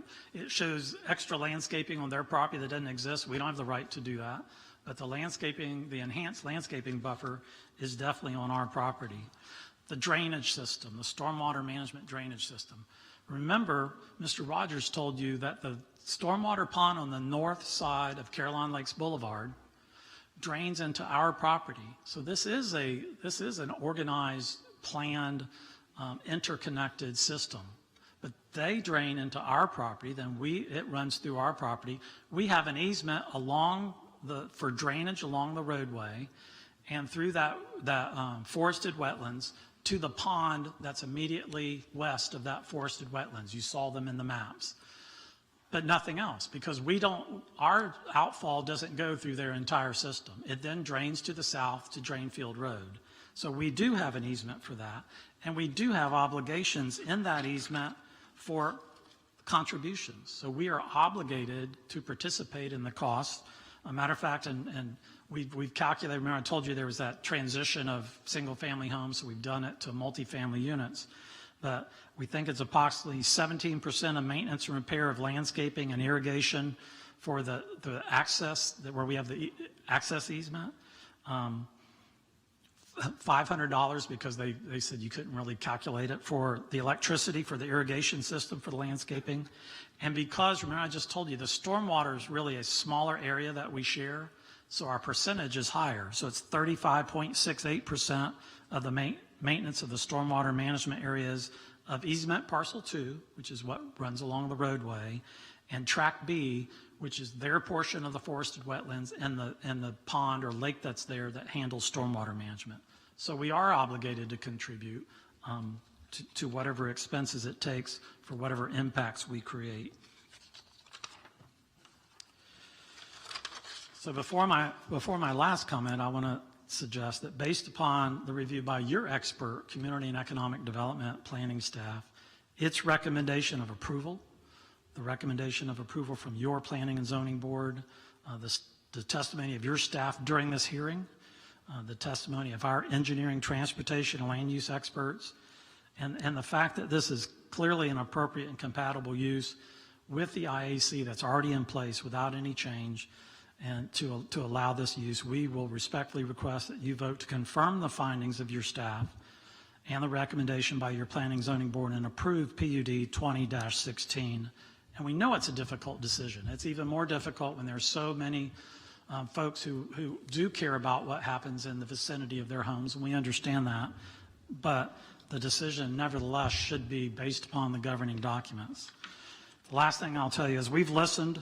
In addition to these responses, I want to share some things that we would offer up because of the comments we've heard. First is, while we don't agree there's anything wrong with the land development code provisions that are clearly in place that allow these offsets for parking. They happen all over the city. They work fine. They're based upon transportation and engineering studies. And the fact that we think that the impacts from parking are speculative, but we will agree as a condition of our approval that we will install the required number of parking spaces without the benefit of any of those offsets, because we hear that over and over, that it's such a big concern that we would offer to do that.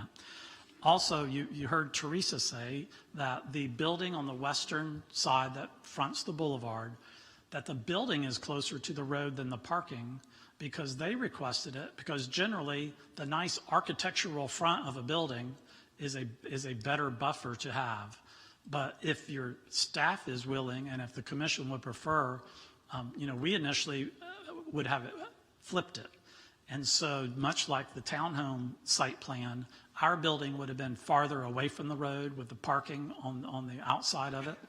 And so that would move that building even farther from the roadway. So from a line of sight perspective, you would see even less of the building. So we would do that, but that would take the impact of your input from your staff.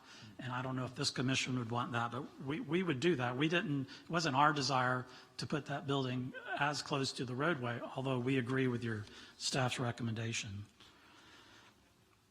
And I already said that while we're going to continue to try to get construction access on Airport Road, if not, we would generally be required and will agree to resurface that boulevard upon the completion of our construction.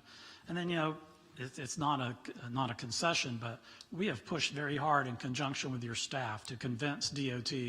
So while I think it's a little more than a maybe, where the staff said if you'll comply with the design standards, which are the separation requirements for driveways and things like that, that we will consider. It's about the best you get DOT to say. We'll consider a joint access, so we would share that with the property immediately south of us, which would serve as an access for both of us and still limit the number of conflict points onto Airport Road. So we do request your favorable vote on our PUD request. and we stand available for any questions that you have. And we, like everybody in this room, are very appreciative of all the time you've spent and the consideration you've given to everyone's thoughts regarding this matter. Thank you so much. Thank you, sir. All right, so this would be a time to begin commissioner comments, correct? Mr. Mayor. Yes. And Commissioner Walker. Before I can make a, I guess, I will call it a quality decision, I'm still wrestling with the situation regarding the road, the private road. So that's part of what you can ask. Okay. Just- I need to make sure it's clear that, because we heard it on numerous occasions, and Mr. Palmer Davis, you want to answer. If it's a private road, they own it. If the CL, Carolina Lakes people own the community owns that road, how could anyone come in and make any kind of development on the parcel we're talking about, or a part of the parcel we're talking about, without getting some approval, etc. But let me say a couple of things that have been on my heart. And I have to say it because if I don't, I'll wrestle with it all night. I've seen emails come to me about low-income situations. Now I've heard even comments tonight about Section 8. You're looking at a person who grew up not even having Section 8, but even worse than Section 8. That's our problem in America. We take time out to, and I've said this before in a couple of meetings, and I got beat up about it. I got beat up about it because it's like this thing about the haves and the have-nots. We're all here together. We're here together. We got to learn how to live together. And I am so, and I've said it before and I'll say it again, if I never have to say another thing about it, it's getting tired of hearing about the people who have and the people who have not, and the Section 8 and the low income. You're looking at one, okay? So don't tell me because of a person's income they cannot be better, strive for better. I did it, and God, who I serve, is no respecter of persons.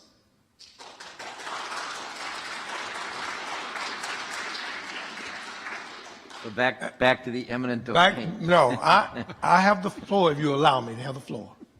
One other thing. I want to set the record straight about this, because I think only two of us that you see before you tonight was on the commission when we dealt with the situation regarding Fire Station 7. That was myself and Commissioner Salvage.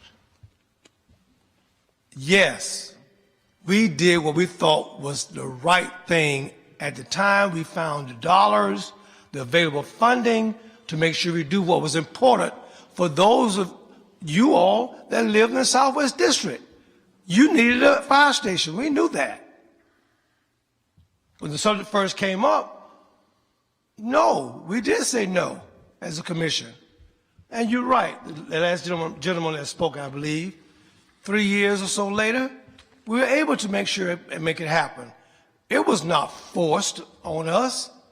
We had to do what was right. Like I hope we believe we do what's right tonight. So again, I'm back to my question about this private road. Okay. The property that is being proposed for development is called Tract A. There's an easement document, an easement agreement between the Carolina Lakes Property Owners Association and the owner of Tract A. It grants the owner of Tract A an ingress and egress easement over Carolyn Boulevard. And as Mr. Campbell indicated, it also sets out a formula for the owners of Tract A to contribute towards the maintenance of that road. And there is also a similar formula for contributing towards stormwater expenses. What that easement, how far that easement agreement can be stretched, I don't know. I think that's a question for a court of law to decide. I think it is problematic for the developer of this property of Tract A. I mean, and you know, the ordinance before you has as a condition that improvements be made to Carolyn Boulevard, the left turn lane, the right turn lane, and if if they don't have the private property right pursuant to this easement to make those improvements, and you approve this ordinance, they just won't be able to move forward with pursuant to this ordinance. The case law by the courts on this type of issue, similar to what Mr. Gohagen said, is that you can't overburden an easement, and it's kind of based on a reasonableness analysis. So it's kind of hard to say what how a court of law would construe this easement. So I don't think I'm comfortable with you just relying on that as the sole basis of your decision. I think that's something that is going to be a challenge for the developer, though, moving forward. So I hear you correct, Mr. Palmer Davis, even if we would vote on the ordinance to be passed, or as it would be, then it's going to be left to the developer to make sure they get that particular situation cleared up to be able to use or be the easement, the roadway to construct and develop the property. Is that correct? That's correct. And it certainly would not involve any kind of eminent domain action on the part of the city. It would be up to the developer to secure the necessary property right. I have another question, Mr. Mayor, and I will rest. You're on a roll. You have no more questions? I do. Oh, yeah, go ahead. Go ahead.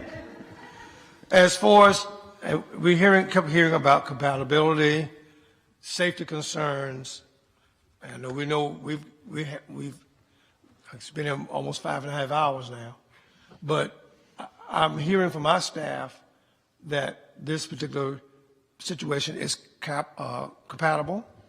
I want to make sure that I'm hearing that correct, even though I've heard from Mr. Gohagen saying this is something that by statute that it's not compatible.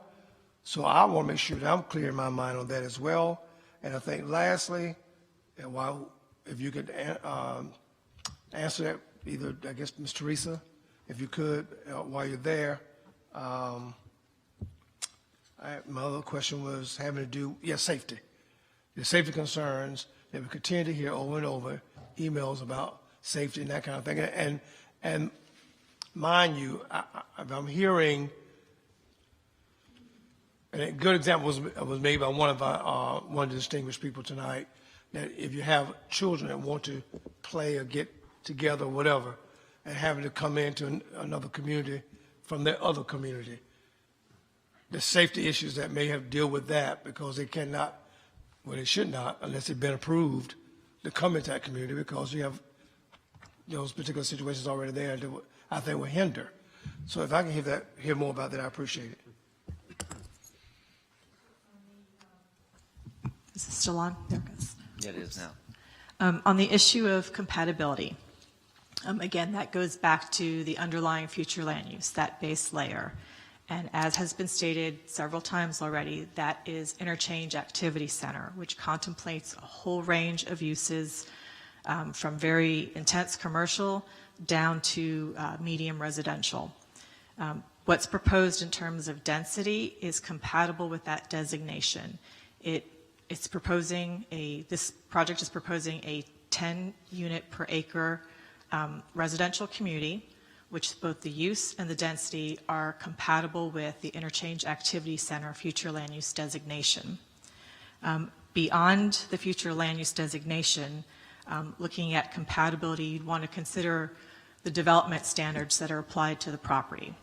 And so comparing the 2006 site plan with the site plan that's being proposed, and I don't know if we can get the slideshow back up, but if you'll recall the exhibit that was shown at Agenda Study that compared the impervious area under the currently approved site plan with what's proposed, there was a nominal difference in the amount of impervious area that was being created with the new site plan.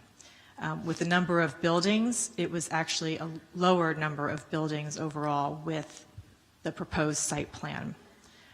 Access was equal, if not greater, with the proposed site plan because they were proposing a right-in, right-out on Airport Road. Building heights, I think you've heard several times the residents mention a two-story townhome. That may have been what was presented at the time of the rezoning change back in 2006, but the current planned unit development ordinance only references the multifamily development standards. And those standards allow up to 40 feet maximum under the current approved plan and then what's being proposed. So building height remains the same under both plans.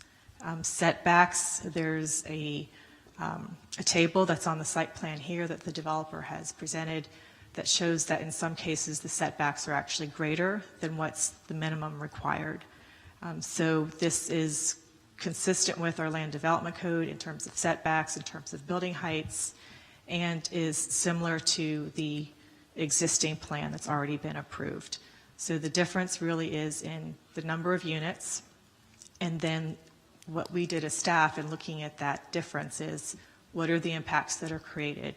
And the primary impact was related to transportation. And you've heard Chuck Barmby state how that analysis was carried out by the developer and then how he reviewed that and supports the conclusions that that study came to, and that the improvements that are being proposed will address any operational issues that would occur on Caroline Boulevard. So what is the big difference then between, and I'm going back some years. Let's go back some years, and you wasn't here, I'm not in my position as well as you, not in your position. From Pepper Tree and those homes there with off Imperial Boulevard, I think it is called, or Imperial Southgate, I think the villas, those homes are called. That, again, what already been mentioned by about Willowbrook and Oak Bridge. And I would say even, I know further north, we have Swan Lake Village.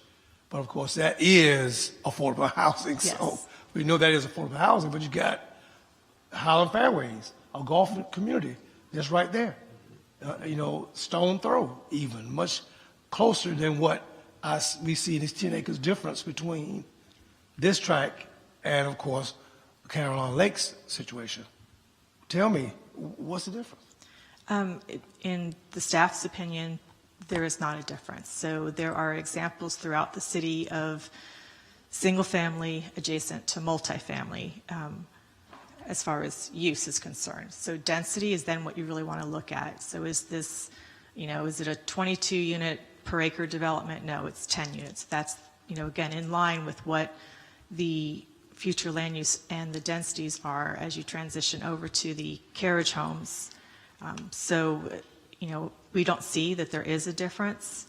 I think what the difference is that, you know, there was, again, that perception this was going to be two-story townhomes, although the current approval would, again, allow up to 40 feet and would not necessarily be a fee simple townhome development. Those could be 142 rental units today. Thank you, Mr. Mayor. Thank you. Did you want to address the safety concern with another source? Didn't you ask a question about safety? Yeah, I did. Okay. Yes. You didn't get a chance to say that, did you? The safety. So, you know, again, the staff believes that with what is being proposed in terms of fencing around the subject property and the provision of on-site amenities, that there is no need for anyone from this development to have a need to go into the adjacent development. You know, that is speculation, and that's what we had noted in our staff report. So there's no proof that that will happen. And, you know, we believe that this is going to be a self-sufficient community. It'll have parking that supports the development. As, you know, the applicant's representative stated, they're going to increase the parking. That should address that issue. They will have, again, their own park space, their own trails. So there is no real need for any residents of this community to traverse into the adjacent community. Thank you, Mr. Mayor, again, and thank you all for coming out, too, because it takes, I know, situations such as these that we're confronted with, you know, to be able to make a sound decision what's best for the quality of life for all of us here. And I appreciate, what you've done and will continue to do as a community to make sure that what you have is warranted. I want to make sure what I got in where I live is what I want to have. So I appreciate you all coming out and making the comments you made. Thank you again.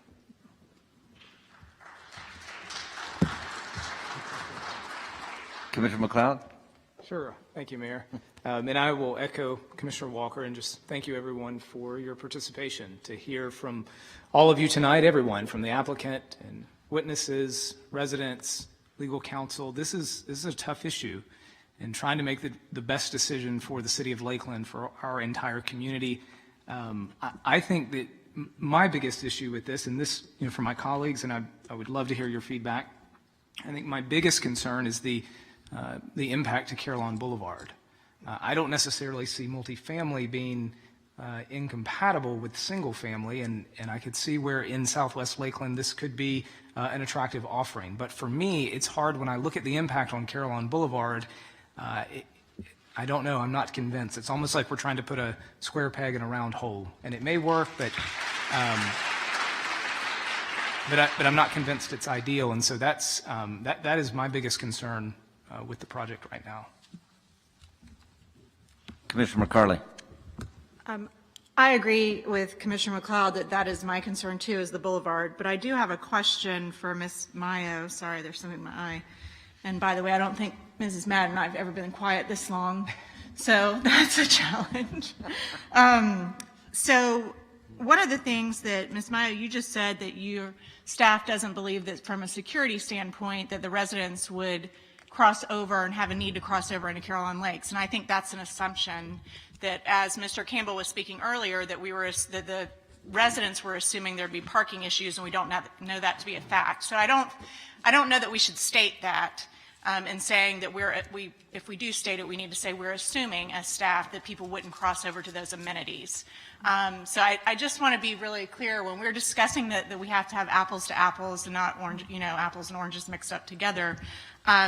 Because I do think this is very intricate and there are a lot of different details to this. And what I'll say too is that, when I ran to be on the commission, part of it was my view of long-range planning, and I'm very interested in land use and in comprehensive planning, of which we are in the midst of redoing or updating our comprehensive plan as we speak, and we'll be talking about it later this spring, I believe. So I just wanted to say a couple statements. So the Carillon Boulevard piece is of utmost concern to me after visiting and riding in a car and driving out there a couple times. That stacking of 14, I just don't see it in my head after being there. I think that it is going to be kind of a mess going in and out of those two residences because they're awfully close together. What I will say to the residents is the I-4 corridor is growing and will continue to grow, and it's something that we're all going to have to live to manage as we move forward in the state of Florida specifically. I also will say that smart growth is part of our job as commissioners, is to be very cognizant of that and to be very careful with that. And also to the residents that, commercial could be worse in this instance. So I'm not saying where I am landing on this because I still want to listen to my colleagues and see where we are. But right now we're looking at a residential component, and that is not as upsetting to me because I think it might be complementary to you all as a single family home area. If that's a commercial space, and from what I understand, again, from our community development and planning, if it's AIC, that means it could be open to other zoning opportunities as well. I also think that commissions in the past have moved the goalposts on you and have switched zoning. So that is something that I struggle with.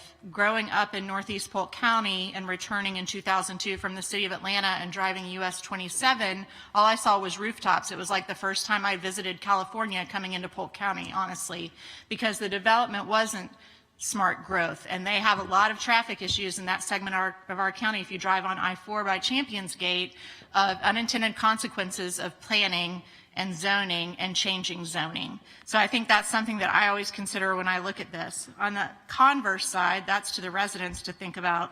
But to the developers, I think developers are crucial to how we do grow in the state of Florida, and I'm glad the legislature, as Mr. Gohagan pointed out, does have a plan for that. But I do want to thank developers for even entertaining the option of this property. As you heard from Mr. Campbell, he alluded to Mr. Engel, for 14 years this has sat idle. And so, although some of us who like birds and water might want it to stay idle, the reality is it's on the parkway. It is zoned for AIC. So that is something that we have to consider. So just also thank you for participating, because this is such an important issue for us as commissioners. And it is a hard decision to make, because we are part of this community. We live in this community. As much as I'm grateful to different development companies coming in and supporting and building things like Grasslands and Oak Bridge and Lakeside Village, and those are great, things for our community, and they've been engaged in our community. One of my concerns is that developers don't live and breathe and eat here like you do as residents. You all pay taxes. You all show up and participate in your community. You give back philanthropically, and you have skin in the game here. So we have to have that balance between our residents and the development community. And what we have to do as commissioners is consider our residents' wants and needs, but also against the issue of growth. And again, I am an 8th generation Floridian.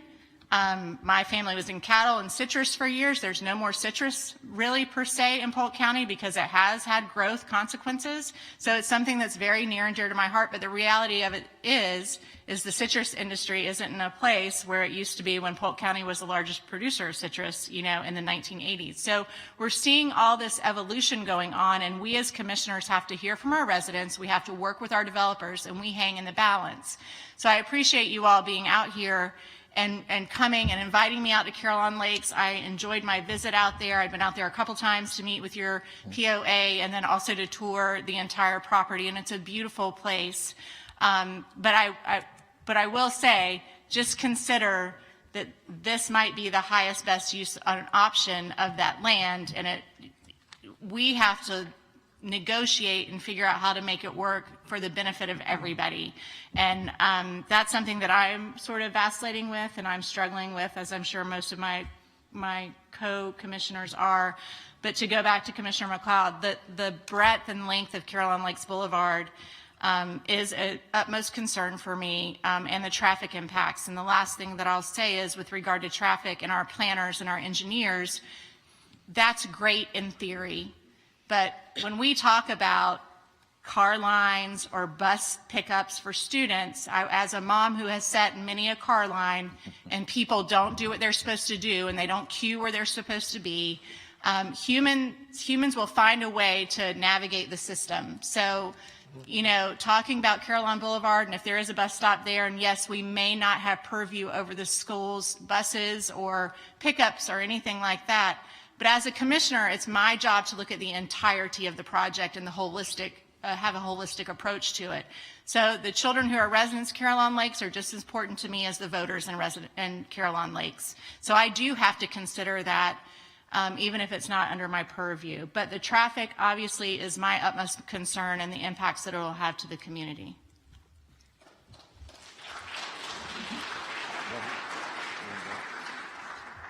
Commissioner Madden? Thank you, Mayor. I think this is a record for our longest meeting. Is it? Would you concur? At least mine. Certainly in the afternoon. Well, not for the two distinguished gentlemen over there. Possibly not. So, without being, too verbose, I do want to thank everyone who showed up at the planning and zoning meeting, both the applicant and the attorneys and the experts, our city staff who studied this so well, and all of the residents. I'm disappointed tonight. I was really hopeful and maybe a little naive that, we could come to a really good win-win. And, as a city commissioner who sits in the seat in 2020, I took this job because I really see the potential of Lakeland, and to watch and observe the statistics and the trajectory of growth that we have in the state of Florida. Growth is not something that we can avoid. I think it's what is going to happen, but it's whether or not we can grow together as a community and grow in a smart way. this process, we're local, nonpartisan, and so we don't have to be like what we see on the news. We get to gather and, talk like human beings and have civil discourse, which I so appreciate. Makes me love this job a lot. Makes me love our community. But, when you go through the zoning process and you go through the P&Z and you have the public hearing and then you get to collect the emails and then you send those questions to the staff and you get those to the developer and they're able to go over every single point and see how they might accommodate the residents, and the residents might give more concerns back to the developer. And to me, just hearing so many things that the developer has done in this case, to me, I think are extraordinary. I think that MatCom is not a villain. I think that MatCom's a developer I'd like to see come to Lakeland because of the concessions that they've made, because of they want to hear from the residents. They want to be good neighbors and they want to try to mitigate some of those concerns. I felt like that they did mitigate a lot of the concerns with some of the things that they changed from their initial application to the landscape buffer, to providing that wetlands in the back of 10 acres. I don't know, maybe a lot of developers that are in your minds, wouldn't have wanted to even necessarily be in the neighborhood in which you live because and appreciate it fully. Like I appreciated it when I came out to visit. I had no idea how many lakes were back there. That I think it's like a 52-acre lake. I mean, a giant lake with opportunity for fishing and boating. You have a beautiful preserve. And I think that a developer came to town and saw what a wonderful place that would be for folks who need jobs and need to live in Lakeland, and even changed the name, the original name from Park Place to Park Preserve. So I just felt like this particular developer and applicant really worked well with our city staff. I want to tell you that if I missed one, I'm sorry, but I think I sent every single one of the emails I received to our city staff to make sure that they had every question answered and attended to. Like you can see, we wanted to give every single moment, even hours, to you to hear all of the concerns tonight before we decided. And I absolutely feel like it would be a compatible, beautiful, residential option, like the apartments near Grasslands, one of our most beautiful, places in Lakeland, and like Willowbrook at Oak Bridge. The one thing that gives me pause is as I sit in this quasi-judicial role here that our city attorney warned us about going into this, when we are looking at overturning something like the P&Z, certainly it has to be on a legal basis. And something that haunts me is something that Mr. Pilka said about the rights of the citizens being ignored when it comes to the private road. And I feel like, I don't know, and this, certainly I'm not a land expert, we had several of them here tonight, that should have been something that was addressed prior even to the P&Z meeting. I feel like I'm kind of behind in the process, like, well, if I approve this and yet it's not really approved because we still have a private road with an easement that has to be negotiated, what does that look like, leaving here tonight? So I kind of feel like that should have been something that happened, right at the beginning. And correct me if I'm wrong, the experts in the room, where was the person who knew that legal ramification that the folks in the POA should have been at the table to be able to talk about how to best know what was going to happen on that easement, if it was turning lanes or if it was queuing lines. So to me, I'm with my colleagues. That is the one thing that gives me pause, is wondering if FDOT does not grant another access to this property, and knowing, the feelings of this neighborhood, how they would go forward if we voted yes tonight. And secondly, I will say, I do want to say also that I want to personally apologize, even though I was not on the commission. I know for you to have to live through the development in your area with the AquaClean and, with the marijuana plant, certainly you come to today's public hearing differently than most residents in Lakeland, Florida. This is kind of like the straw that broke the camel's back for you. And so I can see that that's why you're a lot more frustrated. And I absolutely, can appreciate that, and I appreciate your passion. I'm so happy you're here. I love to see civic action. But I also don't want the developer to leave and think that, he is in any way commensurate with an aqua clean or a marijuana plant. I think that he has been stellar in his intentions to want to accommodate and have a beautiful multifamily residence. So I would appreciate comment from my colleagues or from our city attorney on where that fits in line with, you know, going forward with this property. If someone wants to build on this property, how they are going to deal with this easement. Sure. I mean, the easement is unclear as to what rights it grants the developer. And regardless of whether you approve this, the developer's going to have to deal with that and establish their rights to move forward. And if they can't do that, then the project doesn't go forward. But that's really up to a court of law ultimately to interpret that private document. Mr. Mayor, Commissioner Walker, I've yes. heard my city attorney say that twice. I heard it when I asked about the private road, and we talk about, excuse me, Caroline Lakes Boulevard. But tell me again, I want to make sure, because if it is, or you, because you just said if it's passed or not passed, the developer still has to deal with that easement situation. That's If correct. I heard you correct. That's correct. So even if you approve something tonight, that does not guarantee that the project's moving forward, because there's still that issue out there. And it's really probably going to come down to a court of law. Court of law has the jurisdiction to interpret that document.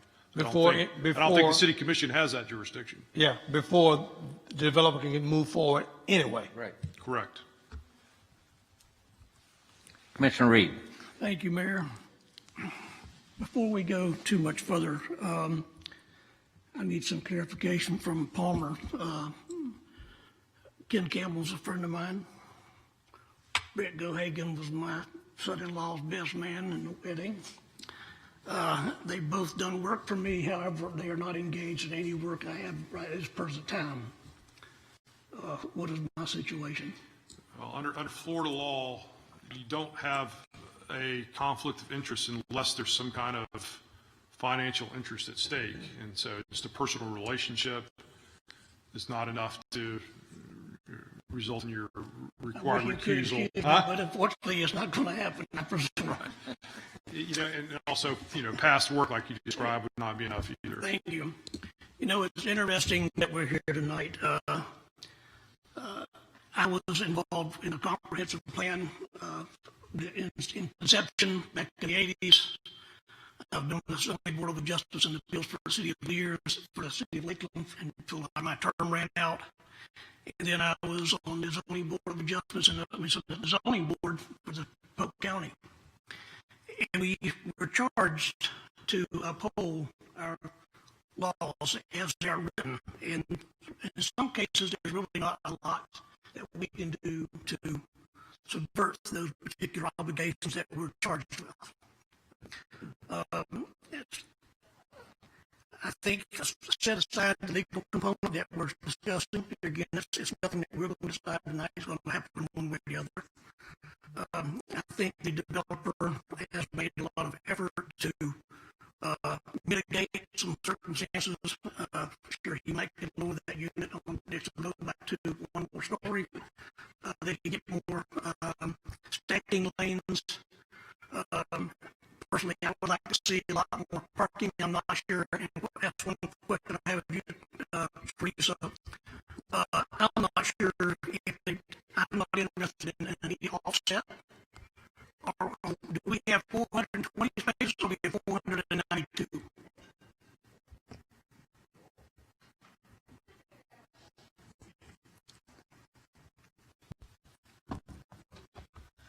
So the requirement, again, let me look at the table to make sure I state this correctly.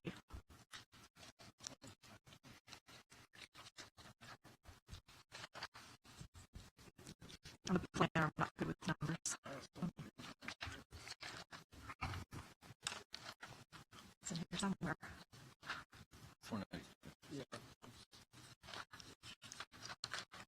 Oops. All right, so the required is 525. Provided it's 492. So we are going to have 492. Yes. and they have to meet all the ADA requirements and everything else, I presume, right? That's correct. Okay. Again, as far as compatibility goes, I do find that the compatibility is consistent with zoning, but just because it's compatible with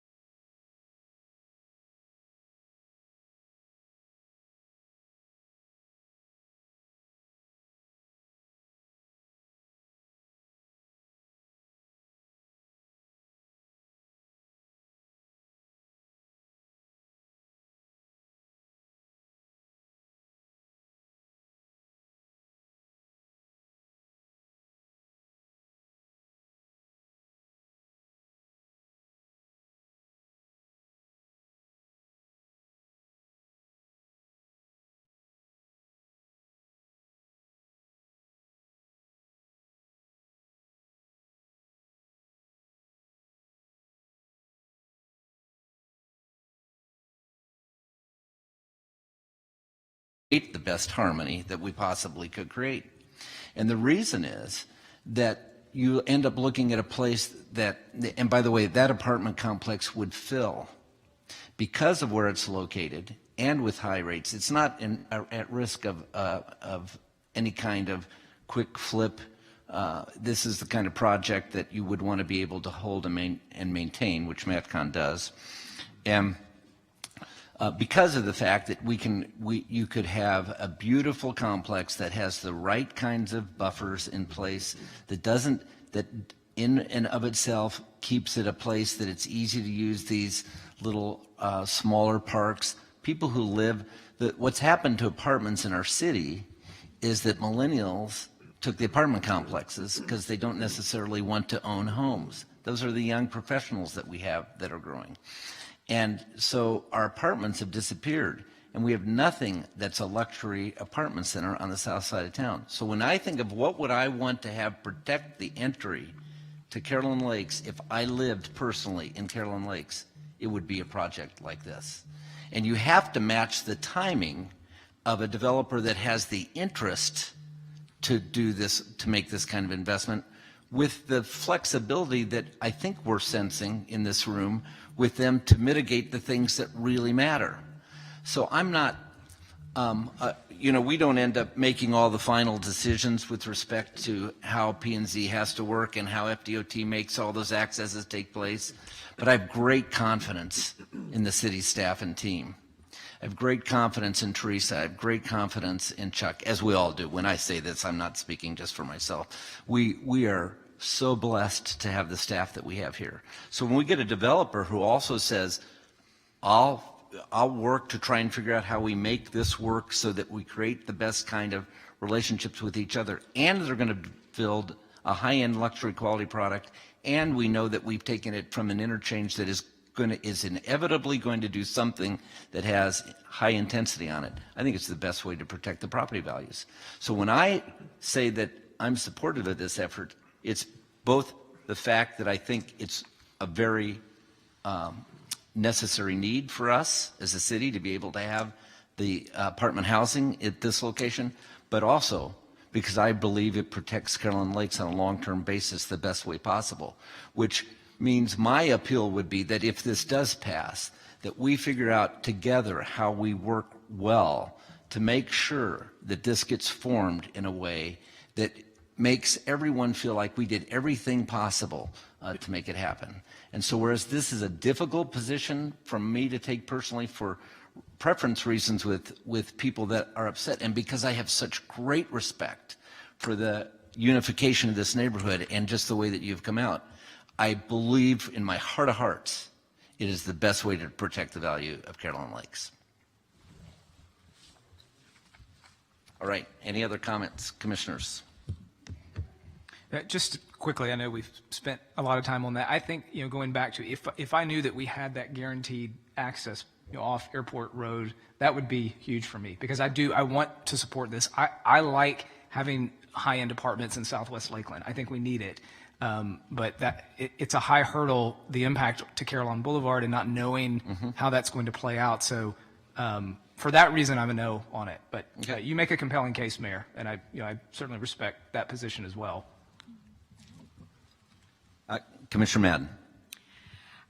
Thank you. I know we're trying to give kind of our legal rationale and before our vote, and I will say I really appreciate the mayor's perspective, because I do know, he has a heart for the residents and also for the city at large.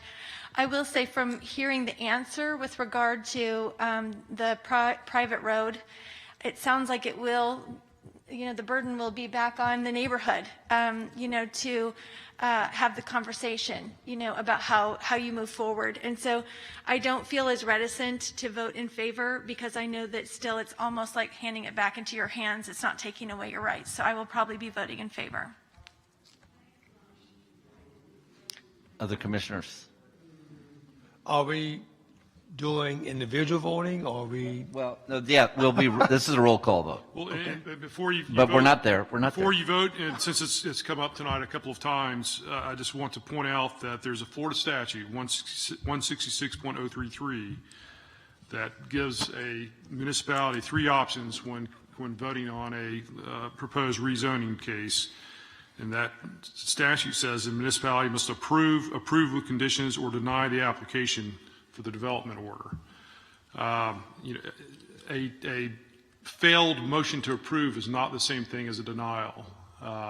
If there were only 2 choices, if your choice was binary, then you possibly could make the argument that a failed motion to approve is equivalent to a denial, but there are clearly other options besides just a denial. There's a motion to approve, a motion to approve with conditions, or to deny. So I think what's on the table, the motion was made at the very beginning of this hearing, was a motion to approve by, I believe, Commissioner Walker, and a second by Commissioner McLeod.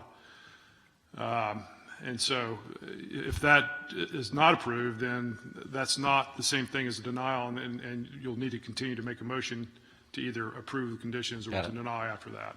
Okay. All right, so our comments are covered, are they not? Audience comments? Yes. We did them inversely, but yes? Yes, Commissioner Reed. Commissioner Walker, do you wish to change your motion of any sort? If I heard City Attorney correctly, the motion is to approve it as is, right? I assume the motion was to approve it as recommended by staff. Yes, and we could change it to say we approve it with some exceptions. Have I heard that? Well, if it doesn't pass. Yes. If it doesn't pass this way. Correct. Okay. All right. No, I don't change it. Let's stay as it is. Commissioner Reed. Mr. Palmer, what kind of conditions could we impose? Well, there's already the conditions that staff is recommending, and then I know you heard some suggestions by Mr. Campbell at the very end of his presentation, but whatever you feel if you're inclined to approve, whatever you feel would be a reasonable condition to mitigate the effects of the development. And we are charged with basically approving it as it is due to the fact that it doesn't meet compatibility per se. Is that your opinion? No, I think you have discretion as to whether you want to approve it with conditions, or deny it. Okay, well, back to my question then, and hearing what I just heard. So the motion right now stands as approving it as is, but because we heard some staff situations that could be changed, as well as the developer saying that things could be changed, that would not move forward in this kind of a way. Am I saying it right with the motion now? Well, that could move forward in two different ways. One, a member of the commission could make a motion to amend your motion to approve, to add whatever conditions they feel is appropriate, and then that would need a second, and then that would be voted on, and then you would vote on the main motion, or your motion to approve as recommended by staff. If that's denied, or if that fails, then someone else could try to make a motion with those conditions in it. Would I be in order to make, since I made the initial motion, Sure, go ahead. to make the change? And then we'll see if Commissioner McLeod It agrees. may be appropriate to withdraw your motion and then make a new motion. If Okay. the maker of the Well, I second would withdraw agree my to that. motion and would like to make another motion if I could. Do you, The second. Okay. and Commissioner McLeod agrees, so go ahead. What is your motion, sir? My motion is to approve based on conditions that we heard from, I think, both staff, those conditions, as well as the latest changes of conditions from the developer. And I hate to do this since it's been so long, but I think we need to specify what those conditions are to make sure we know what we're dealing with. I think one was to not take advantage of any of the offsets against the standard parking requirement. And Teresa, thank you for coming up to help me out here. So there were two items that the applicant proposed. The first was to increase the parking and not to seek the parking reduction. So that would be for the full required amount of parking per the code. And then the second was to shift the northwesternmost building to the south to place the parking between the building and Caroline Boulevard. And if I've heard that from the rendering we saw, make sure I'm clear on that as well, Ms. Teresa. From the rendering we saw, that building will go southward, so there will be some parking in front along I'll call the main thoroughfare. Right. So but between the parking would be between the building and then the proposed buffer along Caroline Boulevard. Caroline Boulevard, yes, okay. Which would put parking by the buffer.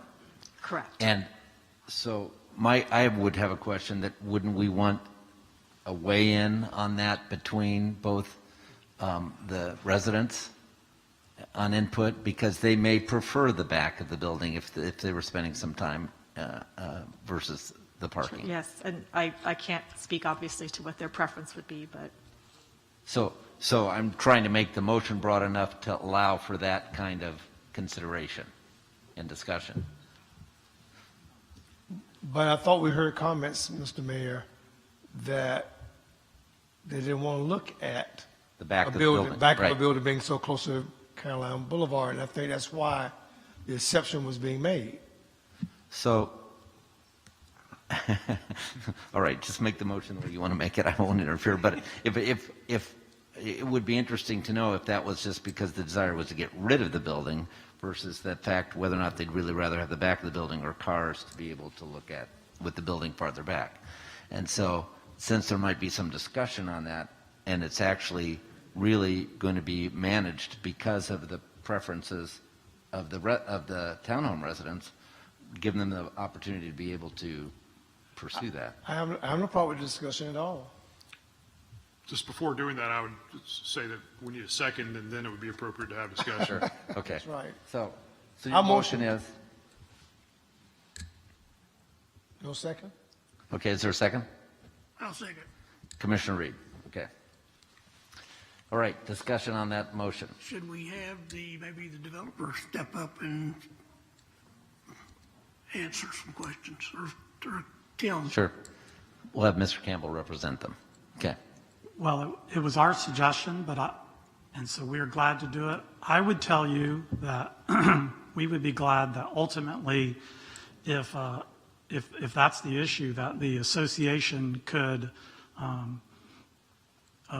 vote amongst themselves, and we would do either of those two alternatives. We would place it along the road as it's presented now, or we would move it back and switch the parking so that we move it away from the road and the line of sight will be better. But we would accommodate either of those options, and so we could accept that kind of approach. All right, so there's a second on that. Discussion by commissioners? Commissioner Madden. Thank you, Mayor. So, City Attorney Palmer, how does this mitigate the private road? That we have no power over that? It still doesn't mitigate the private road. That still could bring the development to a halt if that is ruled And against. so there's no way we can integrate that into a motion? I don't think there's any way to get around that particular issue. That's a private property rights issue. That's a portion of the process. So we're just approving whether or not it can get to that process. All right, Commissioner Reed. So I want to make sure we have a thorough understanding. We want 525 parking spaces, is that right? Yes, sir. Okay. And then on the building on the front, on the very west end, is going to be recessed back further? Perhaps. That's going to be for you guys to work out? Or is that going to be something that I think Mr. Gohagan wanted to speak? I thought he stood up for a minute ago. I didn't see him, I'm sorry. And as he's coming up, as the way the motion is worded right now, it would not be up to a vote of the Property Owners Association. That's what the City Commission is dictating as conditions right now. I'd like for it to be a win-win for everyone. We have a consensus, I think, from our developer. I'd like to make sure we had a consensus. I'm just raising the procedural point that you'll need to change your motion if you want to make it contingent upon some kind of a Property Owners Association input. Commissioner Madden. I move to amend the motion to include a vote from the Property Owners Association as to the placement of the building. Does that also apply to the parking spaces or just the placement of the building? I think the two alternatives are placement of the building either in front of the parking, letting parking be close to the road, or the building closer to the road and the parking in front of the building. I'm sorry, I was referring to the number of parking spaces. Parking spaces stay the Parking same. spaces stay firm, right? No, yeah, I think the parking spaces was firm. Yeah. Right. Just the amendment is just for the Correct. placement of the building would be voted on by the Property Owners Association. Second. So you accept that amendment? That's amendment to the motion? Did you accept that? I will accept that motion. as well. For a second, yes, I'll skip it. Okay. All right, so let's vote on the amendment. All those in favor of the amendment signify by saying aye. Aye. Opposed, same. And Chad, Yeah, Commissioner. I was just in my head making sure I knew what I was voting for. Just The the amendment, yes, aye. Okay. Hands would be nice. She need hands. It was unanimous, It I was think. unanimous, okay. Yes, it was unanimous. So now we go back to the amended motion. Do you need it restated? No, I'm good. Okay, good. Discussion by commissioners on the amended motion. The one we just made. Yes. Yes. Any other discussion?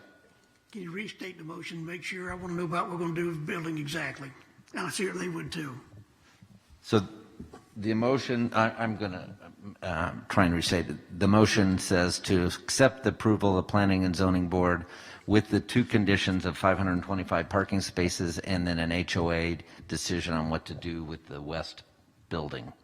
Yes, whether they move it back or not. That's the decision, okay? And then that's, of course, subject to the easement issues after the fact. Sure. Any discussion by commissioners on that? Okay, let's do a roll call vote. Commissioner McLeod? No. Yes. Yes? No. Yes. So that's it. So the passes, Did it pass? did it pass? Yeah, it passed. Yeah. 4-2. 4-2? Okay. 4-2, I think. 4-2. So that passes 4-2. I want to comment before you leave. Thank you. Okay. Thank you very much for your participation and coming. It's very important to us. It, under, We have a recess. all right, moving on our agenda.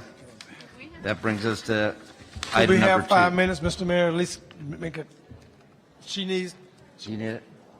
could we get 3 minutes, maybe? 5 minutes. We'll take a break for 5 minutes.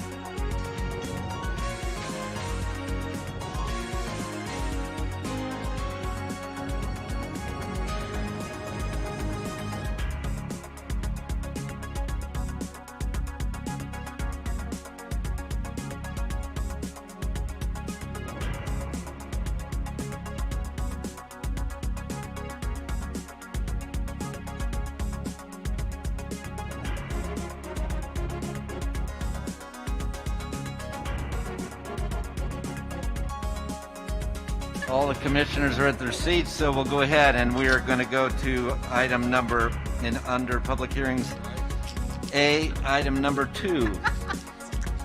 Number 2 is proposed ordinance number 20-045, an ordinance relating to local government comprehensive planning, providing for large-scale amendment number LUL 20-002 to the future land use map of the City of Lakeland comprehensive plan to change approximately 26.45 acres of residential medium to public buildings, grounds, and institutional uses on property located at 2080 Meadowland Park Boulevard, providing an effective date.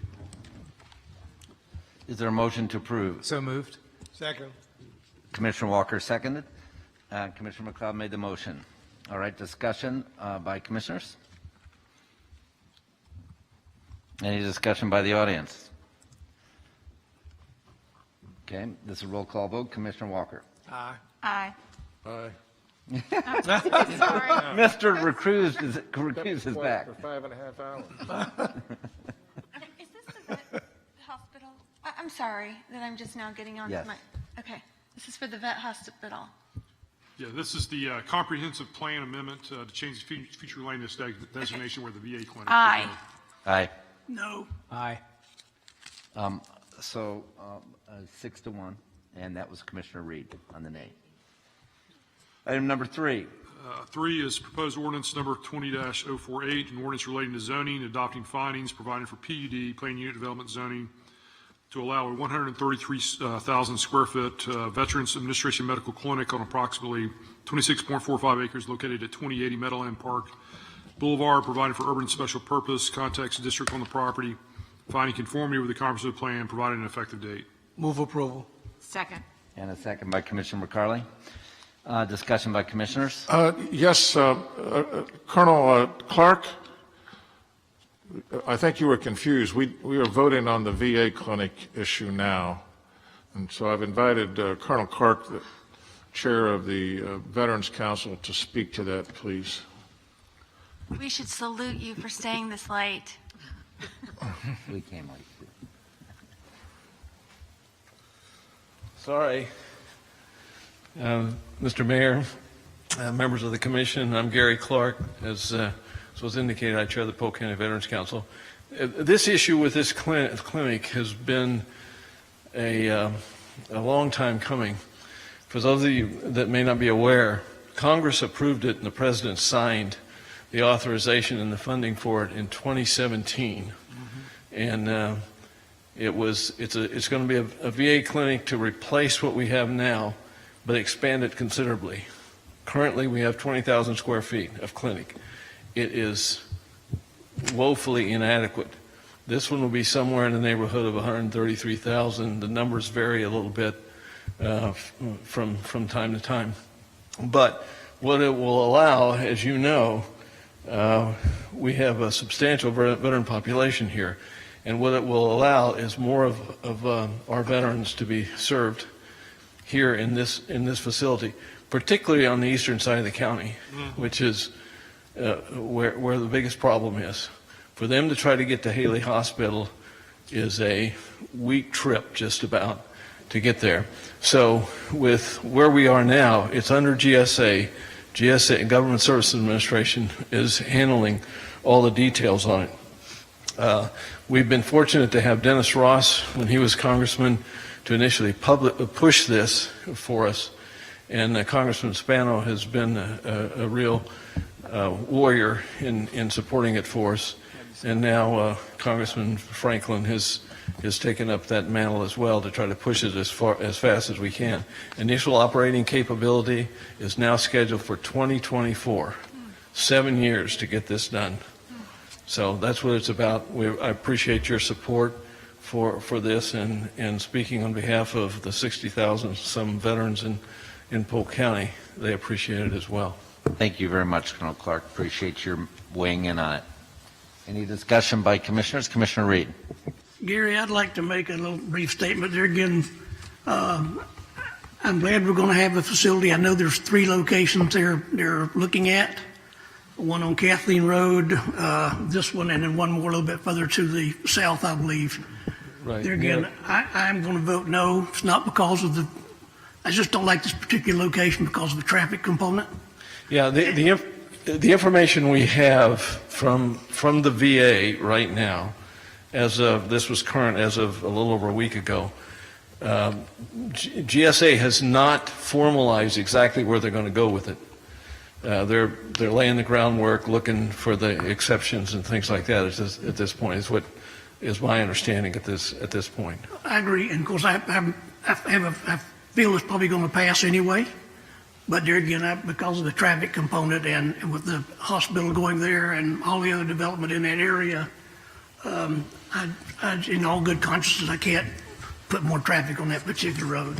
I understand. We did argue from the very beginning that it ought to be on the eastern side of Lakeland, is where we, because of the Lake Wales, Auburndale, Haines City population. Of course, you know what's happening in Davenport.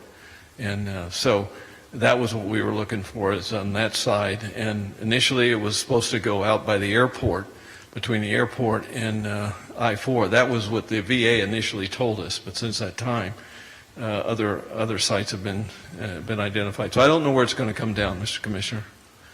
I don't know where it's going to come yet. Any other comments by commissioners? Any by the audience? This is a roll call vote. Commissioner McLeod? Aye. No. Aye. Aye. Aye. Aye. Aye. All right, item number 4. Thank you.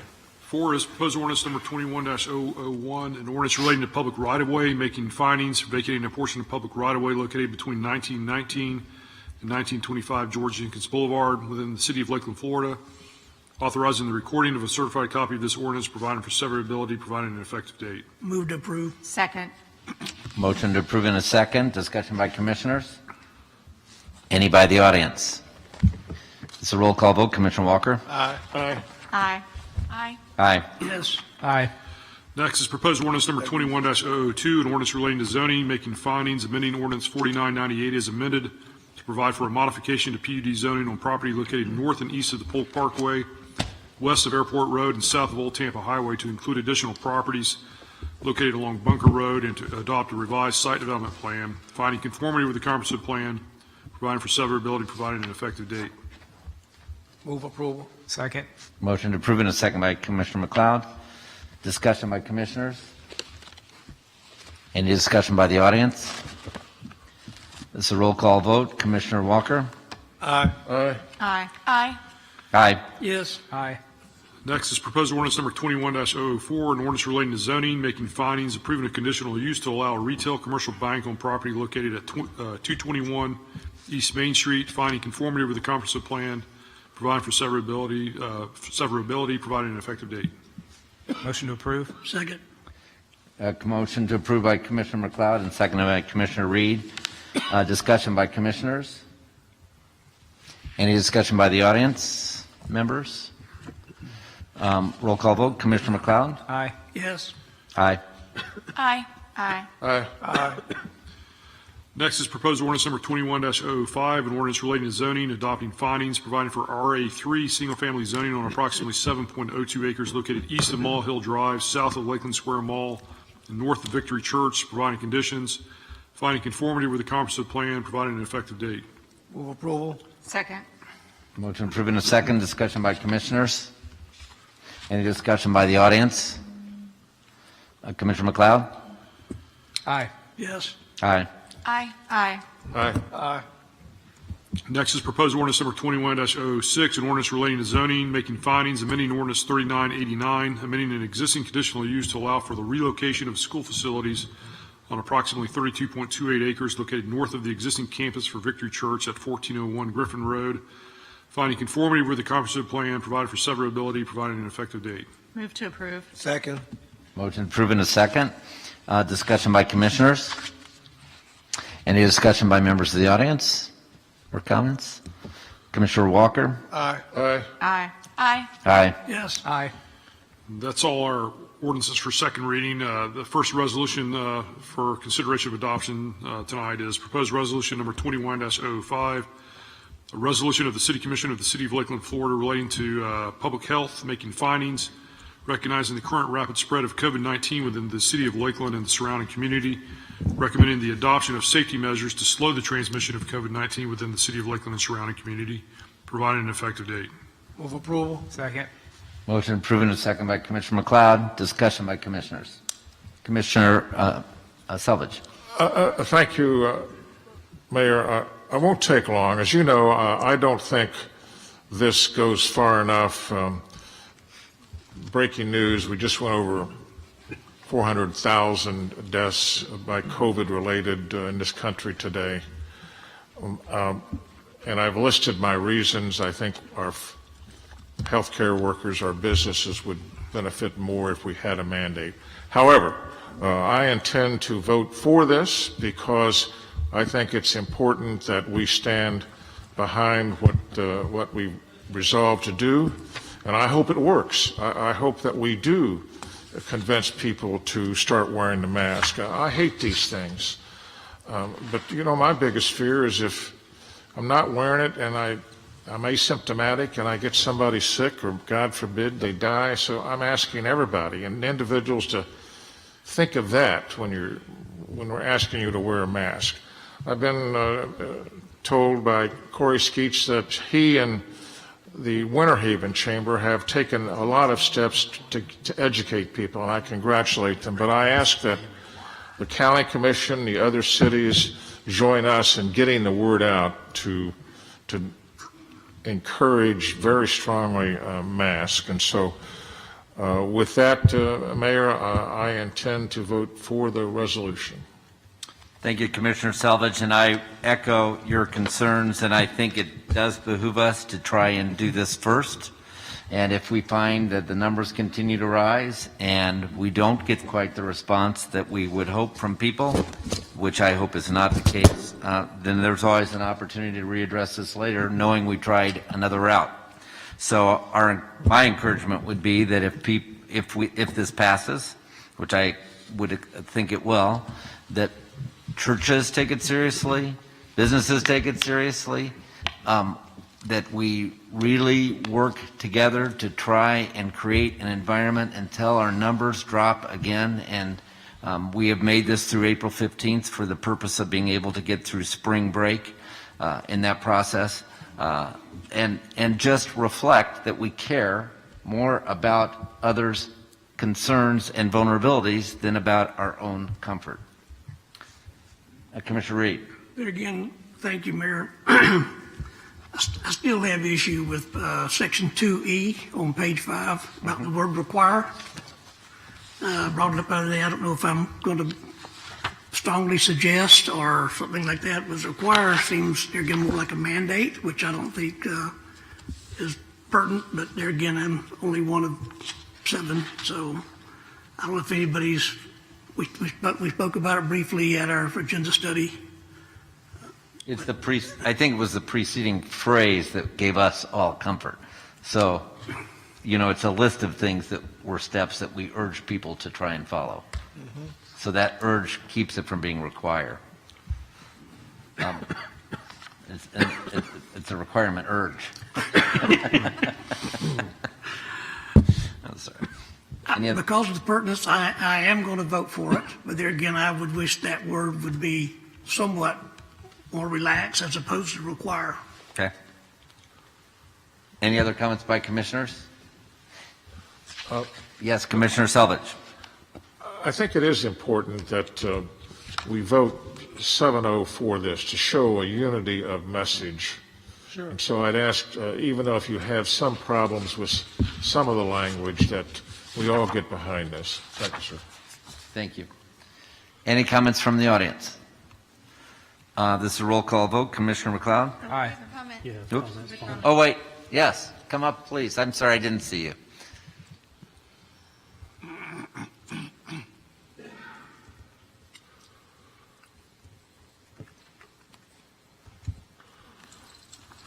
Good evening. I don't even know what time of day it is at this point. My name is Susan Reversky. I'm a resident of Polk County, Lakeland unincorporated area. I would ask that I not have to give my address because I'm a disability advocate and have come across quite a bit of threatening things at this time. You're good. I've submitted stuff to you guys before when the mask mandate came up previously. Mayor Mutt, you and I had an interaction for a while, but this time I have a different approach that I need to give. Like I stated, my name's Susan Reversky. I actually go by Jill, my middle name. I've been legally disabled since 2008 and a disability advocate for approximately 8 of those years.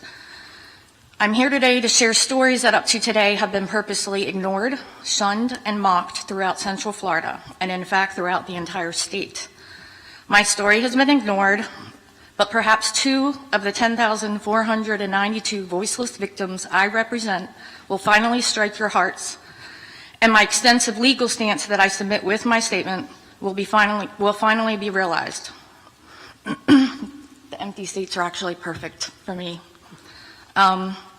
I'm not going to give names because they remain anonymous. The first one is Adam. He's age 30. He moved into an apartment independently for the first time ever, 1 month before the statewide lockdowns. Mask mandates and/or policies had been in effect about 3 weeks when he realized he needed groceries. One store is within his safe accessibility zone. He somehow made it in undetected and packed his cart to overflowing, all while practicing alternative CDC suggestions to remain safe from the public. At the register, his cart was physically prevented from proceeding, and he was told to put on a mask or leave. He was able to articulate one time that he was exempt.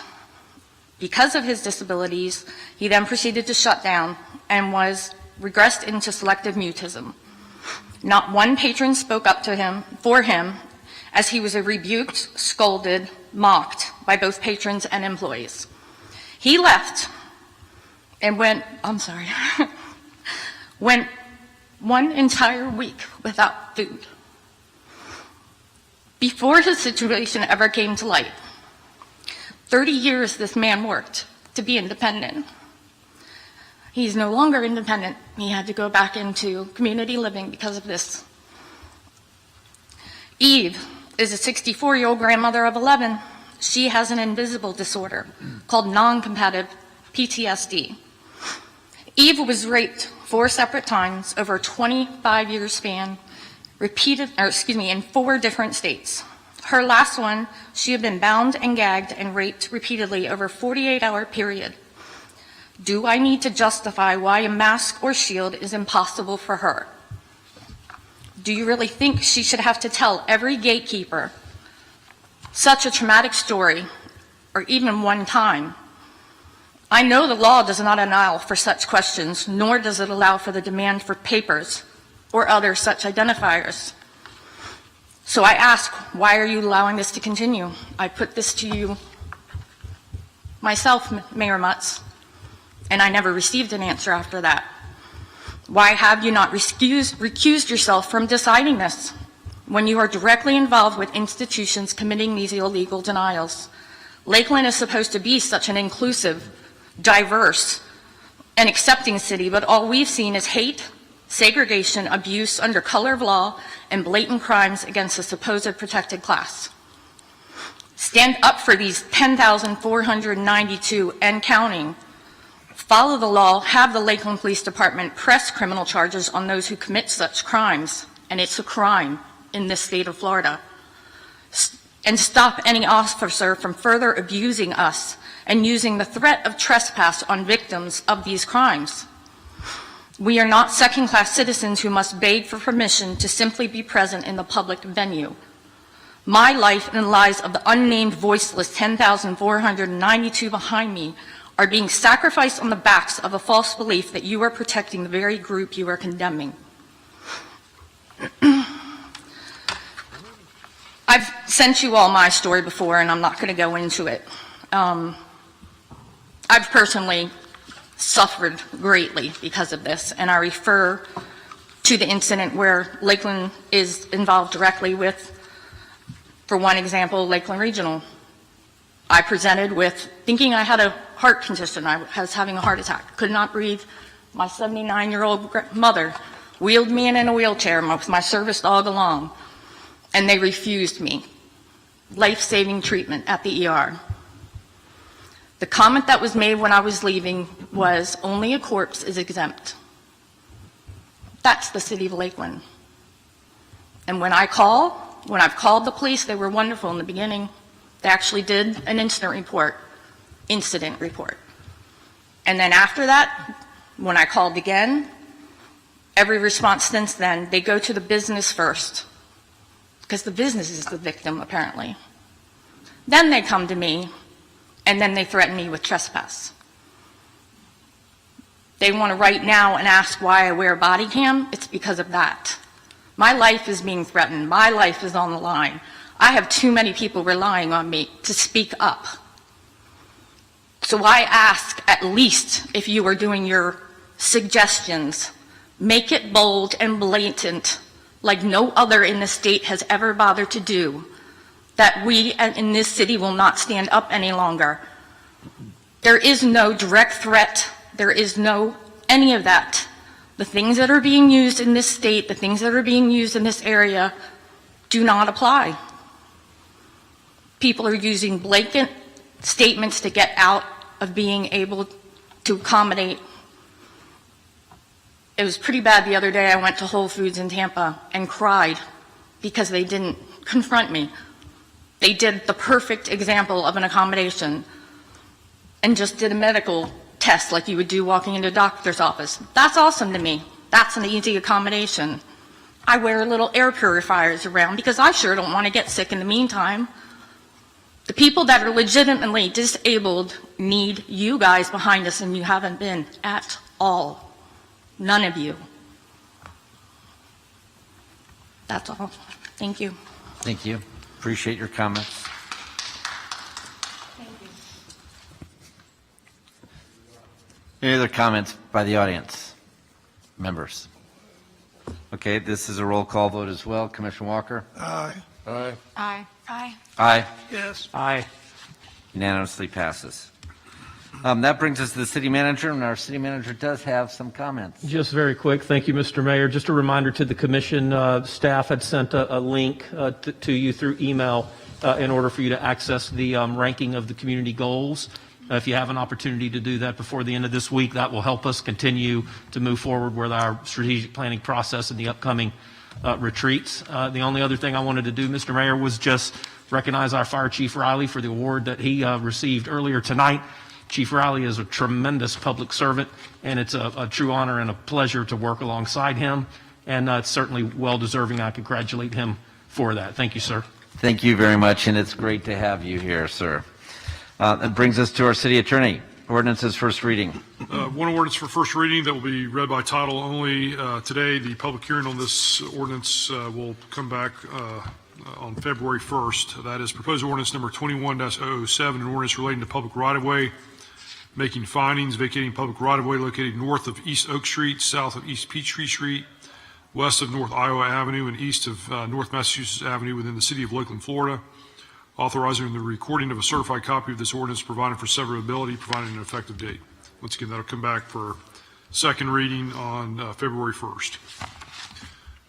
One resolution for action today, that is proposed resolution number 21-006, a resolution relating to public right-of-way, making findings, declaring the City Commission's intention to adopt an ordinance vacating public right-of-way located north of East Oak Street, south of East Peachtree Street, west of North Iowa Avenue, and east of North Massachusetts Avenue, providing for severability, providing an effective date. Move approval. Second. Motion to approve in a second. Discussion by commissioners. Any discussion by the audience? Seeing none. I have a question. Oh, I'm sorry, Commissioner. Thank you. Yes. Palmer, what's the difference? We're going to make a first reading, then a resolution. What's the difference between? One is intent to vacate. Right. The way our process is set up, we adopt a resolution expressing the intention to vacate. That's actually published in the newspaper to put people on notice that we're about to vacate a public right-of-way. We used to do the resolution, and then the next meeting we do the first reading, and then the following meeting we do the final adoption. So it took 3 meetings to vacate a public right-of-way, and we just skipped a step. The intention, the desire was expressed to tighten this up a little bit. So we combine first reading with the resolution. Any other questions or comments? And none by the audience, correct? Checking again. So roll call vote. Commissioner McLeod? Aye. Yes. Aye. Aye. Aye. Aye. Aye. Unanimously passes. That brings us to the utility, and we have item 8C1, and Ramona Siriani will cover that. Good evening. The first item that we have is an agreement with Suez WTS Services USA, Inc. This is for water treatment services necessary for emissions control at the McIntosh and Larson power plants. The current existing system has been in place since the inception of Unit 5 and is in need of replacement. And also our existing contract with Suez is set to expire on January 30th, 2021. In accordance with that, the city's purchasing department went out for an RFP and received 3 proposals back, and Suez was selected as the most responsible bidder with the lowest pricing. And part of the RFP also provided for alternative bids, and during negotiations with Suez, Suez was able to provide an alternative water treatment system as well that was more cost-effective and versatile. The low price was $424,118.40. However, in terms of the alternative system that Suez proposed, the estimated cost for the first year of service of the alternative system is $554,088.40. This is a 5-year contract, or 5-year term with 5 consecutive 1-year additional renewal terms as well. So the estimated 5-year total cost for services is $3 million. This is included in Lakeland Electric's FY21 budget as well. Is there a motion to approve? So moved. Commissioner McLeod. And Second. And it's by Commissioner Walker. Discussion by commissioners. Any discussion by audience members? This is a voice vote. All those in favor signify by... Whoops, I'm sorry. Didn't see you coming. Hi, Mr. Mayor. How are you? Good. Commissioners, Bobby Mahoney, Washington, D.C. This filtration system that's done over there, we have a large lab that Joe Livey has decided to lay off every single one of them, even though he told the commissioners that he was going to be monitoring the wells for up to 30 years over there as part of his decommissioning plan. When we do that work now, we monitor wells.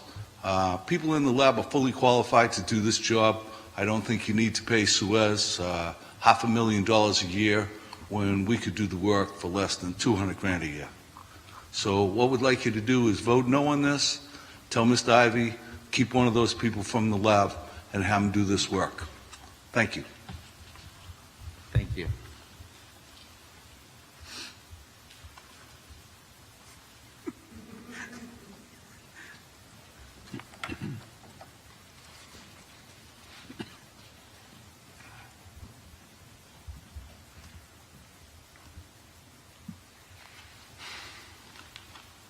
Mr. Mayor, Commissioners, I'm Steve Reinhardt.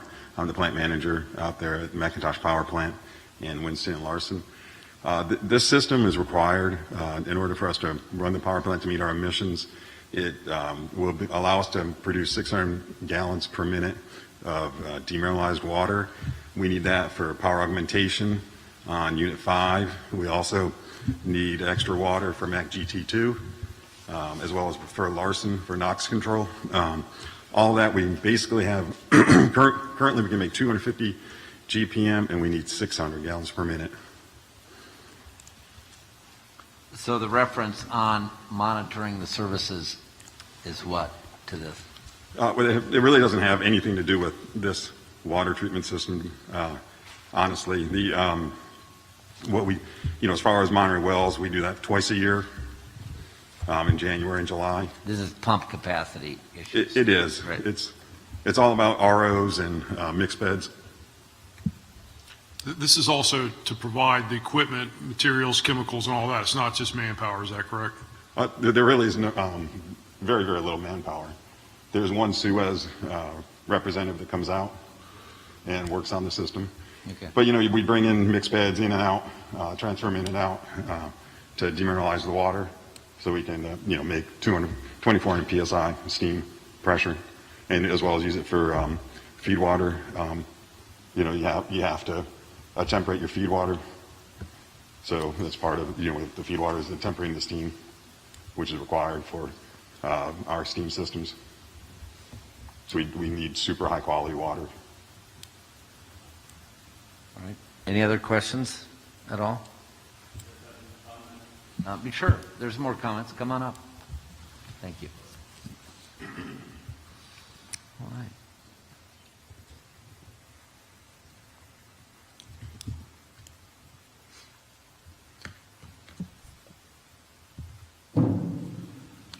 Hello, Tim Seiko, UWA President of Local 604. This DMIN system, we did have one at Unit 3. Due to lack of maintenance, they let it go to the wayside and they went over to do this, contract this out at that time. Yes, it was there at Unit 5 at the time, but we still had a working DMIN plant at Unit 3. We do have employees that was working at that and they are qualified to do this work. So we're asking, instead of bringing a contractor in to have them do it, why can't we purchase a DMIN system and let our workers work at that instead of laying them off? Thank you. In regard to purchasing a system, that was an option that one of the bidders did offer. It was millions of dollars to do that. In addition to the chemicals and everything required to do demineralization. One part of when you're making water is you can produce solids, TDS, which affects our effluent water quality. And so by doing it the way we are doing it, we will be sending our mixed beds off-site to be regenerated instead of regenerating them on-site, which will help improve our water quality overall for when we discharge into the wetlands and subsequently into the LFI River to meet our NPDES permit requirements. So as far as the Unit 3 demineralizer, it hasn't been in service for quite some time. It would take a serious effort to get that to work. It would not produce the right quality of water. You still need the RO up front to effectively clean the water before you hit it with the mixed bed demineralizers. All right, thank you very much. Mr. Mayor. Yes, sir. Commissioner Selvage. Yes, sir. The question is, can we do this internally? And I'm not sure I understood if you answered that question. Currently, no, we could not do it internally. We don't have the systems in place. It would cost us millions of dollars to retrofit and put in new demineralizers. We'd have to buy all new resin. We would have to produce, all the systems would have to be replaced. So we do not possess the manpower that's technically able to do this, is what you're saying. It's actually very limited manpower to make DI water. Okay, so it's more. In reality, I mean, I've been working at power plants for 20 plus years, almost 30 years. Hate to admit my age, but you just use an MCO on shift to regenerate a demineralizer. It's not significantly that difficult to do that. The laboratory folks would not be required to man that. Right now we do have one person that comes out. He's not there full time from Suez that monitors the systems, and we swap out mixed beds, and we still load them onto trucks and so forth. But it's not, the manpower is just not required for this. Thank you. Any other questions? I want to make sure I heard it correct as well, Mr. Mayor. So you're telling us then, in order to attempt even to do it internally, we'll spend more money. We'll spend more money, and even having to go out, excuse me, and not so much, for lack of a word, reconfigure something that has not been used for quite some time? Absolutely. We'd have to purchase ROs. We'd have to basically repurchase new demineralizers in order to do that. Like I said, I believe it was MPW offered a system. It was well over $2 million to do that. And then we would subsequently have the chemical costs associated with that, the residual chemical costs, as well as having to take care of all that equipment and position it in the right places, where right now we have a contract in place with Suez currently for 250 GPM, and we're basically just taking that to 600 GPM. And we've been doing this now for more than 5 years at this point. Commissioner Reed. Is that some equipment we could lease?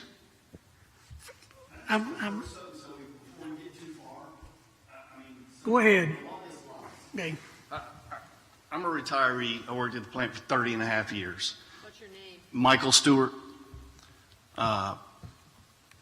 When Unit 5 was built, they brought these in. They're portable connexes with PVC pipe and some pumps and some plastic PVC tubs, basically, with mixed beds. There's some other things to it, but it's not high tech. Okay, I think we got smart enough mechanics out there that can look at the one that we've already got and buy a used Connex and a little bit of PVC piping and some pumps and build it ourselves. And I think we have that knowledge out there. We run a power plant. We don't need to have to bid everything out all the time. We just got through fixing a precip that some of these others couldn't fix because we wanted to keep running out there at the power plant. So what in essence, what we're asking is instead of paying somebody $3 million contract for 5 years, yes, you do have to replace the mixed beds and things like that. There is a cost associated with some chemicals and things like that. But I don't think it's that expensive. Why pay somebody else to build your Connex for you? Maybe you can buy these already used that you've already got out there at Unit 5, offer to buy them, and then buy a couple of more because you need to increase your capacity some. But we're talking about getting rid of people and losing jobs. We're trying to yes, once they're up and running, one guy keeps an eye on them as they run. There is a guy that during my tenure there, he was almost out there every day from Suez. It was a different company name back then, but he was out there pretty much 40 hours a week. That's one guy. So if we can save one guy's job, it makes sense to me. Thank you. Thank you. Commissioner Reed. Thank you. Can you come back up to the microphone? Steve? Or no? Yeah. Well, someone, Mike. I don't care. They're again, from my standpoint, we're going to use reverse osmosis. Is that a fair statement? And then again, of course, one thing you do is, I've been involved, I used to have a water company, but invariably, if you have your discharge permits, that's, when you break that threshold and you get in and start getting fines, it's going to get real expensive. And I didn't know if that was part of do we have to have a discharge permit? Is there a certain threshold we have to meet? No, this is, it's already, we are, with Unit 3 in service, we do have issues with TDS. With Unit 3 out of service all summer long, when we were out of service on Unit 3, we were able to meet our TDS limits at the wetlands. This is contaminated, there's no BTEX or anything like that, right? No, it's we contribute to the discharge that the city produces that goes into the wetlands. That comes from Northside, that comes from Glendale. It also comes, we discharge into our combined sump, and we then discharge into Glendale, which then discharges to the wetlands. And TDS, total dissolved solids, is the primary issue at this point in the wetlands. And right now, with making water quality the way we are, it is not an issue from the demineralized system. We have a 2-pass RO, we have decarbonators, we have the mixed beds, as Mike was saying. They're not just tubs; they're tubs with TFC membranes in them, which are thin film composite. They're very high-tech membranes. It's not the same thing that's in your refrigerator or underneath your sink. They're very high pressure ROs that are very expensive.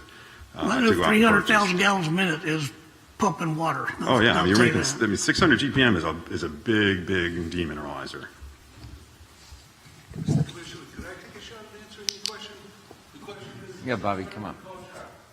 Just come up to the mic, please. before we did the roundabout dance, there's no way it costs anywhere close to $3 million to replace this thing. Plus, they said it needs to be replaced now anyway. So if you're paying $500,000 to replace it, and then you're going to pay a guy $2.5 million more to have one guy monitoring for 40 hours. But to answer your question about the liability issues, it's right in the contract. where anything to do with state, county, federal, all that is on the utility. It's got nothing to do with Suez. Thank you.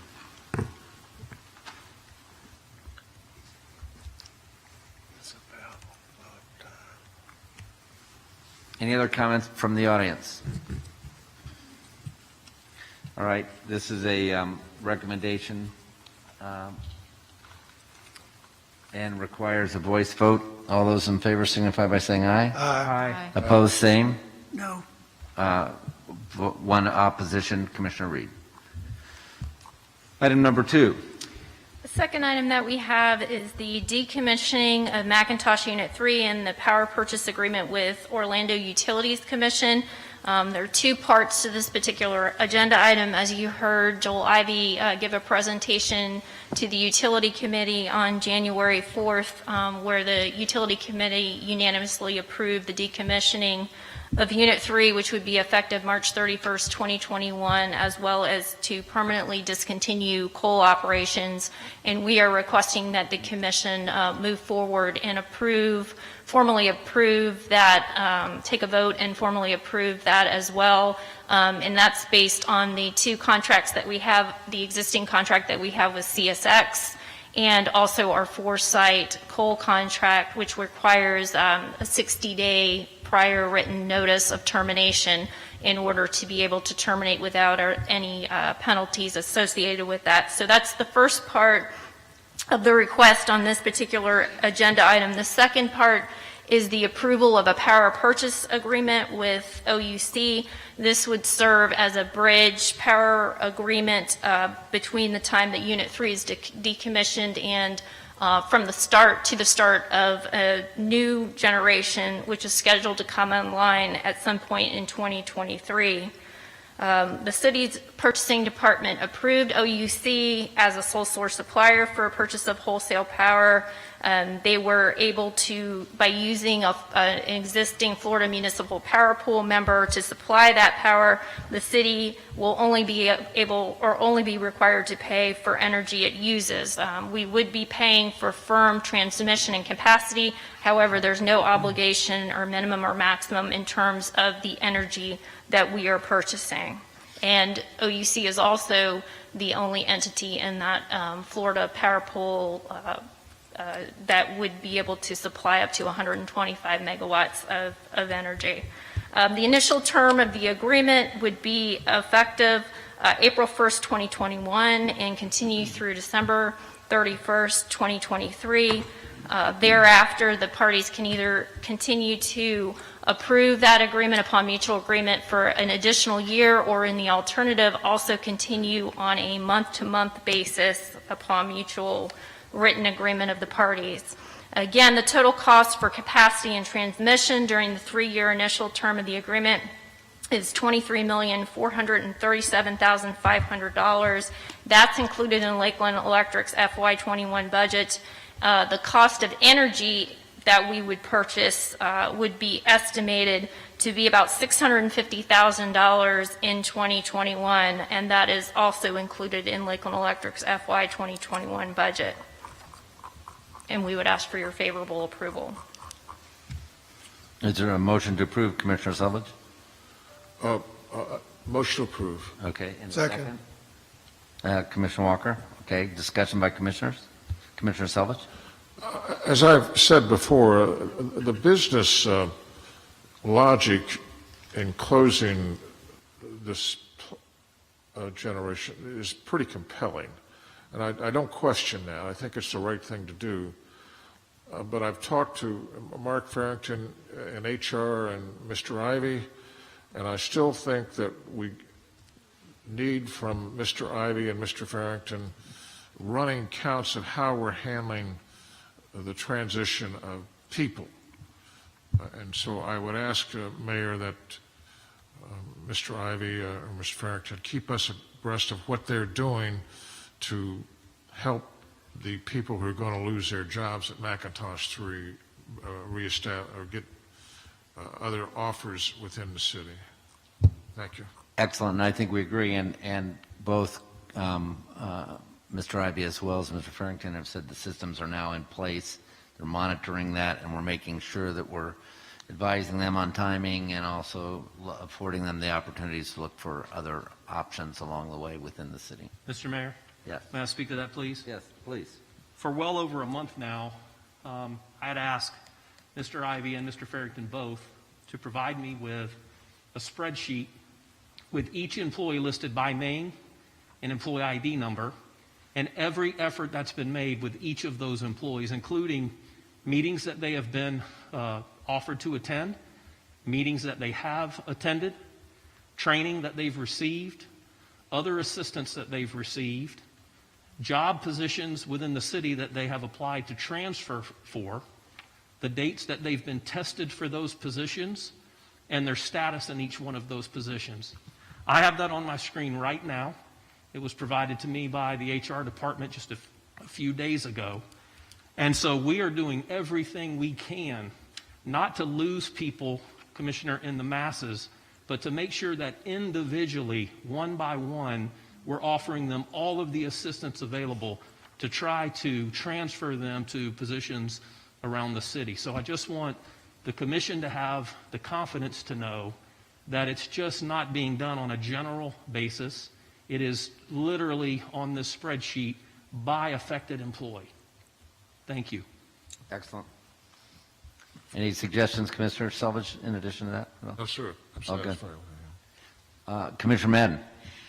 Thank you. I do want to just say that I really, really appreciate hearing that from you, Sean, as our city manager. I did, it is late tonight, and I was hoping to hear an update on what we, I know that, we were a little behind at the last meeting as to where we were on offering that support. And so hearing that from you and providing that transparency with each individual listed on that Excel sheet is very reassuring to me. So thank you very much for that update. Thank you. And the reality is, I think that at that last meeting, we did not kind of do the update, but we already had been in process on some of that. So we were a little blindsided, not knowing some of that was already happening. And so we found out right away thereafter. And I appreciate your concern, all of our concern, to make sure that's happening, because we certainly want our employees to have the last shot or first shot opportunity at something they may want to do differently before it would be their last consideration of staying with us as a city. All right, any other comments or questions? Any comments from the audience? Yes, then please just take your mic, take the mic again, please. Mike. Michael Stewart, retiree. First of all, I'd like to know why we are paying OUC approximately $23.5 million just for capacity and transmission. And then on top of that, we got to pay chip price. I think I remember Joel saying he could get us a good deal on price, but that's what everybody pays. Chip price varies by hour. So in times of high demand, cold snap, hot outside, chip price goes very high. So the last unit that comes on, whatever that price is that you need the power from, that's what you pay. If it's $100 a megawatt, it's $100 a megawatt you buy. It's not like Bartow where they got a set price for their power. We're paying chip price. So so we'll no longer be providing the cheaper power that Lakeland Electric makes right now. $23.5 million could be used to be invested back in Unit 3 to make it more efficient and reliable. Right now, Unit 5 is probably, just off the top of my head, 20 years old. It's got a life expectancy of about 30 years. So we better start looking at that one being replaced, because that's 350 some odd megawatts that we're not going to have very soon, and it's having some problems right now. So now we've got 365 and 350 some odd that we're going to be out of. It's an engine. Unit 3, coal unit, can be rebuilt and rebuilt and rebuilt and rebuilt. So my question is also, why does OUC continue to invest in their 2 coal units? They got one that's just about as old as ours, but they continue to throw money into it. Remember, again, we'll be buying their coal generated power with this, I'm sure. So mark my words, everyone's electric bill is going to be going up. No longer will Lakeland Electric have one of the cheapest electric rates in the state. We will become one of the highest, all because no one did their due diligence. Thank you. Thank you. Any other comments?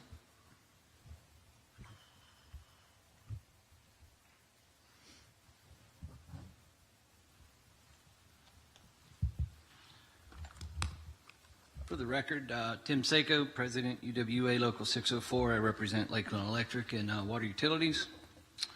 First of all, I'd like to publicly ask for that spreadsheet that the city manager said he had. If I could get a copy of that, please. Also, I'm here to ask you to please give some serious thought on the decision to decommission Unit 3. As a ratepayer and an employee, I know it would be a huge mistake. I want to ask each of you, what happened? In July 2019, most of you seem to agree that Lakeland should continue to be an energy producer rather than relying on energy purchased from other utility companies. One of your utility committee members, Darrell Johnson, said, "We have a history of generating our own power. We need to find funds in creative ways to see if we can continue to do that. It puts us in a stronger position 30, 40, 50 years down the road." At that same meeting, ex-Commissioner Justin Trawler stated, "I'm not a fan of shutting down our coal plant, especially not by 2024. I think it's an arbitrary timeline. I think we are setting ourselves up for failure and leaving ourselves no choice in 2024. Now let's fast forward today. We're all standing here talking to you about shutting it down in March of 2021, 3 years earlier than what we even thought of. Sorry, I lost my place here. We're forcing ratepayers to pay the high price of power purchase agreements, not to mention the cost of decommissioning the plant. This is not a solid plan in place to replace. There is not a solid plan in place to replace the lost generation when Unit 3 is decommissioned. We haven't even broke ground on peaking units Joel Ivy's been talking about. That's not going to happen until probably 2023. Just to give a little update, in November, Unit 5 had a hard time coming back online after some modifications that were made. We are still waiting for our Larson plant to become EPA certified. We're still only at half load for that. So during that whole time that we were having trouble with Unit 3 and now we're at half capacity at Larson, Unit 5, Unit 3 stayed online. It's still running today. As a matter of fact, I drove by there this morning and it was still going. So power purchase agreements are a risky decision. History shows they are volatile. The price fluctuates. It may seem like a great thing to do right now, but we have not had great success entering into agreements when it comes to situations such as these. How much will the dividend the city gets from Lakeland Electric drop if we get into power purchase agreements? And when it drops, how much would a tax rate go up for your city residents to make the difference? Why is Joel Ivy proposing a 3.5% rate increase? Where will the money come from to pay for the millions of dollars for decommissioning? If I was making a serious decision such as this, I would want all that information. I think you owe that to the ratepayers and your constituents. Mr. Ivy says he can get a power at a real good cheap rate, but as Mike Stewart said, he's wrong. I mean, that contract that he wants is very dangerous. I know I'm running out of time and I apologize, but this is very important. Sure. Go ahead, Tim. Okay. So now let me refer you to our neighboring city just to the south there, Bartow. They have a power purchasing agreement. Even though their electric rate is very low today, it wasn't that way for years. Bartow city leaders recently stated that the price will fluctuate and not always be this low. So the decision made to shut down the plant wasn't well thought out. To shut down the plant in the summer when he first said he said it was going to cost $10 million worth to haul off the coal, and he kept it online. Why didn't he propose to us to shut it down back then? All it is he just wants in the end to purchase power. So once again, like Mike Stewart said, let's take that $23 million, put it into the unit, and use it for us to keep our electric prices low. Thank you for your time. Thank you, sir. Any other comments by the audience?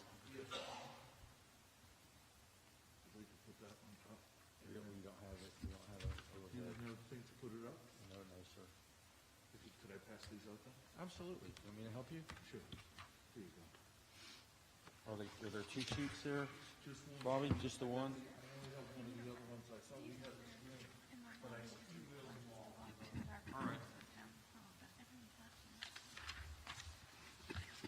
Floyd Mahoney, Washington, D.C.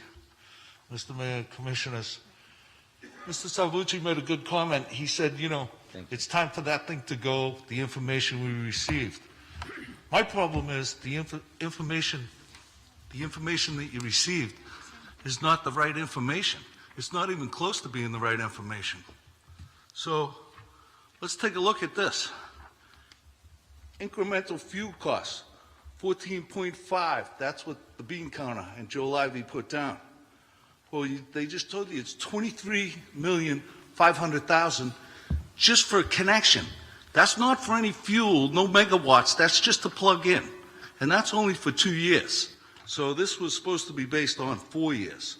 So if you throw that in there, you're looking at about $25 million, not counting power itself.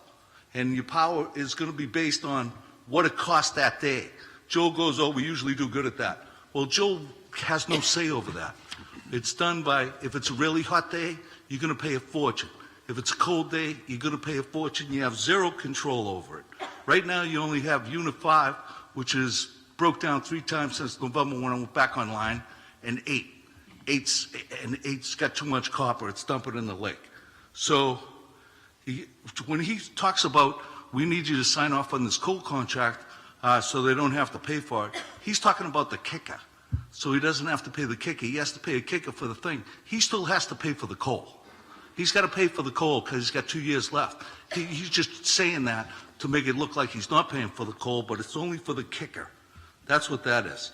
Then he's got loss of revenue, loss of MAC, cost of disposal, personal pay. Okay? Everyone knows, he told us, we have him on record, everyone said it. It's $22 million cost you're going to have to pay my guys until 2025. 7 months after November, okay?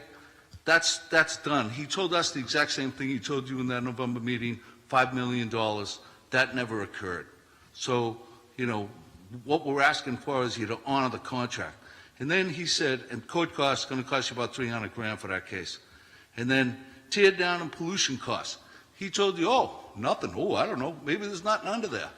Well, the thing that I emailed you is they call it the Bible with the EEI, the people that actually run all the utilities in the country. And what they say is for each megawatt you have is $175,000 cost. And that's if you put in a brownfield. When he told you he was going to mitigate it and put it back, there's 2 ways to go. You can make it a brownfield or a greenfield. A brownfield is going to cost you guys, and this is what I didn't know because I wasn't privy. If you only have to pay 60% of the cost, it'll be $30 million for you. But I don't know. I know that Orlando owns 40%, but I don't know what the land deal is. Do you guys own all the land? Because if you do that, then you're going to pay for all that. So all the numbers you have are crazy. So you guys are looking at the best case scenario. If they pay for 40%, and did anyone ever ask that question? I never heard anybody ask that stuff. So you're going to be looking at $53.7 million plus whatever you have to pay for the megawatts.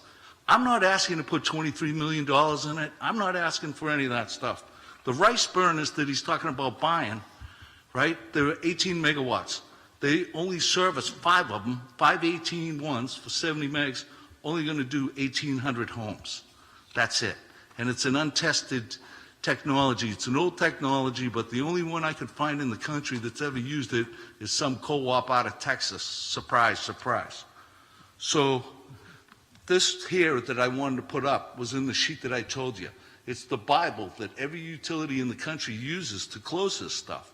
You're making a huge mistake because you're going to get rid of all your generation. You don't have any future generation, and you don't have any plan. Joe Lively's 5-year plan is, I'm going to do nothing, then I'm leaving in 5 years, and good luck. Maybe he can build a nuke over there on that land near Carolina in 15 years. But what we're asking for is to honor the contract, honor the agreement you made, honor what he told the utility committee in November, and keep that plant going. It's running fine. There's nothing wrong with it. Why are you spending $23 million for a connection? You don't need that. You don't need to pay high prices for megawatt. You don't have to be in the market.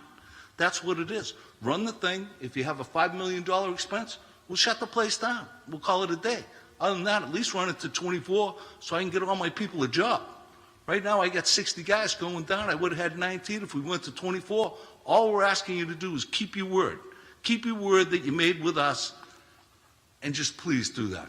And you know, I know that it was great that, you know, everybody went out to Carolina Ave and stuff, but we didn't see any of you guys at the power plant. Nobody. Nobody came to the power plant to talk to the people, ask any questions, do their due diligence. None of it. And I know this all sounds crazy because what he says, but I sent you the thing, and it's all the information you need is in there. Please, don't vote tonight.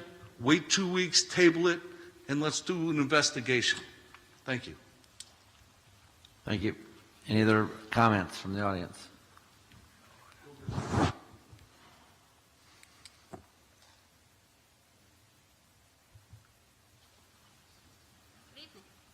Good evening.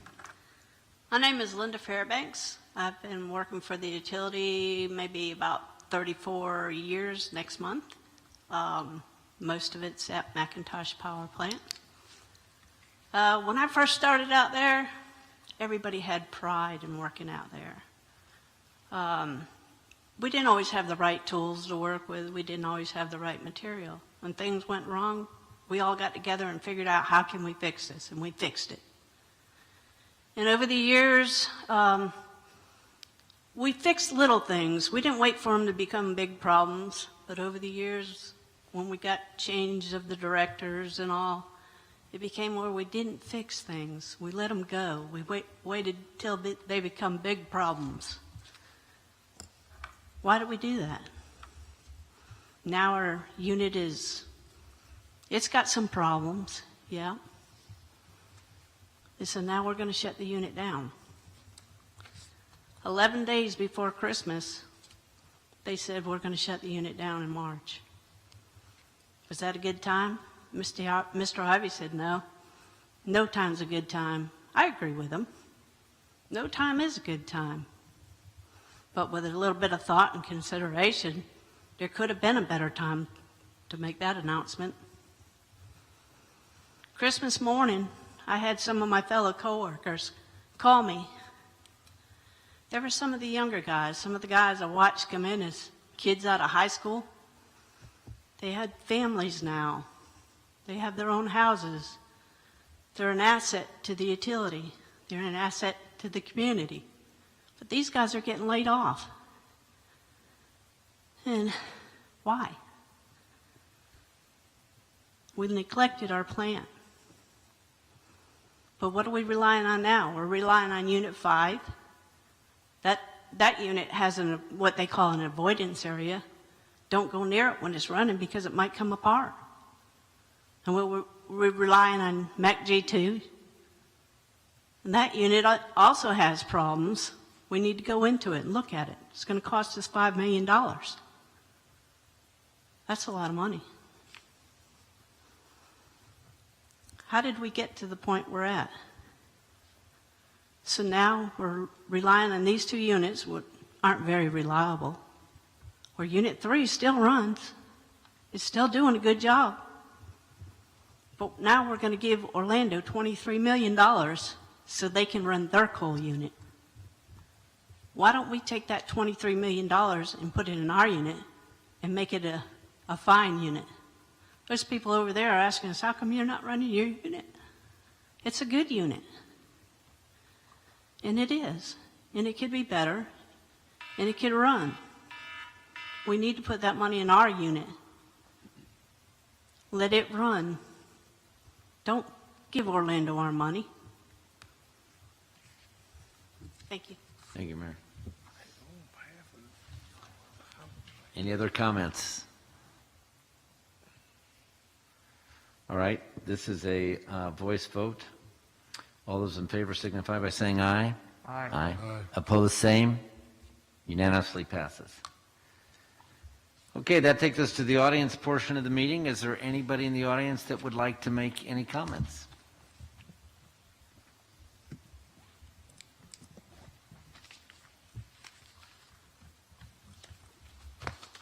Sure, I'd like to make a comment. We've been coming to the commission, I have, since 2012.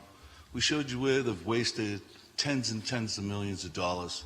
Nobody does anything about it.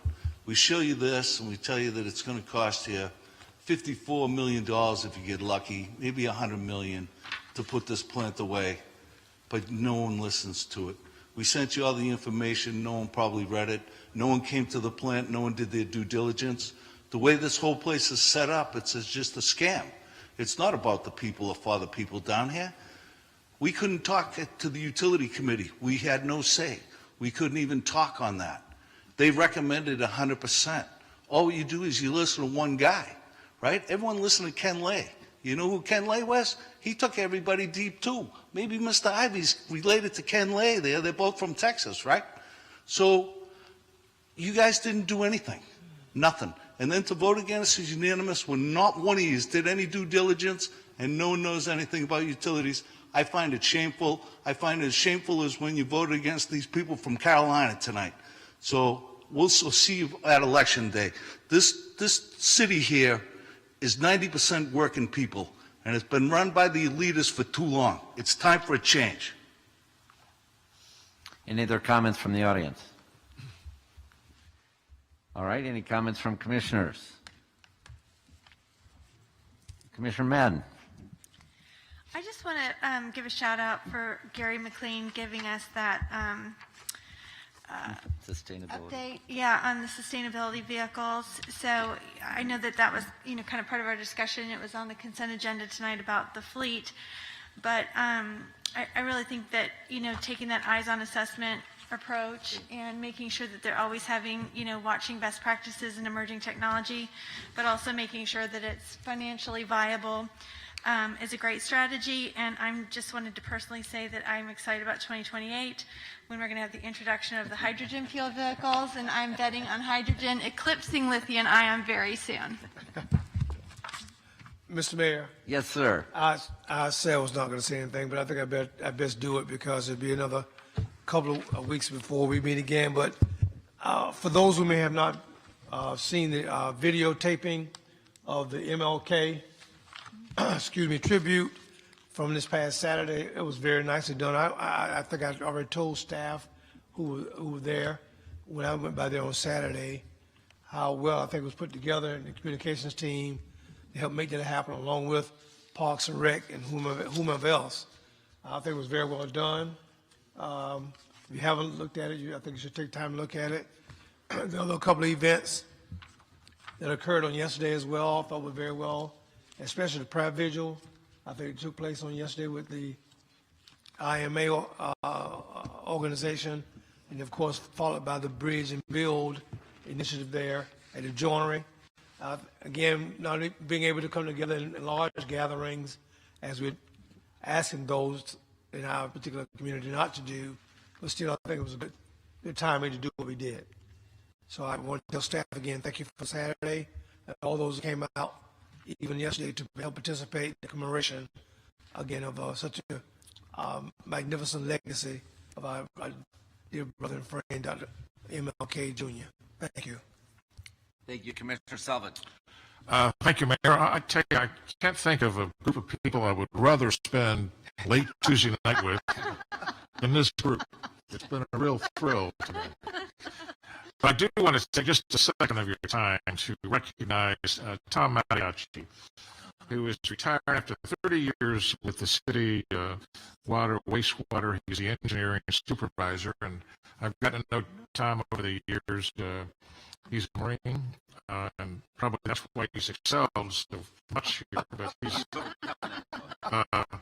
also a lawyer.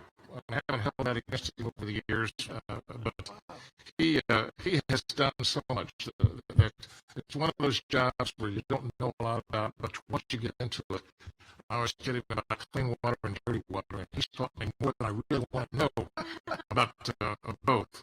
So he's been married 26 years to Patricia, and once this pandemic is cleared, he hopes to travel through Europe, and I do too. So I wish him the best. Excellent. Thank you for doing that very much, Commissioner Savage, because he is worthy of that praise. Any other comments by commissioners? Is there a motion to adjourn? And a second, all those in favor?